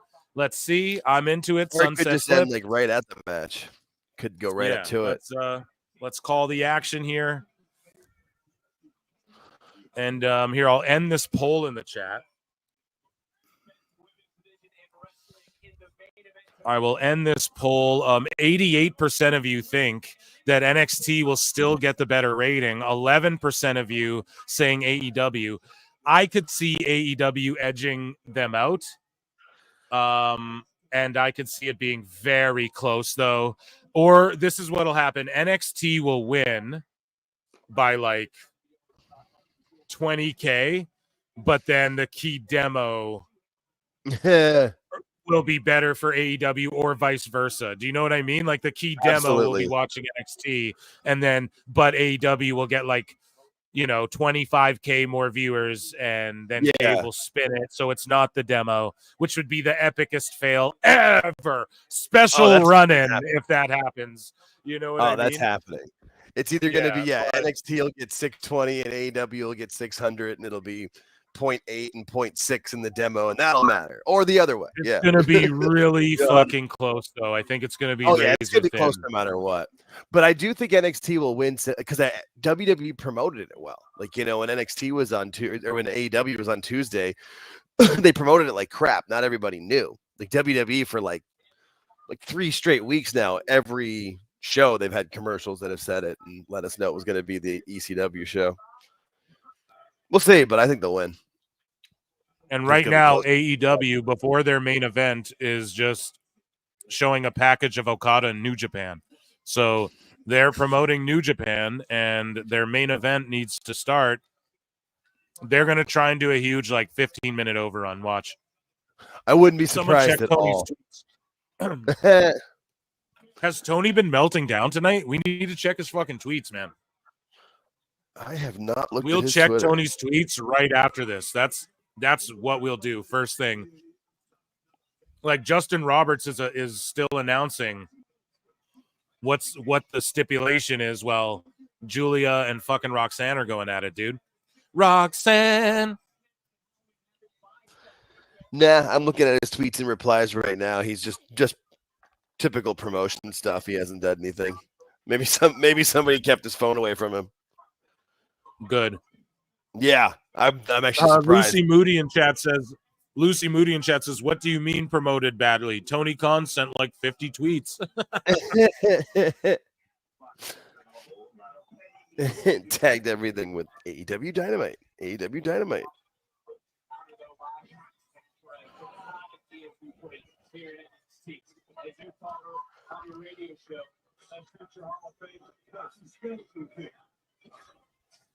Sorry, guys, I'm having some soup. I have to. It's been fucking 4 hours. I've been watching wrestling. Started 2 hours early by accident, but I'm glad I did because I think this is one for the history books. Honestly, this head-to-head thing, this was a PWT for the history books. I truly feel that way. Jamie Earhart for $2 says Tony's tweets need to be a segment. No, they're not. It's just literally him promoting fucking Dynamite a bunch and Collision and shit. He really hasn't melted down. I thought he would on his birthday. He didn't. I thought he would tonight. He hasn't. So we'll see. We'll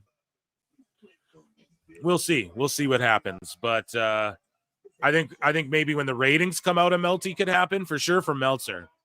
Regardless, like he's either going to melt down freaking out about how AEW won, or he's going to melt down about how NXT, like coping over them losing. And either way, we're going to be here for it. Zaria's over like Rover. Julia doing like the Japan thing where they stand next to the ring. Like they're not all, like in WWE, it's like everyone up on the apron. But in Japan, a lot of the times you'll see that. A lot of the talent will like stand next to the ring for a minute after their time in the match. You see it more in WWE now. Thank you for the super chat, Jamie, by the way. So Ricochet saying, I found a partner, something. I think it'll be Ospreay. I don't see everyone's in the ring. No one wants to hear Ricochet on the mic, so everyone's looking at these 10 women about to throw down like Thanos and fucking Cap on your left. Let's go. Oh, no. It's not Ospreay. It's not Ospreay. Let's see it. I can't wait. Dijak. It'll be Dijak. These two fucking cringe lords. Break backs. Oh, it's Hobbs. Yeah. So for some reason, Hobbs is not in the Callis family anymore. Right. Oh, that's amazing. Good job that all of a sudden he's just not in the Callis family anymore. The best guy is Tony Khan. Either that or he'll turn on Ricochet after the match, even though he'll beat the crap out of Takeshita and Fletcher the whole time. But he'll turn on Ricochet so at the bad. end. No, Terrible. and if he turns on him, that's dumb because whenever you do the fake, like I was just watching the Sting playlist on WWE Vault, and whenever it's like Sting would show up and they thought he was in NWO, but he never beat the shit out of NWO guys or swerved anyone like that. He just like would beat the shit out of a couple, you know what I mean? Like you couldn't tell what team he was on because he beat the shit out of a couple guys. He never really made his allegiance known, right? The whole thing is like Hobbs wouldn't just come out here and beat the shit out of dudes and do double team moves with Ricochet on the outside. This is just like Chris Statlander a few weeks ago. They spent months making her evil. She's with Stokely. All of a sudden, Stokely dips out. A tweet comes out from Meltzer, whatever, saying, oh, Tony just doesn't see anything with Stokely anymore. And then Statlander's just been a baby face, beating up Camille and Monet at the same time single-handedly. Right? So it's just that. Hobbs is just back and turned on the Callis family because the same way Adam Cole came back and he's just not a devil. And then Roderick Strong comes out with the devil guys and then they're just not devils. They're just friends with Adam Cole. And then the same way Kyle O'Reilly's just not going to be with the conglomerate. And that's all it is. Hobbs is just not with Callis because even though Hobbs could have been the guy that took out whoever the fuck MJF paid him. You know what I mean? And that would have made sense because he was in the Callis family. So then Hobbs is like a headhunter Hobbs instead of powerhouse Hobbs or something. You know, he comes out and goes after dudes more like the bounty hunter than whatever. But right now he's doing double team gymnastic moves with fucking Ricochet. So that's it. I like your optimism, Jake. And usually I'm the optimistic Phil, but today I'm going nay, as Aubrey Edwards would say. I was just saying I'm what could fucking happen. telling I you don't now, think it this will. is just dumb bad booking. Oh, it's terrible. No. I was just saying what could happen. It's not going to. Yeah. It's so Osprey at least would have made sense. Like that's where we got wrong. We both gave him the benefit of the doubt that they would book something logically. Yes. That's on us. we fucked that up. Dude. That's I've done on it us. so many times. I I've know. learned the lesson, Jake. You will too one day, my bruv. You want to be The logical. more you do this, the more you realize, fuck, man, it's hard to toe that line all the goddamn time. Seriously. Oh man, no, this is. It's funny how we can all admit that like TNA. Yeah, I'm glad Hobbs is back. It's funny how we can all admit though, like, yeah, TNA was shitty for a lot of it. And then, but you can't say the same thing about AEW. And it's like, if I was sitting here watching WWE versus TNA, I would fucking be burying TNA in comparison, especially if they were just taking shots at WWE and saying they were going to beat Raw in the ratings and shit. Yeah. I would have loved to do those Monday. Remember when TNA went on Monday with Hulk Hogan and shit? For I like would have 3 loved weeks. to watch those. Yeah. No, it was like 2 months, but yeah, no, it was they competed for like 2-3 weeks, and then it was like embarrassing. Yeah, Yeah. I do And Tony remember that. Khan thinks long-term booking is the short-term booking of like, oh, the Bucks invade for like a month and then they just do a blood and guts and then nothing. And then we just move on and it doesn't matter because it's wrestling. It's like, imagine if you read comic books that were this subpar. That's what comics are today in real life, and that's why they've fallen off. Movies too. Yep. Like movies, I think, are making a comeback now, but a lot of the mainstream shit, like Apple TV, will just casually drop like some of the best fucking shit. You know, like some of these streamers just drop movies that you're like, oh my god, or TV shows. This is so good. But like the stuff that really gets shoved down people's throats is like you typically shit, and yeah, that's the thing. That's one of the. I always feel like the more advertising you see for something. Nyx is winning me over, and her thing's thanging. Simone Supernova for $5. I can't wait for the wave of copium Ricochet will post on X if this women match pulls a better rating than his. Bro, people are gonna go, dude. It's not even what he'll say. Oh my god, guys. You do not want to miss PWT live show this Saturday. I believe it's an AEW pay-per-view. And not only that, if it's not, it doesn't matter. I do live shows every Saturday. You don't want to miss my live show Saturday. I'm going to be reacting to all of the Ricochet shit, all of the Meltzer stuff. If anything's too crazy, I'll do a run-in beforehand during the week, but like during the day sometime. You guys don't want to miss the next live show, though. I will have it all accumulated for you. It will be a Meltzer Sicko special. And I can see his tweets now. So I'm going to myself hand select what's on the show. And that's what I like too, because I already started doing that. And I like everyone screen grabs the main things, the main Meltzer things, and I get it. But there's things I want to make fun of that you might not even pick up on. So it's just growing. We're in like Super Saiyan Meltzer fucking era coming up for those Super Saiyan Meltzer moment of the weeks. Kamehameha, hame,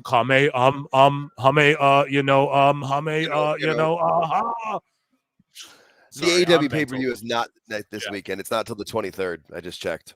Thank God. Okay. Thank God. So the live show will just be us like watching Collision and fucking talking about the meltdowns and all of that. It will be spectacular. Andre Adams for $5 says you could thwart the Bucks invasion by slamming the door. Yeah. Almost choked. You could fucking like move your dresser. It's like Home Alone. You could like wheel a chair in front of the door. I'm dying over here. Wait, don't say chairs around the Bucks now. You might get a little PTSD action on it. Might get a little. They might freak out. But yeah, you could like you could thwart the Bucks by like scattering Hot Wheels in front of your fucking the entryway of your door by watering your steps in December. Fucking keep it couple of knuckleheads. Jesus Christ. Fucking goobers. The best one from Home Alone is when dude like I forget their fucking names, man. But dude comes in. I watch it literally every year. But Marv or whichever one, Harry or Marv or whichever one, he comes in through the window. Like he thinks he finally finds a way in through the window, and he's barefoot, and all the ornaments are beneath him, the glass ones, and he's like, "I'm coming in," and then he steps down on the glass. That shit fucking kills me every time, dude. Because like just how he like stomps his feet down. It's so like unrealistic, but it's so funny, you know. That movie's goated, Home Alone. And shout out Macaulay Culkin, huge wrestling fan. Yeah, he is. I think his brother is too. Yeah, he's got a couple brothers. I think Rory and there's another one. I think. I don't know. Someone fact check me on that. I don't know. There's Jamie, one pull that up.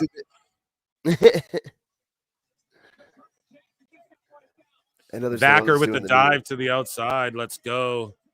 Vacker. Yeah, he says it like me. And I was saying that originally, and people are like, that's the most horrendous pronunciation I've heard. But that's how Vic Joseph says it, dog. So I'm sticking with it. Yeah, I love Vic. He's great. Yeah. I mean, yeah, it's good to see how. And I only said it that way because I speak French and shit. So that's how you'd say it. But yeah, dive to the. Everyone's getting their dives in, but it's not like lazy. They're not all standing there forever. You know, it's like, okay, she hits everyone up, dive. You know, here we go, Roxanne and Zarya. And it's crazy how Zarya's just fit right in, like she's good to go.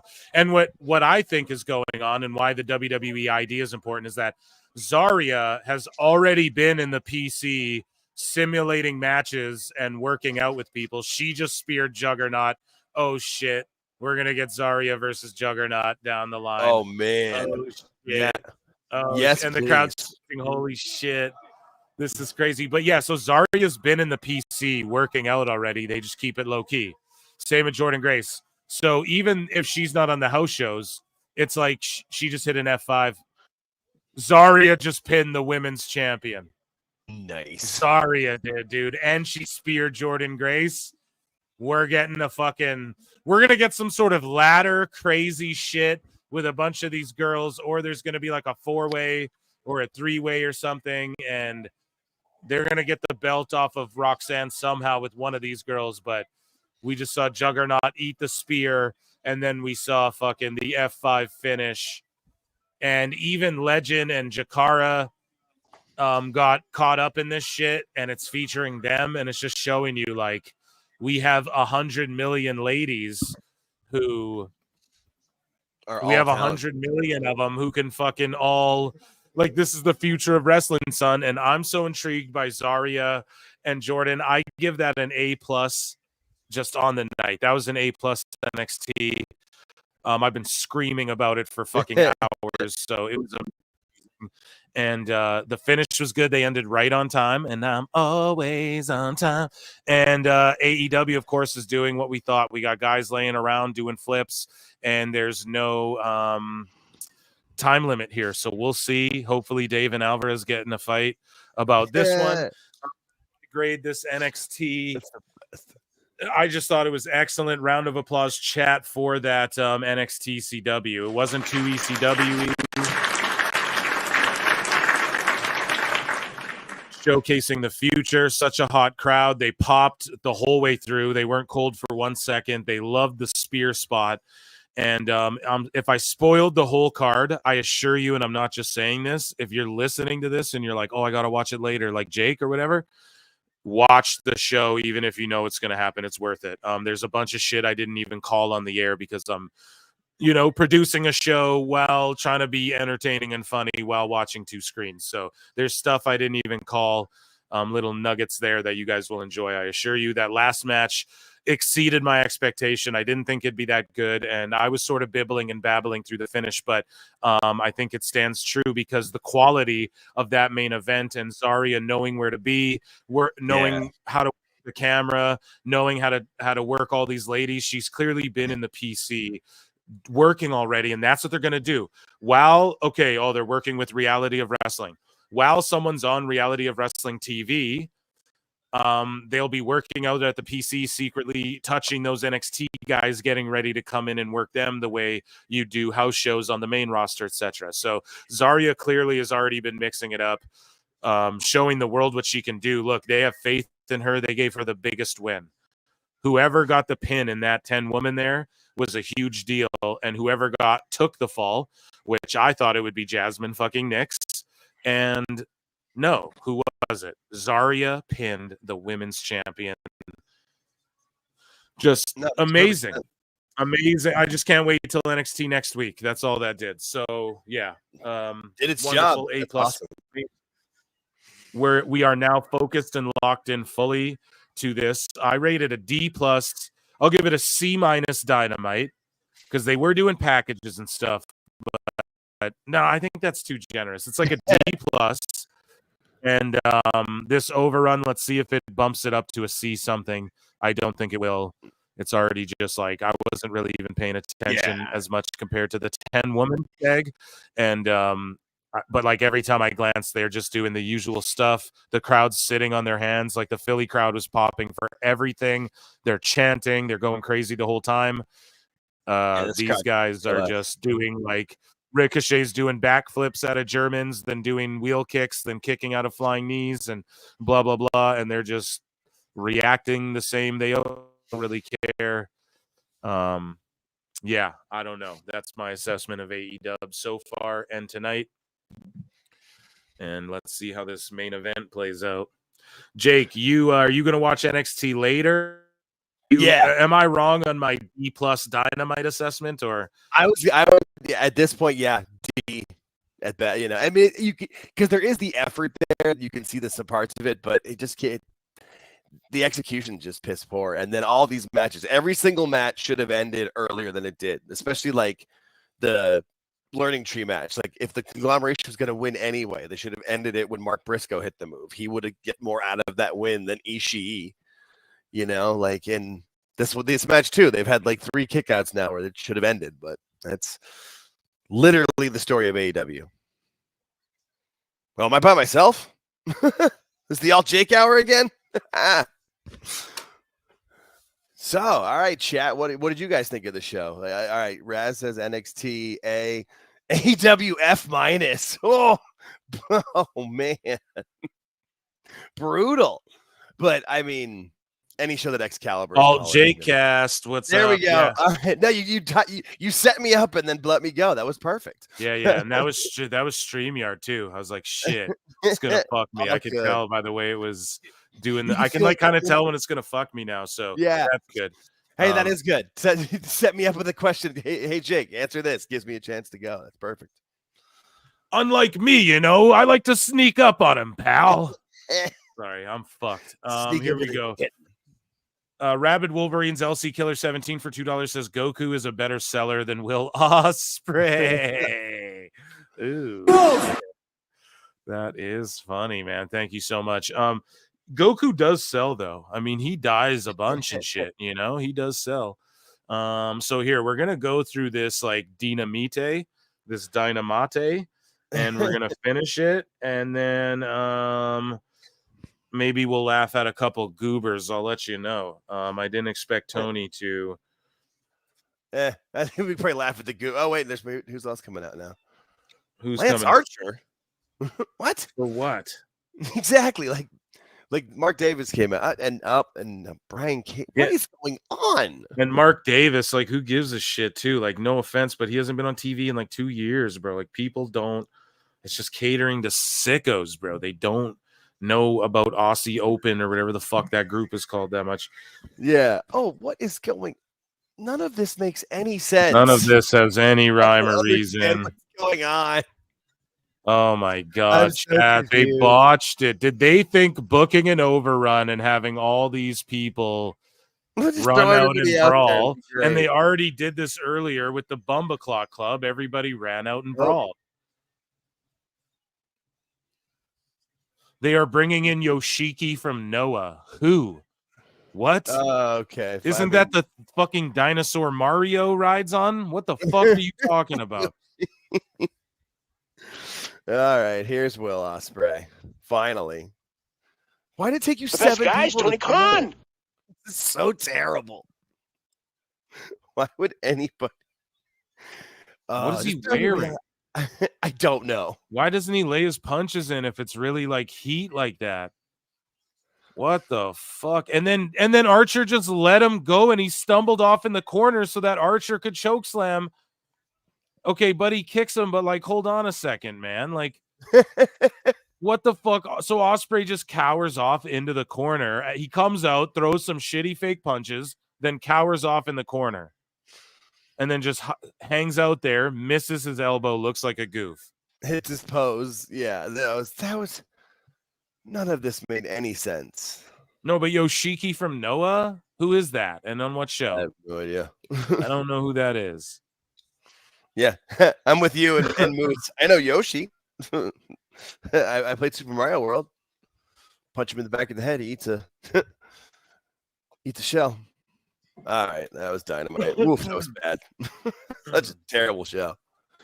Yeah, no, my wife's cooking dinner right now, so I'm gonna eat dinner soon, and then after dinner, I'm gonna watch NXT, and I'm stoked to watch it. You got me pumped to watch it. Good, man. Okay, Alt Jake, I think, is getting out of here. Ladies and gentlemen, round of applause for Alt Jake. Thank Go you. and follow him. Absolutely. At Alt-Jake's Takes on YouTube and at Alt_Jake2 on I'm easy to find. Twitter. Yeah, you find the motherfucker. Thank you, Jake, for tapping Absolutely, in. man. Take Absolutely. it easy. Love you guys. So that was all Jake, ladies and gentlemen. Okay. We're going to hang out for a couple minutes, right? So that, I don't know, it just ended. Kyle Fletcher was yelling. I mean, what a shitty Dynamite to put up against this NXT. Just speaking objectively, it's just the truth. Okay, guys. What did I put? So I'm going to give you a Meltzer. I'm going to save the sickos, and we're going to do Meltzer because Bischoff went off on Meltzer, and I got a million Meltzers here. But we have to talk about it because it's in the title or whatever. You know what I mean? So some of these are going to be put in videos as well. But anyways, Dave Meltzer, the big one that everybody's talking about right now, the big one is, you know, this tweet comes out from like WrestleVotes, the fake WrestleVotes, right? Like the one that's spelt incorrectly. But before we get into that, it is time for everyone's favorite moment, and it is called Flutes in the Chat for Dave Meltzer's Dumb Moment of the Week.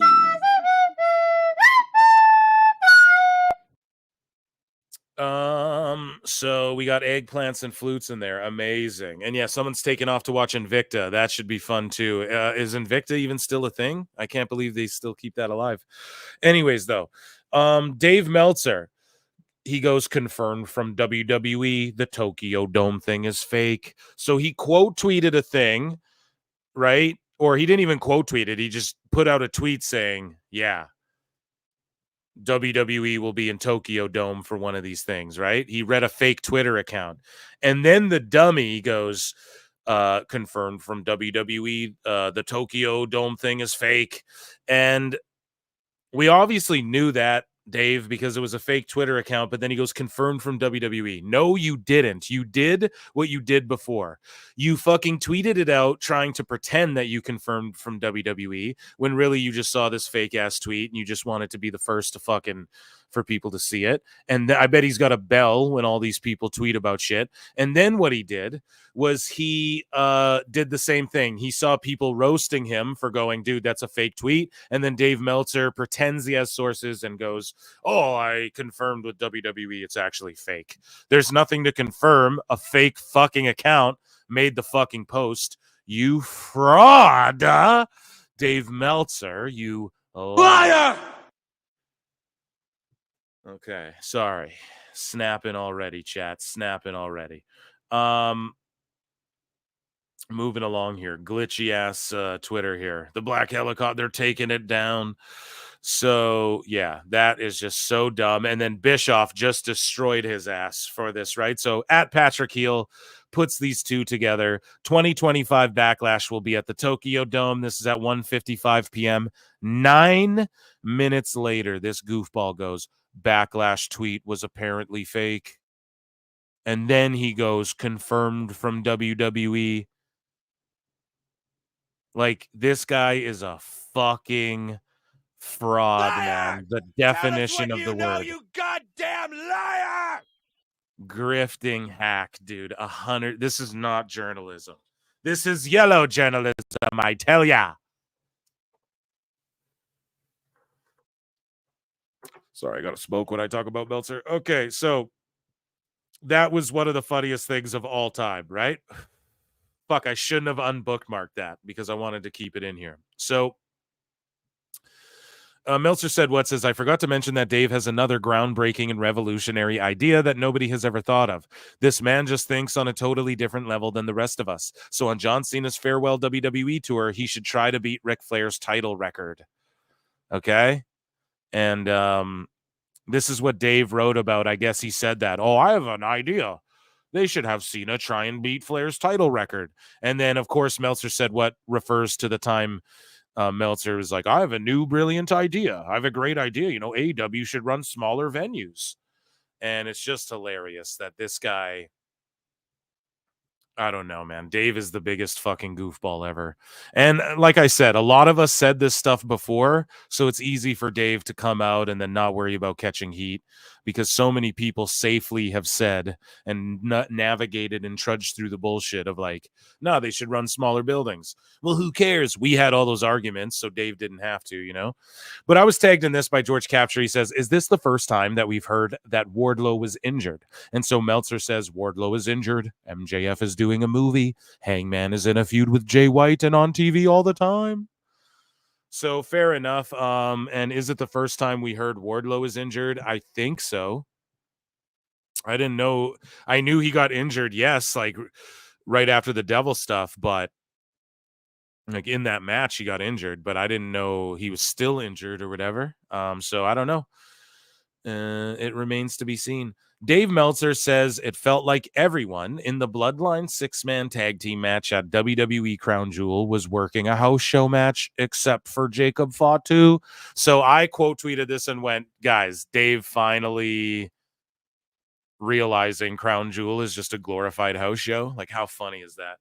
But he goes, I thought this match was pretty underwhelming, except I thought Jacob Fatu at the end of the match was great. The Usos didn't do anything special. Roman Reigns was in except for actually for a little while and did some of his trademark moves. He did nothing wrong, but it was essentially like a house show match, except from Jacob Fatu, who actually was working like it's a pay-per-view match. So yeah, I don't know. Crown Jewel is glorified house shows. Dave, catch up. He's catching up. He's behind the times. He's old and senile. So George tagged me in this too. He goes, you have to learn, Phil. And Meltzer says NXT did 639 with a 1-8, basically back to USA Network numbers in week 3 on CW. Yankees game did a 1.28 on cable. NXT beat Fox, but lost to the other networks. All those people who got furious and insulted me week 1 when I said this would happen by week 4, you certainly can and won't apologize or learn that this is my field. Davey, wavy, Davey. He just said nothing. Like, anyone can say that, dude. You know, it's not your field because you say that, Dave. It's just simple. Like, people on Twitter say all that shit. Wrestling Soup, shout them out, and shout out Elon Musk. Let's fucking go. Elon though has us blocked, but we get a screen grab here from, I'm gonna save that for the fucking that's going in a video too. Shout out Wrestling Soup, love those guys. So here's Meltzer. Excellent. Here, I'm going to bookmark this one then. Amazing. And I will add it to a folder. You guys are getting the behind the scenes. I will add it to Dave Meltzer because I accidentally unbookmarked it before. But here is Eric Bischoff starts reacting to the bullshit, and he went off, right? And it's a theme throughout these. We got so much Dave, it might be out of order, but we're just going to roast his ass for a bit here because I appreciate you all for hanging out with me tonight. But yeah, Vic tweets out, Dave Meltzer really fell for Westel votes. Like, there's not even an R, Dave. Bro really is having the worst year ever. And then look at this graphic too. This like fake Backlash Japan. Like he fell for that shit. I love it. And then, yeah, we see the tweet here. 2025 Backlash will be at the Tokyo Dome. Backlash tweet was apparently fake. No shit, you idiot. And then Bischoff goes, but he's a journalist and he studies the industry. This must be a part of the vast WWE conspiracy to make Meltzer lose credibility, or he's a fucking clown, obviously. You see it there. Scrolling down, yeah, people are just fucking cooking. George Capture, you have to learn, Eric. Yeah, people saying fucking he's a clown, etc. You already know. So moving along here. Where was I? I lost my spot. Yeah, so we'll take this one out of the bookmarks. There's more Eric Bischoff. So he just called him a clown. Sickos came after Bischoff, etc. But this guy tweets out, NB says, he blocked me when I asked why AEW was booking the SAP Center when they only draw roughly 2K to 3K. Meltzer blocked him. Doesn't matter because... So he just doesn't even want the people interacting with him because they can still see. It's so funny. Should just mute people, whatever. All good. But then Bischoff says, that's odd. He promotes himself as a business analyst who studies the professional wrestling and television business. Seems like it would have been a good opportunity to share him analytics and insight to a question many people are asking. But then again, he's a clown. Just bakes him, dude. So this Brad Becker, shout you out, buddy. He says, and he deleted his original post to boot. Of course he did. And Bischoff says, don't worry, I saved it. You'll be seeing it in my quote posts every time this goof posts stupid shit. You're welcome. Shout out Brad Becker for getting the Bischoff fucking rub there, bud. Bischoff says, responds directly to Meltzer, who says, I can't even imagine being this out of touch. Meanwhile, Dave is out of touch as shit. And this guy, so look, this guy's name is Stone Toad.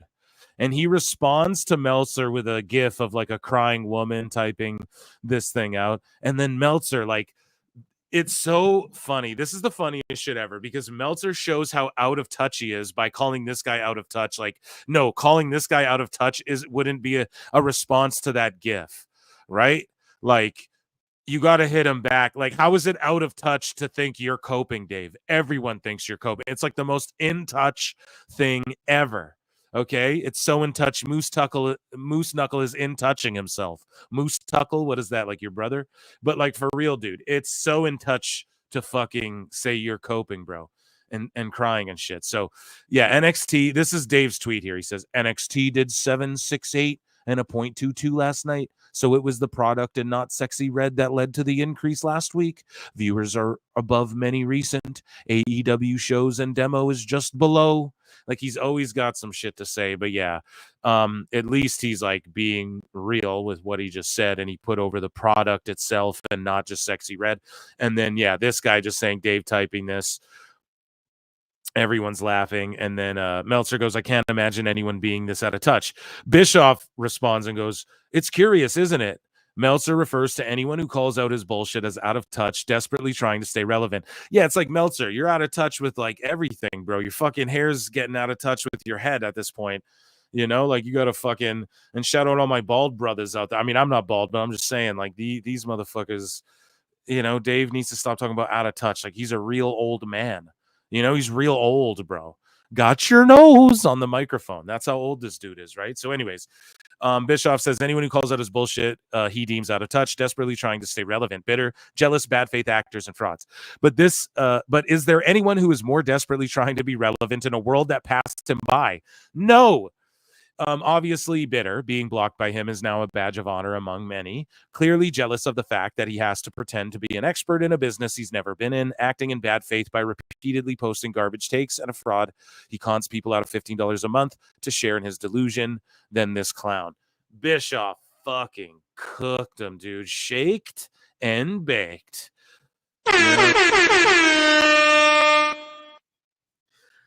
And Bischoff would be more of an expert for sure. And that's why my whole thing is like, you know, some people say to me, it's like, don't you want wrestlers on the show? And it's like, I love wrestlers. No one loves wrestlers more than me, dude. But like, I don't give a fuck. You know, I don't care if I don't care if people think what the fuck I'm saying is credible, because it's not. I'm just reading what everyone else says, and then I just be funny and react to it. It's, you know what I mean? And I just formulate my own opinions. I tell you they're my opinions, and I tell you when my opinions are wrong, right? I'm skeptical of everyone. I play devil's advocate of even the mole. Meanwhile, I put the mole over at the side, right? I'm like, you know, I think I'm pretty neutral with things, and I try to be as objective as possible. If I'm going to put myself over for a sec. And yeah, I just think that, well, Bischoff says it's curious, isn't it? Yeah, it is very curious. You know what I mean? Like, I think Meltzer's very out of fucking touch. And yeah, I don't know, man. You can't accuse everyone who criticizes you. This is basically what I'm getting at. You can't take critiques like fucking people are out to get you, or people are just dumb or don't know what the fuck they're talking about. People probably critique my shit all the time. I see it in comments and stuff. It's fine. You know, you got to, unless it's just completely baseless. And that's where Dave becomes somewhat of a goofball too, because he's never accurate, because he will make a critique like, yo, the overall viewership matters, and then he'll go, the key demo's what matters. You know what I mean? So it's like, that's not being objective. It's literally, you're just saying whatever whenever. Try not to be those people, you know what I mean, in life. Don't just say whatever just because. Shoot from the hip. But yeah, just don't start talking out of your ass. You know what I mean? And that's what he likes to do. And then just to deem people like you're out of touch when you're a fucking old ass dude. How old is Dave Meltzer? Do I need to Google his age quickly? You know what I mean? And then to say someone like, just the whole he's 65. So there you go, man. And he celebrated her birthday recently as well. But so happy belated, Dave. But with the whole expert thing, like, I don't give a fuck if people think I'm credible or anything, because I'm fucking not. I'm just talking out of my ass. I'm a fan. I'm one of you guys, right? So it's like, we just, like, a fan of wrestling. You know what I mean? So yeah, I don't know, dude. It's not even. And there's people who do a better job than him that are just fans and say we're just fans, and they do a better job than him. You know, so I don't want to be in with dirt sheets. I don't care if other people want to do that. That's fine. But like, I don't care if dirt sheets are right all the time or wrong all the time. I don't care if Dave's right. When he's right, I come on here and go, Dave Meltzer's smart moment of the week. You know what I mean? I just am talking about it. But to me, I'm like anti whatever the fuck they have going on, you know, this weird incestuous whatever, they're this old guard of like covering wrestling. I'm just the antithesis. I'm the fucking opposite of that, you know what I mean? So I am that's my approach on it, and I hope I made that clear. I hope I just verbalized that clearly, because it's sort of hard to explain, you know, the way I view this shit. But yeah, like, to me, it's not about being an expert, because none of you motherfuckers, it's just like, unless you're in the business, it's all a kayfabe, so you don't know. It's not like you can go to, like, in Hollywood, you can report facts about shit. In wrestling, it's just Carney's Carnian, and then you're a journalist, and everyone just makes shit up. Literally, we have people who just make shit up at the helm of what we deem accurate journalism in fucking wrestling. It's a joke, and I'm here to roast it all. You know what I mean? Hopefully I made that clear by now. Anyways, another person who's here to do the same goddamn thing. Alfred Konua calls out dupable Dave Meltzer, who misreported that Nielsen ended Fast Nationals. So you guys understand what he's saying? And Alfred's the Fast Nationals guy. He'd fucking know. But Nielsen ended the Fast Nationals. They leaked again this weekend and correctly predicted Rampage was finna do its worst number ever. So Dave's like, oh, there's no such thing as Fast Nationals. It's a fraud to even tweet. They leaked again, and they predicted Rampage's worst number ever, and was right. So I don't know.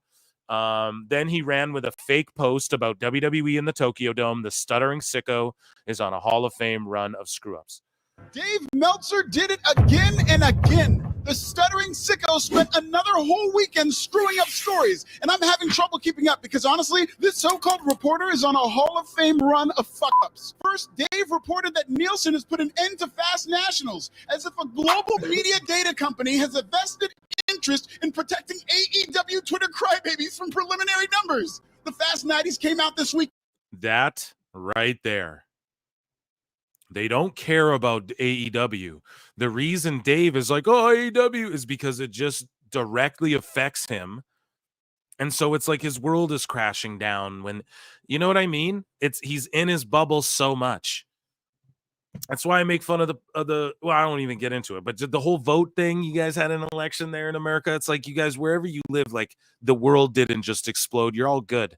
You know, shit will be like, okay, you're not born in like a fucking desert somewhere with no food and you got to walk a mile. Like, there's kids going through it right now, places in the world. God damn it. You'll be all right. You know, you woke up today. So things are good, man. And love each other. You know what I mean? But at the same time, your world didn't crumble, did it? Exactly. Same with AEW. Dave's world comes crashing down because that is his fucking world. You know what I mean? And it's so obvious. And he likes to say people are in bubbles. It's the projection. You're in a fucking bubble. That's why you do all this cope flipper. If AEW started stroking out millions every week, I'd be like, well, here's why it's getting hot again. I'd start pointing it out. It's not like I'm Phil the Shill shilling around. You just got to call it like you see it. You know what I mean? And it's not about going with, oh, well, now the numbers are good, so it's okay to call out the good shit. I try and call out the good shit, man. I do it all the time. It's tough to do. It just is tough to do. They're just not headed in a good direction. So for Dave, it's like his idea of, no, Takeshita, Ricochet, and who was it? Ospreay is a better triple threat than any triple threat that's ever existed. Ever? Really? Like, how it was in front of 3,000 people or whatever? Was it really the best triple threat ever? You know, there's a lot that fucking people could point to that cook it. So, yeah, anyway, sorry. Alfred can continue here. Shout out Pro Wrestling Bits as well. I think it's like his second time on the show tonight. Show Joe, buddy. Anyway, and Rampage was projected to do its lowest number ever. And guess what? Rampage ended up doing its lowest number ever. The .05 rating is pretty close to the numbers Rampage will be doing come 2025 when the show gets canceled. Dupable Dave then posted a fake story about WWE running Backlash at the Tokyo Dome, only to get backlash for saying Backlash will be at the Tokyo Dome. Nope. Stay tuned for my top 10 Meltzer mistakes of 2024. It's going to be hard cutting it down to just 10 because Dave Meltzer. Fuck yeah. Shout out Alfred. That's great stuff. So yeah. Bischoff goes off on Meltzer again. So Meltzer says, confirmed from WWE, the Tokyo Dome thing is fake. Bischoff goes, you effing clown. Bischoff said, you fucking mark. I gotta retweet that. Can't believe I didn't. Here we go. Let's look. I just want to read some replies. What a loser. And he deleted his original post. Oh, come on now, Eric. Yes, Luis Ramirez. Oh, come on now, Eric. He's not a clown. Un pedazo pendejo. Yeah, it's just hilarious, dude. It's so good. He's getting baked.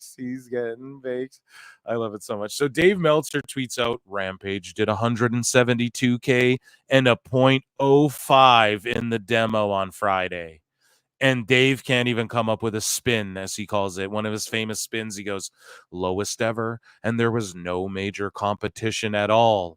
SmackDown was 1.43 and a .42. He couldn't even lie about it. He couldn't. But here's the thing. Here's my conspiracy theory. Dave is like okay with Barry and Rampage a bit because it's going to go away soon. And so he'll be like, oh, well, it was a whatever show. They didn't even try near the end there. It was what it was. You know, it was just matches, exhibition match. Like, he'll start doing that once it goes away, when it's safe. But yeah. And then I think that's a bit of a boost for SmackDown, but Crossman came on the podcast, which I hope will drop tomorrow morning. It should. And he was like, dude, it's down from the year before, though. He's like, the ratings for WWE need to be talked about more. And he's like, because they're not doing as good. And I agree with him, but at the same time, I just said, look, dude, I don't think it matters. Everything's going to streaming. Even the AEW ratings, right? I'm only looking at this because Dave is coping. You guys rarely see now when the chart comes out quarter hours for this NXT versus AEW. I'm gonna break it down on the show because that's of interest. That's head to head. If we get Monday Night Raw versus Monday Dynamite or something like that, like, you know, Rampage starts going head to head with SmackDown and their Valiant or NXT Dynamite, I'll do breakdown quarter hours, what worked, what didn't, explain why. For sure, that's fun then.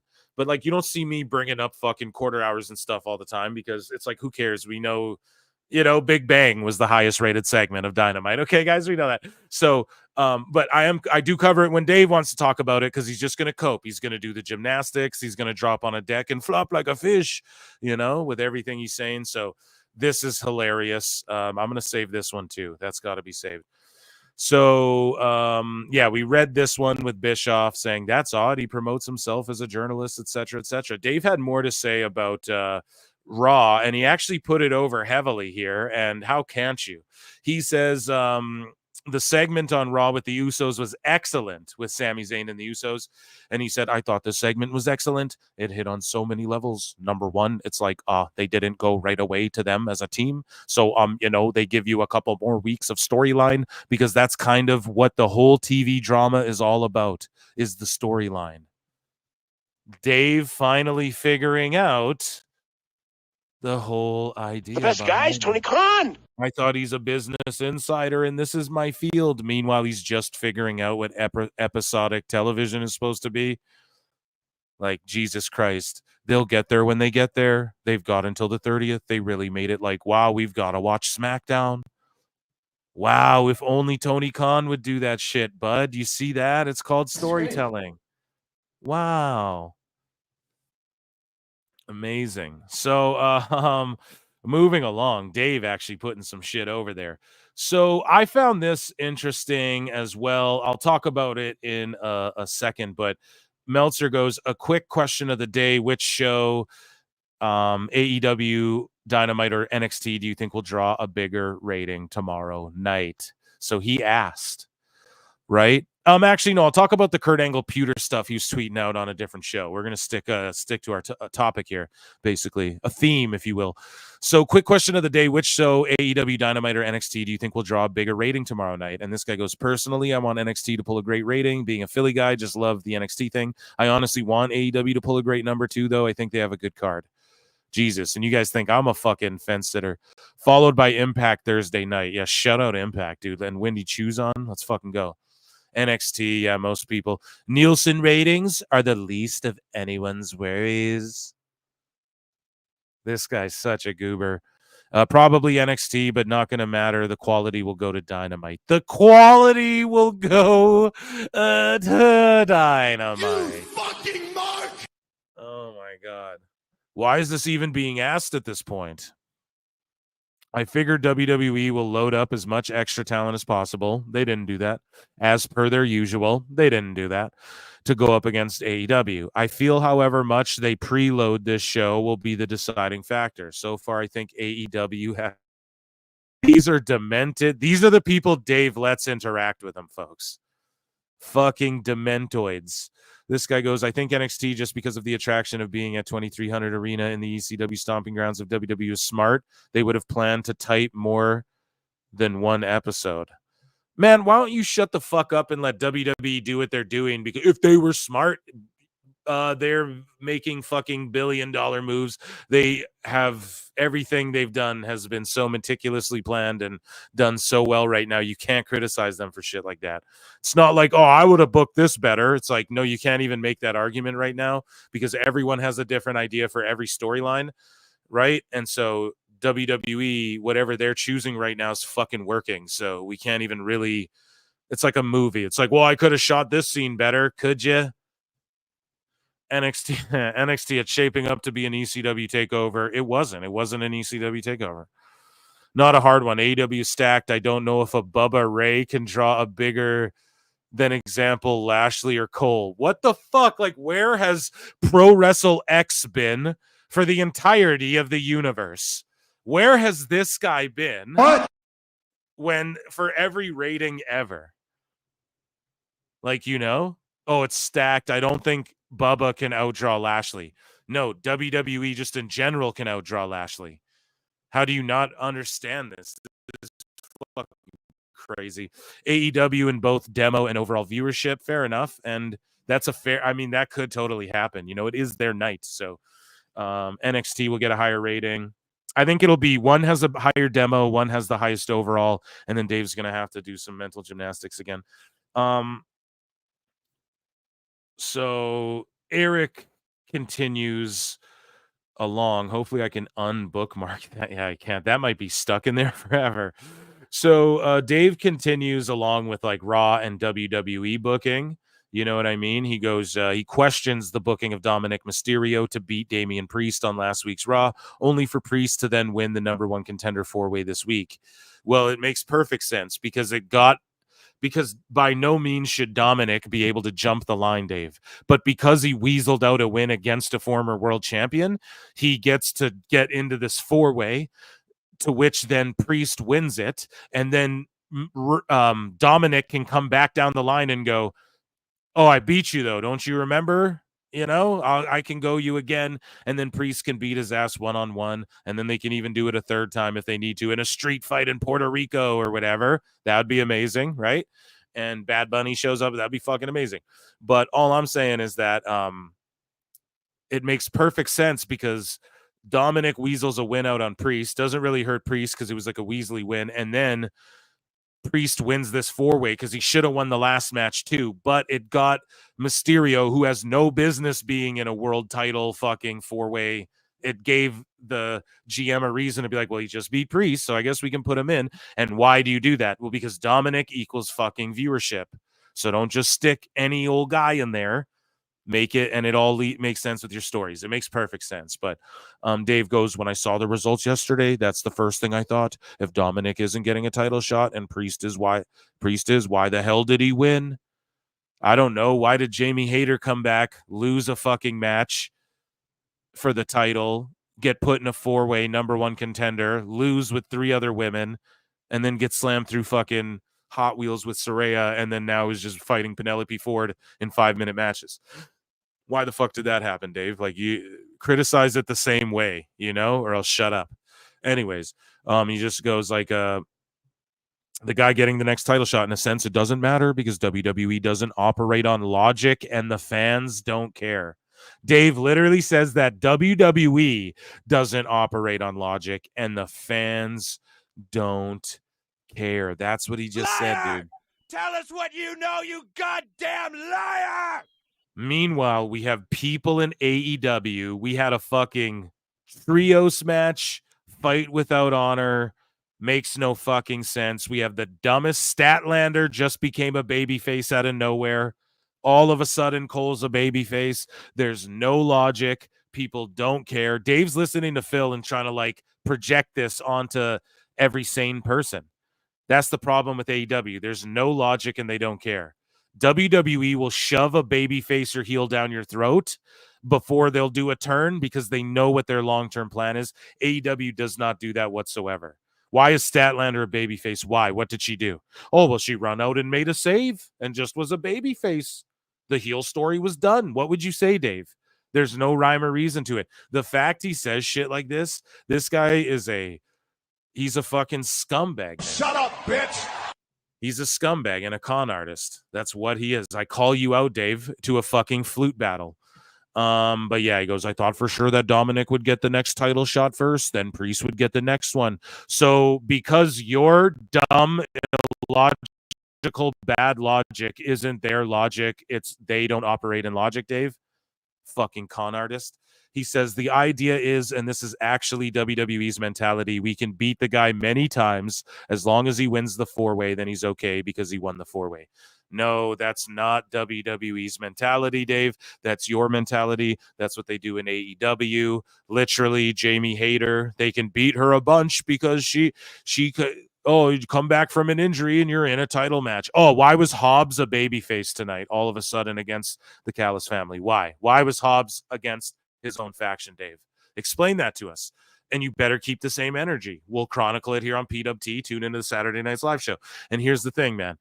He's saying this, like, how did they beat Priest over and over again? And how doesn't it make sense? He lost maybe twice, and then he wins the 4-way. Okay, why? Because he's going to go on, and if he loses his rematch for the title, then he has to take on Dominic one-on-one. He's going to beat Dominic. He's going to beat Dominic again, whatever. He might move to SmackDown when these motherfuckers go to Netflix too. And they might be just like, okay, we're going to keep him fucking, like, we're going to pull the trigger on him for the US title and the WWE title when that time comes. You don't know what they're doing, Dave. Shut the fuck up. Just because you're too dumb to understand how this doesn't hurt Priest doesn't mean that, oh, they don't operate and the fans will just watch it. It's the complete opposite.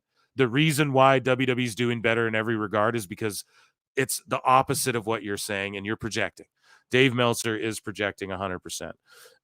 Especially with shit like that. It's crazy. That's the craziest thing to me, especially when I point out on the show, dude, he'll do 2 guys in a faction. You know, I say it all the time. 2 guys from one faction, 1 guy from a faction taking on 2.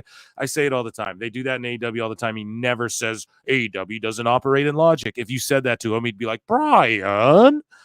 But moving along, Bischoff has more to say about Meltzer. I like how I split it up so we get a little drop of Bischoff heat throughout, you know? So this guy, Joe Puccio, says, Eric Bischoff, aren't you embarrassed to exert so much energy on insulting Dave Meltzer each day? It's so ridiculous. You did a lot of creative things in pro wrestling, but you repeatedly choose to act like you're still in high school.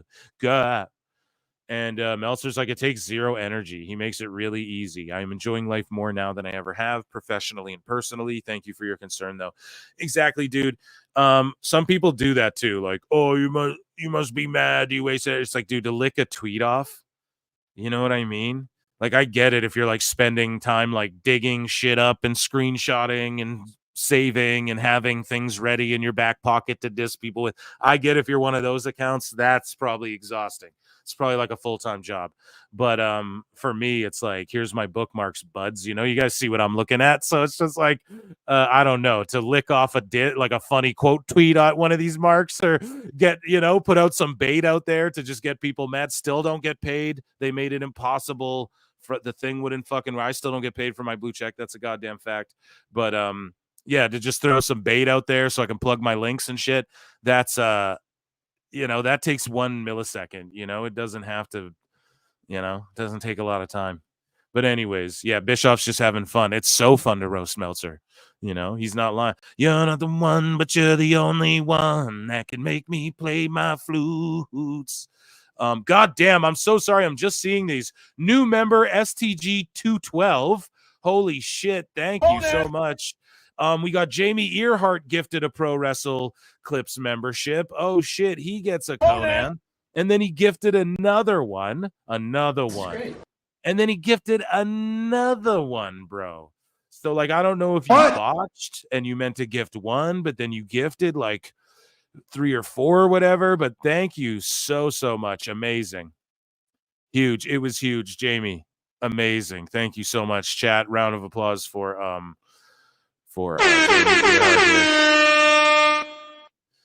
I botched. I admit it. I did. I hit the air horn. Close enough. Both in the A's. So Oz Wrestling Mark responds to Eric Bischoff and says, adding to the why did Meltzer block you list. So I guess people are compiling it like a badge of honor. Like, why did Meltzer block you? I shared my story. I simply said, you know, Meltzer responded to me about something and said, people report favorably to their friends. And I was like, right. So just like you are friends with Adam Page and the Bucks, so you report favorably to them in this CM Punk situation or whatever. And then he just blocked me. So I wasn't even being a piece of shit. I had quote tweeted him and dropped flutes and been like LMAO and shit. He might have blocked me before the flutes actually were a thing, but I did definitely, I don't know. Someone would have to look back on that, but I did definitely like quote tweet him and be like LMAO or like SMH and shit, you know, like maybe it was an acute, we do know he's obsessive. He might have looked up every time I mentioned him, who knows, but I was never like, oh, dumbass fucking Dave. I just do that on the show, you know? But anyways, this guy, Oz Wrestling Mark, says, so this is what he got blocked for. Meltzer says, anyone know the record for most match of the year candidates in a calendar year? And then Oz Wrestling Mark goes, that's the sort of info a journalist would easily know. You should reach out to one and get the answer. Which, like, I could see Dave blocking you for that, but that is truthful, bro. You go to UFC. I don't even think John Anik is a fucking journalist. I don't even think you could call him that, maybe. But John Anik will tell you, like, this guy had the most UFC heavyweight title defenses and da-da-da-da. You know what I mean? This guy holds the record for the most significant strikes in any bantamweight title match or whatever. He knows that shit. Dave should be able to know the record, especially when, to him, it's his record. You know what I mean? Like, it's his record of who has the best matches and shit, you know? So who knows? Goddamn, Mike Saucely's gifted 5 Pro Wrestle Clips memberships. Oh my God. Acknowledge me. Thank you so much. That's a huge contribution to the channel. And then also Plinian Pixel Art follows him up. I'm getting emotional damage. Thank you guys, man. That is amazing. Round of applause for Mike Saucely's and Plinian making people members. And I'll do a members only stream probably this week as well. So you want to be a member as well. Typically it's like AMA type stuff. So I just like to do that on the members thing, AMA. And then also like, I'll read some stuff to you guys in the bookmarks, of course, but man, you guys are amazing. Let's see though. SG is the mole, just bad luck, feeling the love. Yeah, let's go. Boo. There's people booing. Who's booing? What are you booing me? Boo you. No. Damn it, Beavis. Here we go. And then Jamie Earhart, Phil, we're trying to get Moose a membership. Oh shit. I tried to figure out how to give them away. And you just can't. Like, it's not a thing I can do unless like I buy it and give it away, but I don't think you can pick the person. I think it just goes random or whatever. So I'm a complete noob though with things like that. You know, I can hardly check my fucking emails. So that's amazing. And hopefully you guys get it. I could give him a wrench, but he's so diabolical. It's like, you know, I'm iffy. No, boo you, Phil. No, boo you, motherfucker, boo, boo, boo you. Boo, boo, bitch. No. But, yeah, dude, Moose is so diabolical. We could vote. Maybe we'll vote on another stream. Maybe we'll see if Moose deserves a wrench. You know, he's so wacky. He's zany. He's wacky. It is random, yeah. So I would LOL to the wrench, yeah, Moose Knuckle, dude, because I love him and he's always here. So it's like he's proved his allegiance to me, you know, and he tests the limits. But it's like, you know what? That fucking wrench comes with muy responsibility, and if we gave it to him, dude, he's one of those wacky ones, dude. So we'll see, Moose Knuckle. Boo battle. Moose definitely deserves a wrench. He's one of my guys, bro. He's one of my guys. We'll think about it, chat. We'll think about it. But yeah, I guess Meltzer getting blocking more people. Anyways, so the last one here, or we already talked about that. Here, I'll do this last one here. I guess I was gonna save this for another show, but and hopefully these aren't all trapped in my bookmarks forever, because that would fucking suck. But either way, Meltzer is asked about, he does like a little mini AMA, and I'm watching Tough Enough over on Patreon with All Jake, and the Daniel Pewter thing gets brought up, and Dave Meltzer's like, I got insight on this. He wants to answer questions like he was there backstage.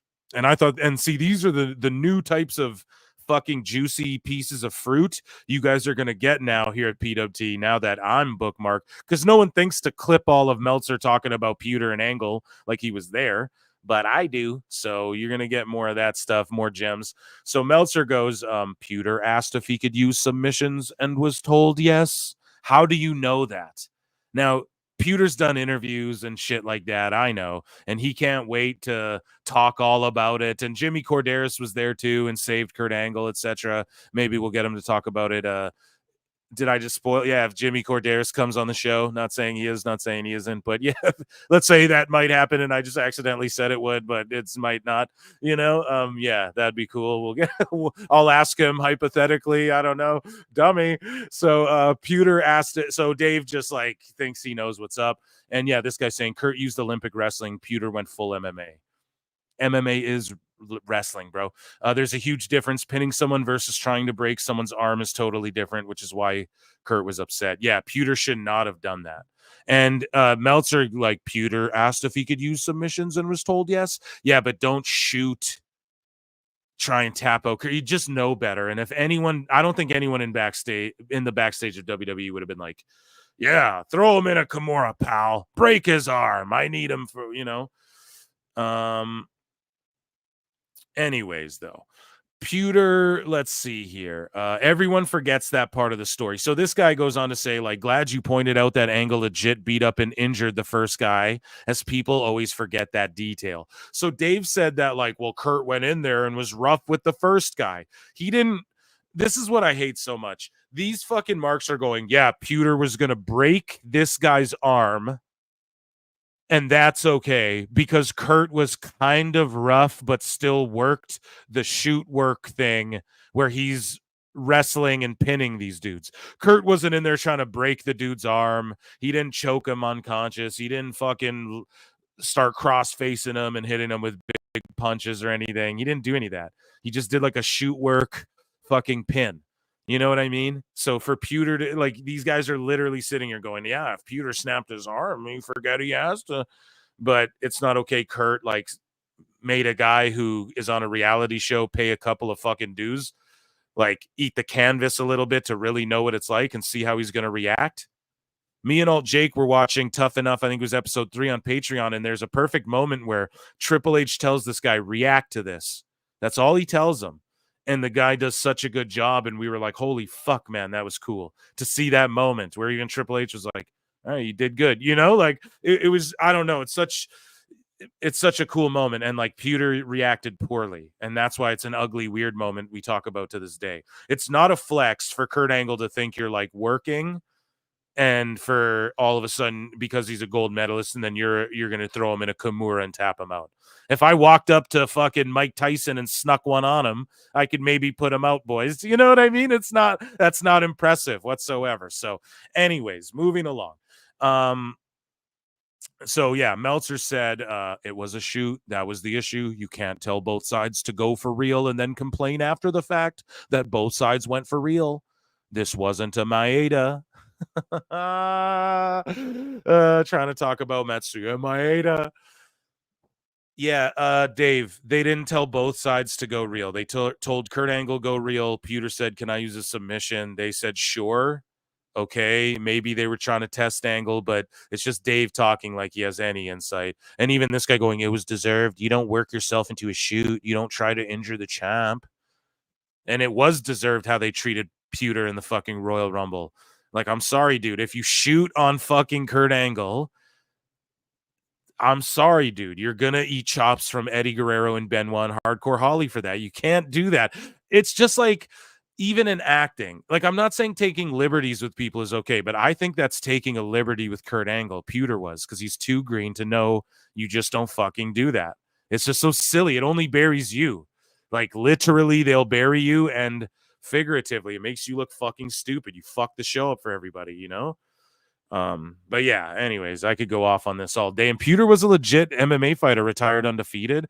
You know, I respect his skill, and you know, we had a good look in everything for Tough Enough. I remember him fondly on the season. I think that's like season 3 or some shit. I can't, maybe 2, but either way, yeah, it's so stupid. But I love how Dave's like, this wasn't a Maeda. Shut up, Dave. And Dave goes, everyone forgets that part of the story. It's also a pasta eating contest. It's a classic bullying story, and nobody involved should have been put in that position. The bullies were the people who put the segment together, wanting Kurt to whip up on some non-wrestlers for their enjoyment. No, bro, they were training to be Meltzers. They were hold on, nobody should strive for that. They were training to be wrestlers. Meltzer is what I meant to say. They were training to do that. And so, like, you need, I'm not saying Hardcore Holly stomp people out, beat them up the old school. I'm not saying that, but you're gonna eat a punch, you're gonna get tagged, you're gonna, you know, someone's gonna stiff you. Everything's not going to be fucking candies and nuts. You know what I mean? Especially not in wrestling. And, yeah, Dave just coping because he doesn't like WWE. And that, folks, was Dave Meltzer's dumb moment of the week.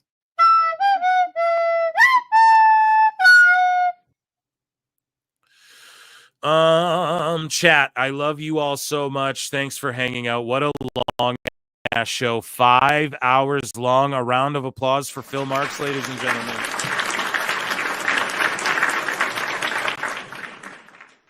Subscribe to this channel if you aren't. That's Pro Wrestle Clips. The replay of this show will be over at Pro Wrestle Times. Even if you're subscribed to the Clip channel and not my other channel, even if you don't watch the other channel, just fucking subscribe to it, please. That would mean so much. You guys are goated. Love you all. Live show Saturday night. It'll be the usual time, like in the evening there. I'll try and get some guests on. I'll see what's going on. Maybe I'll start a little early if fucking Husey can pop in or something would be really cool. And I'll start early, but I'll go a little later maybe. And yeah, it'll be a fun time. You don't want to miss it because we're going to react to all of the Cope.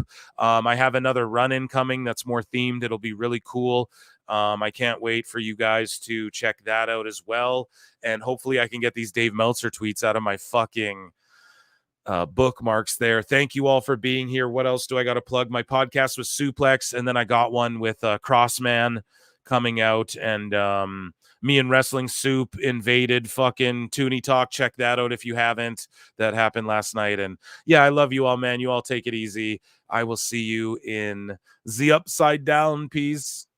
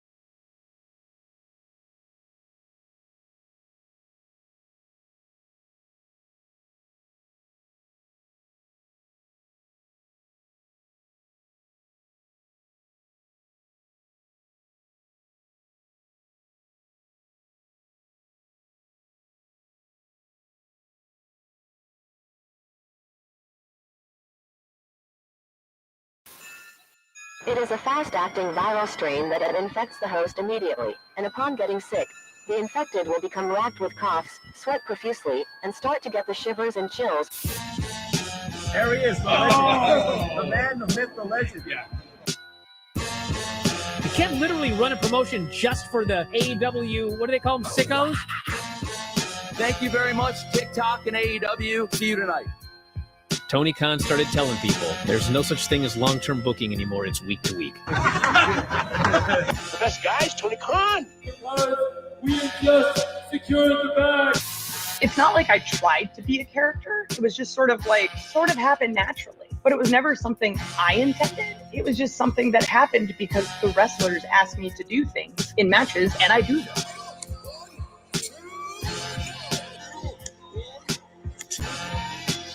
If you run a promotion just for the sickos, you're going to do 400,000 viewers eventually.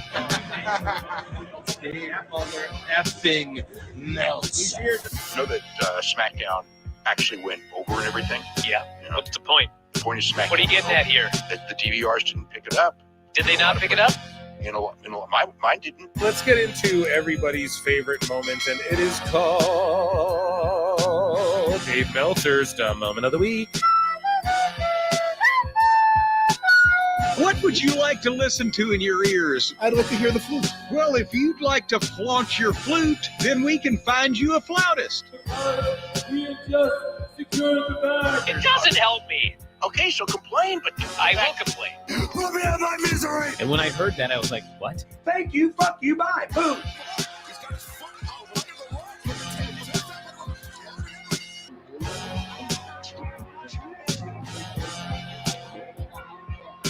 You got to run a promotion for everybody. The sickos can be the ones that buy tickets first and spend the most money on the merchandise.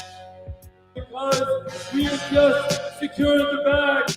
But like, you got to promote for everybody. Then you'll have a lot of viewers. I think we proved a lot of so-called experts. We made them look like idiots.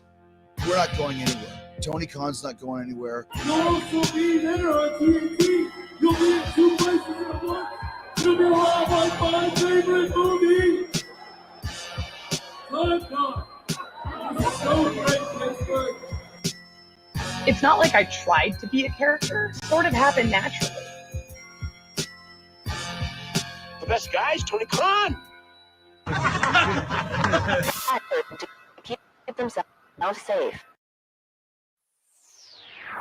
I look and see it's not just me. Jeff, why do you insist on doing this dumb internet shit on TV?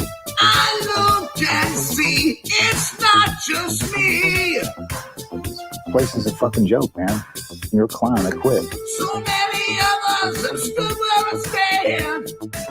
We are the young, so raise your hand. So many of us have stood where I stand. We are the young, so raise your hand.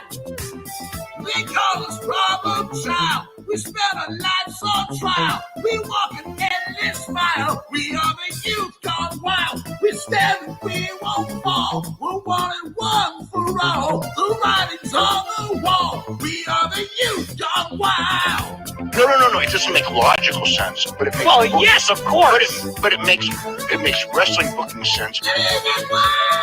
Of course, this makes no sense. Of course, it makes no sense. However, in pro wrestling booking, which often makes no sense, you would do that.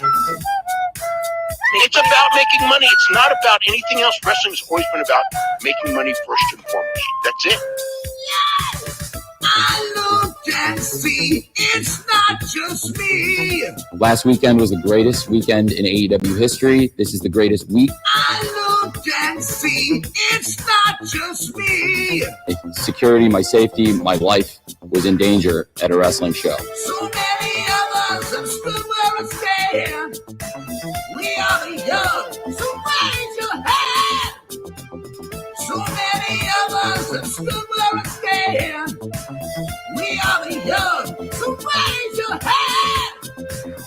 They call us problem child. We spend our lives on trial. We walk an endless mile. We are the youth gone wild. We stand, we won't fall. We're 1 and 1 for all. The writing's on the wall. We are the youth gone wild. They call us problem child. We spend our lives on trial. We walk an endless mile. We are the youth gone wild. We stand, we won't fall. We're 1 and 1 for all. The writing's on the wall. We are the youth gone wild. Get wild.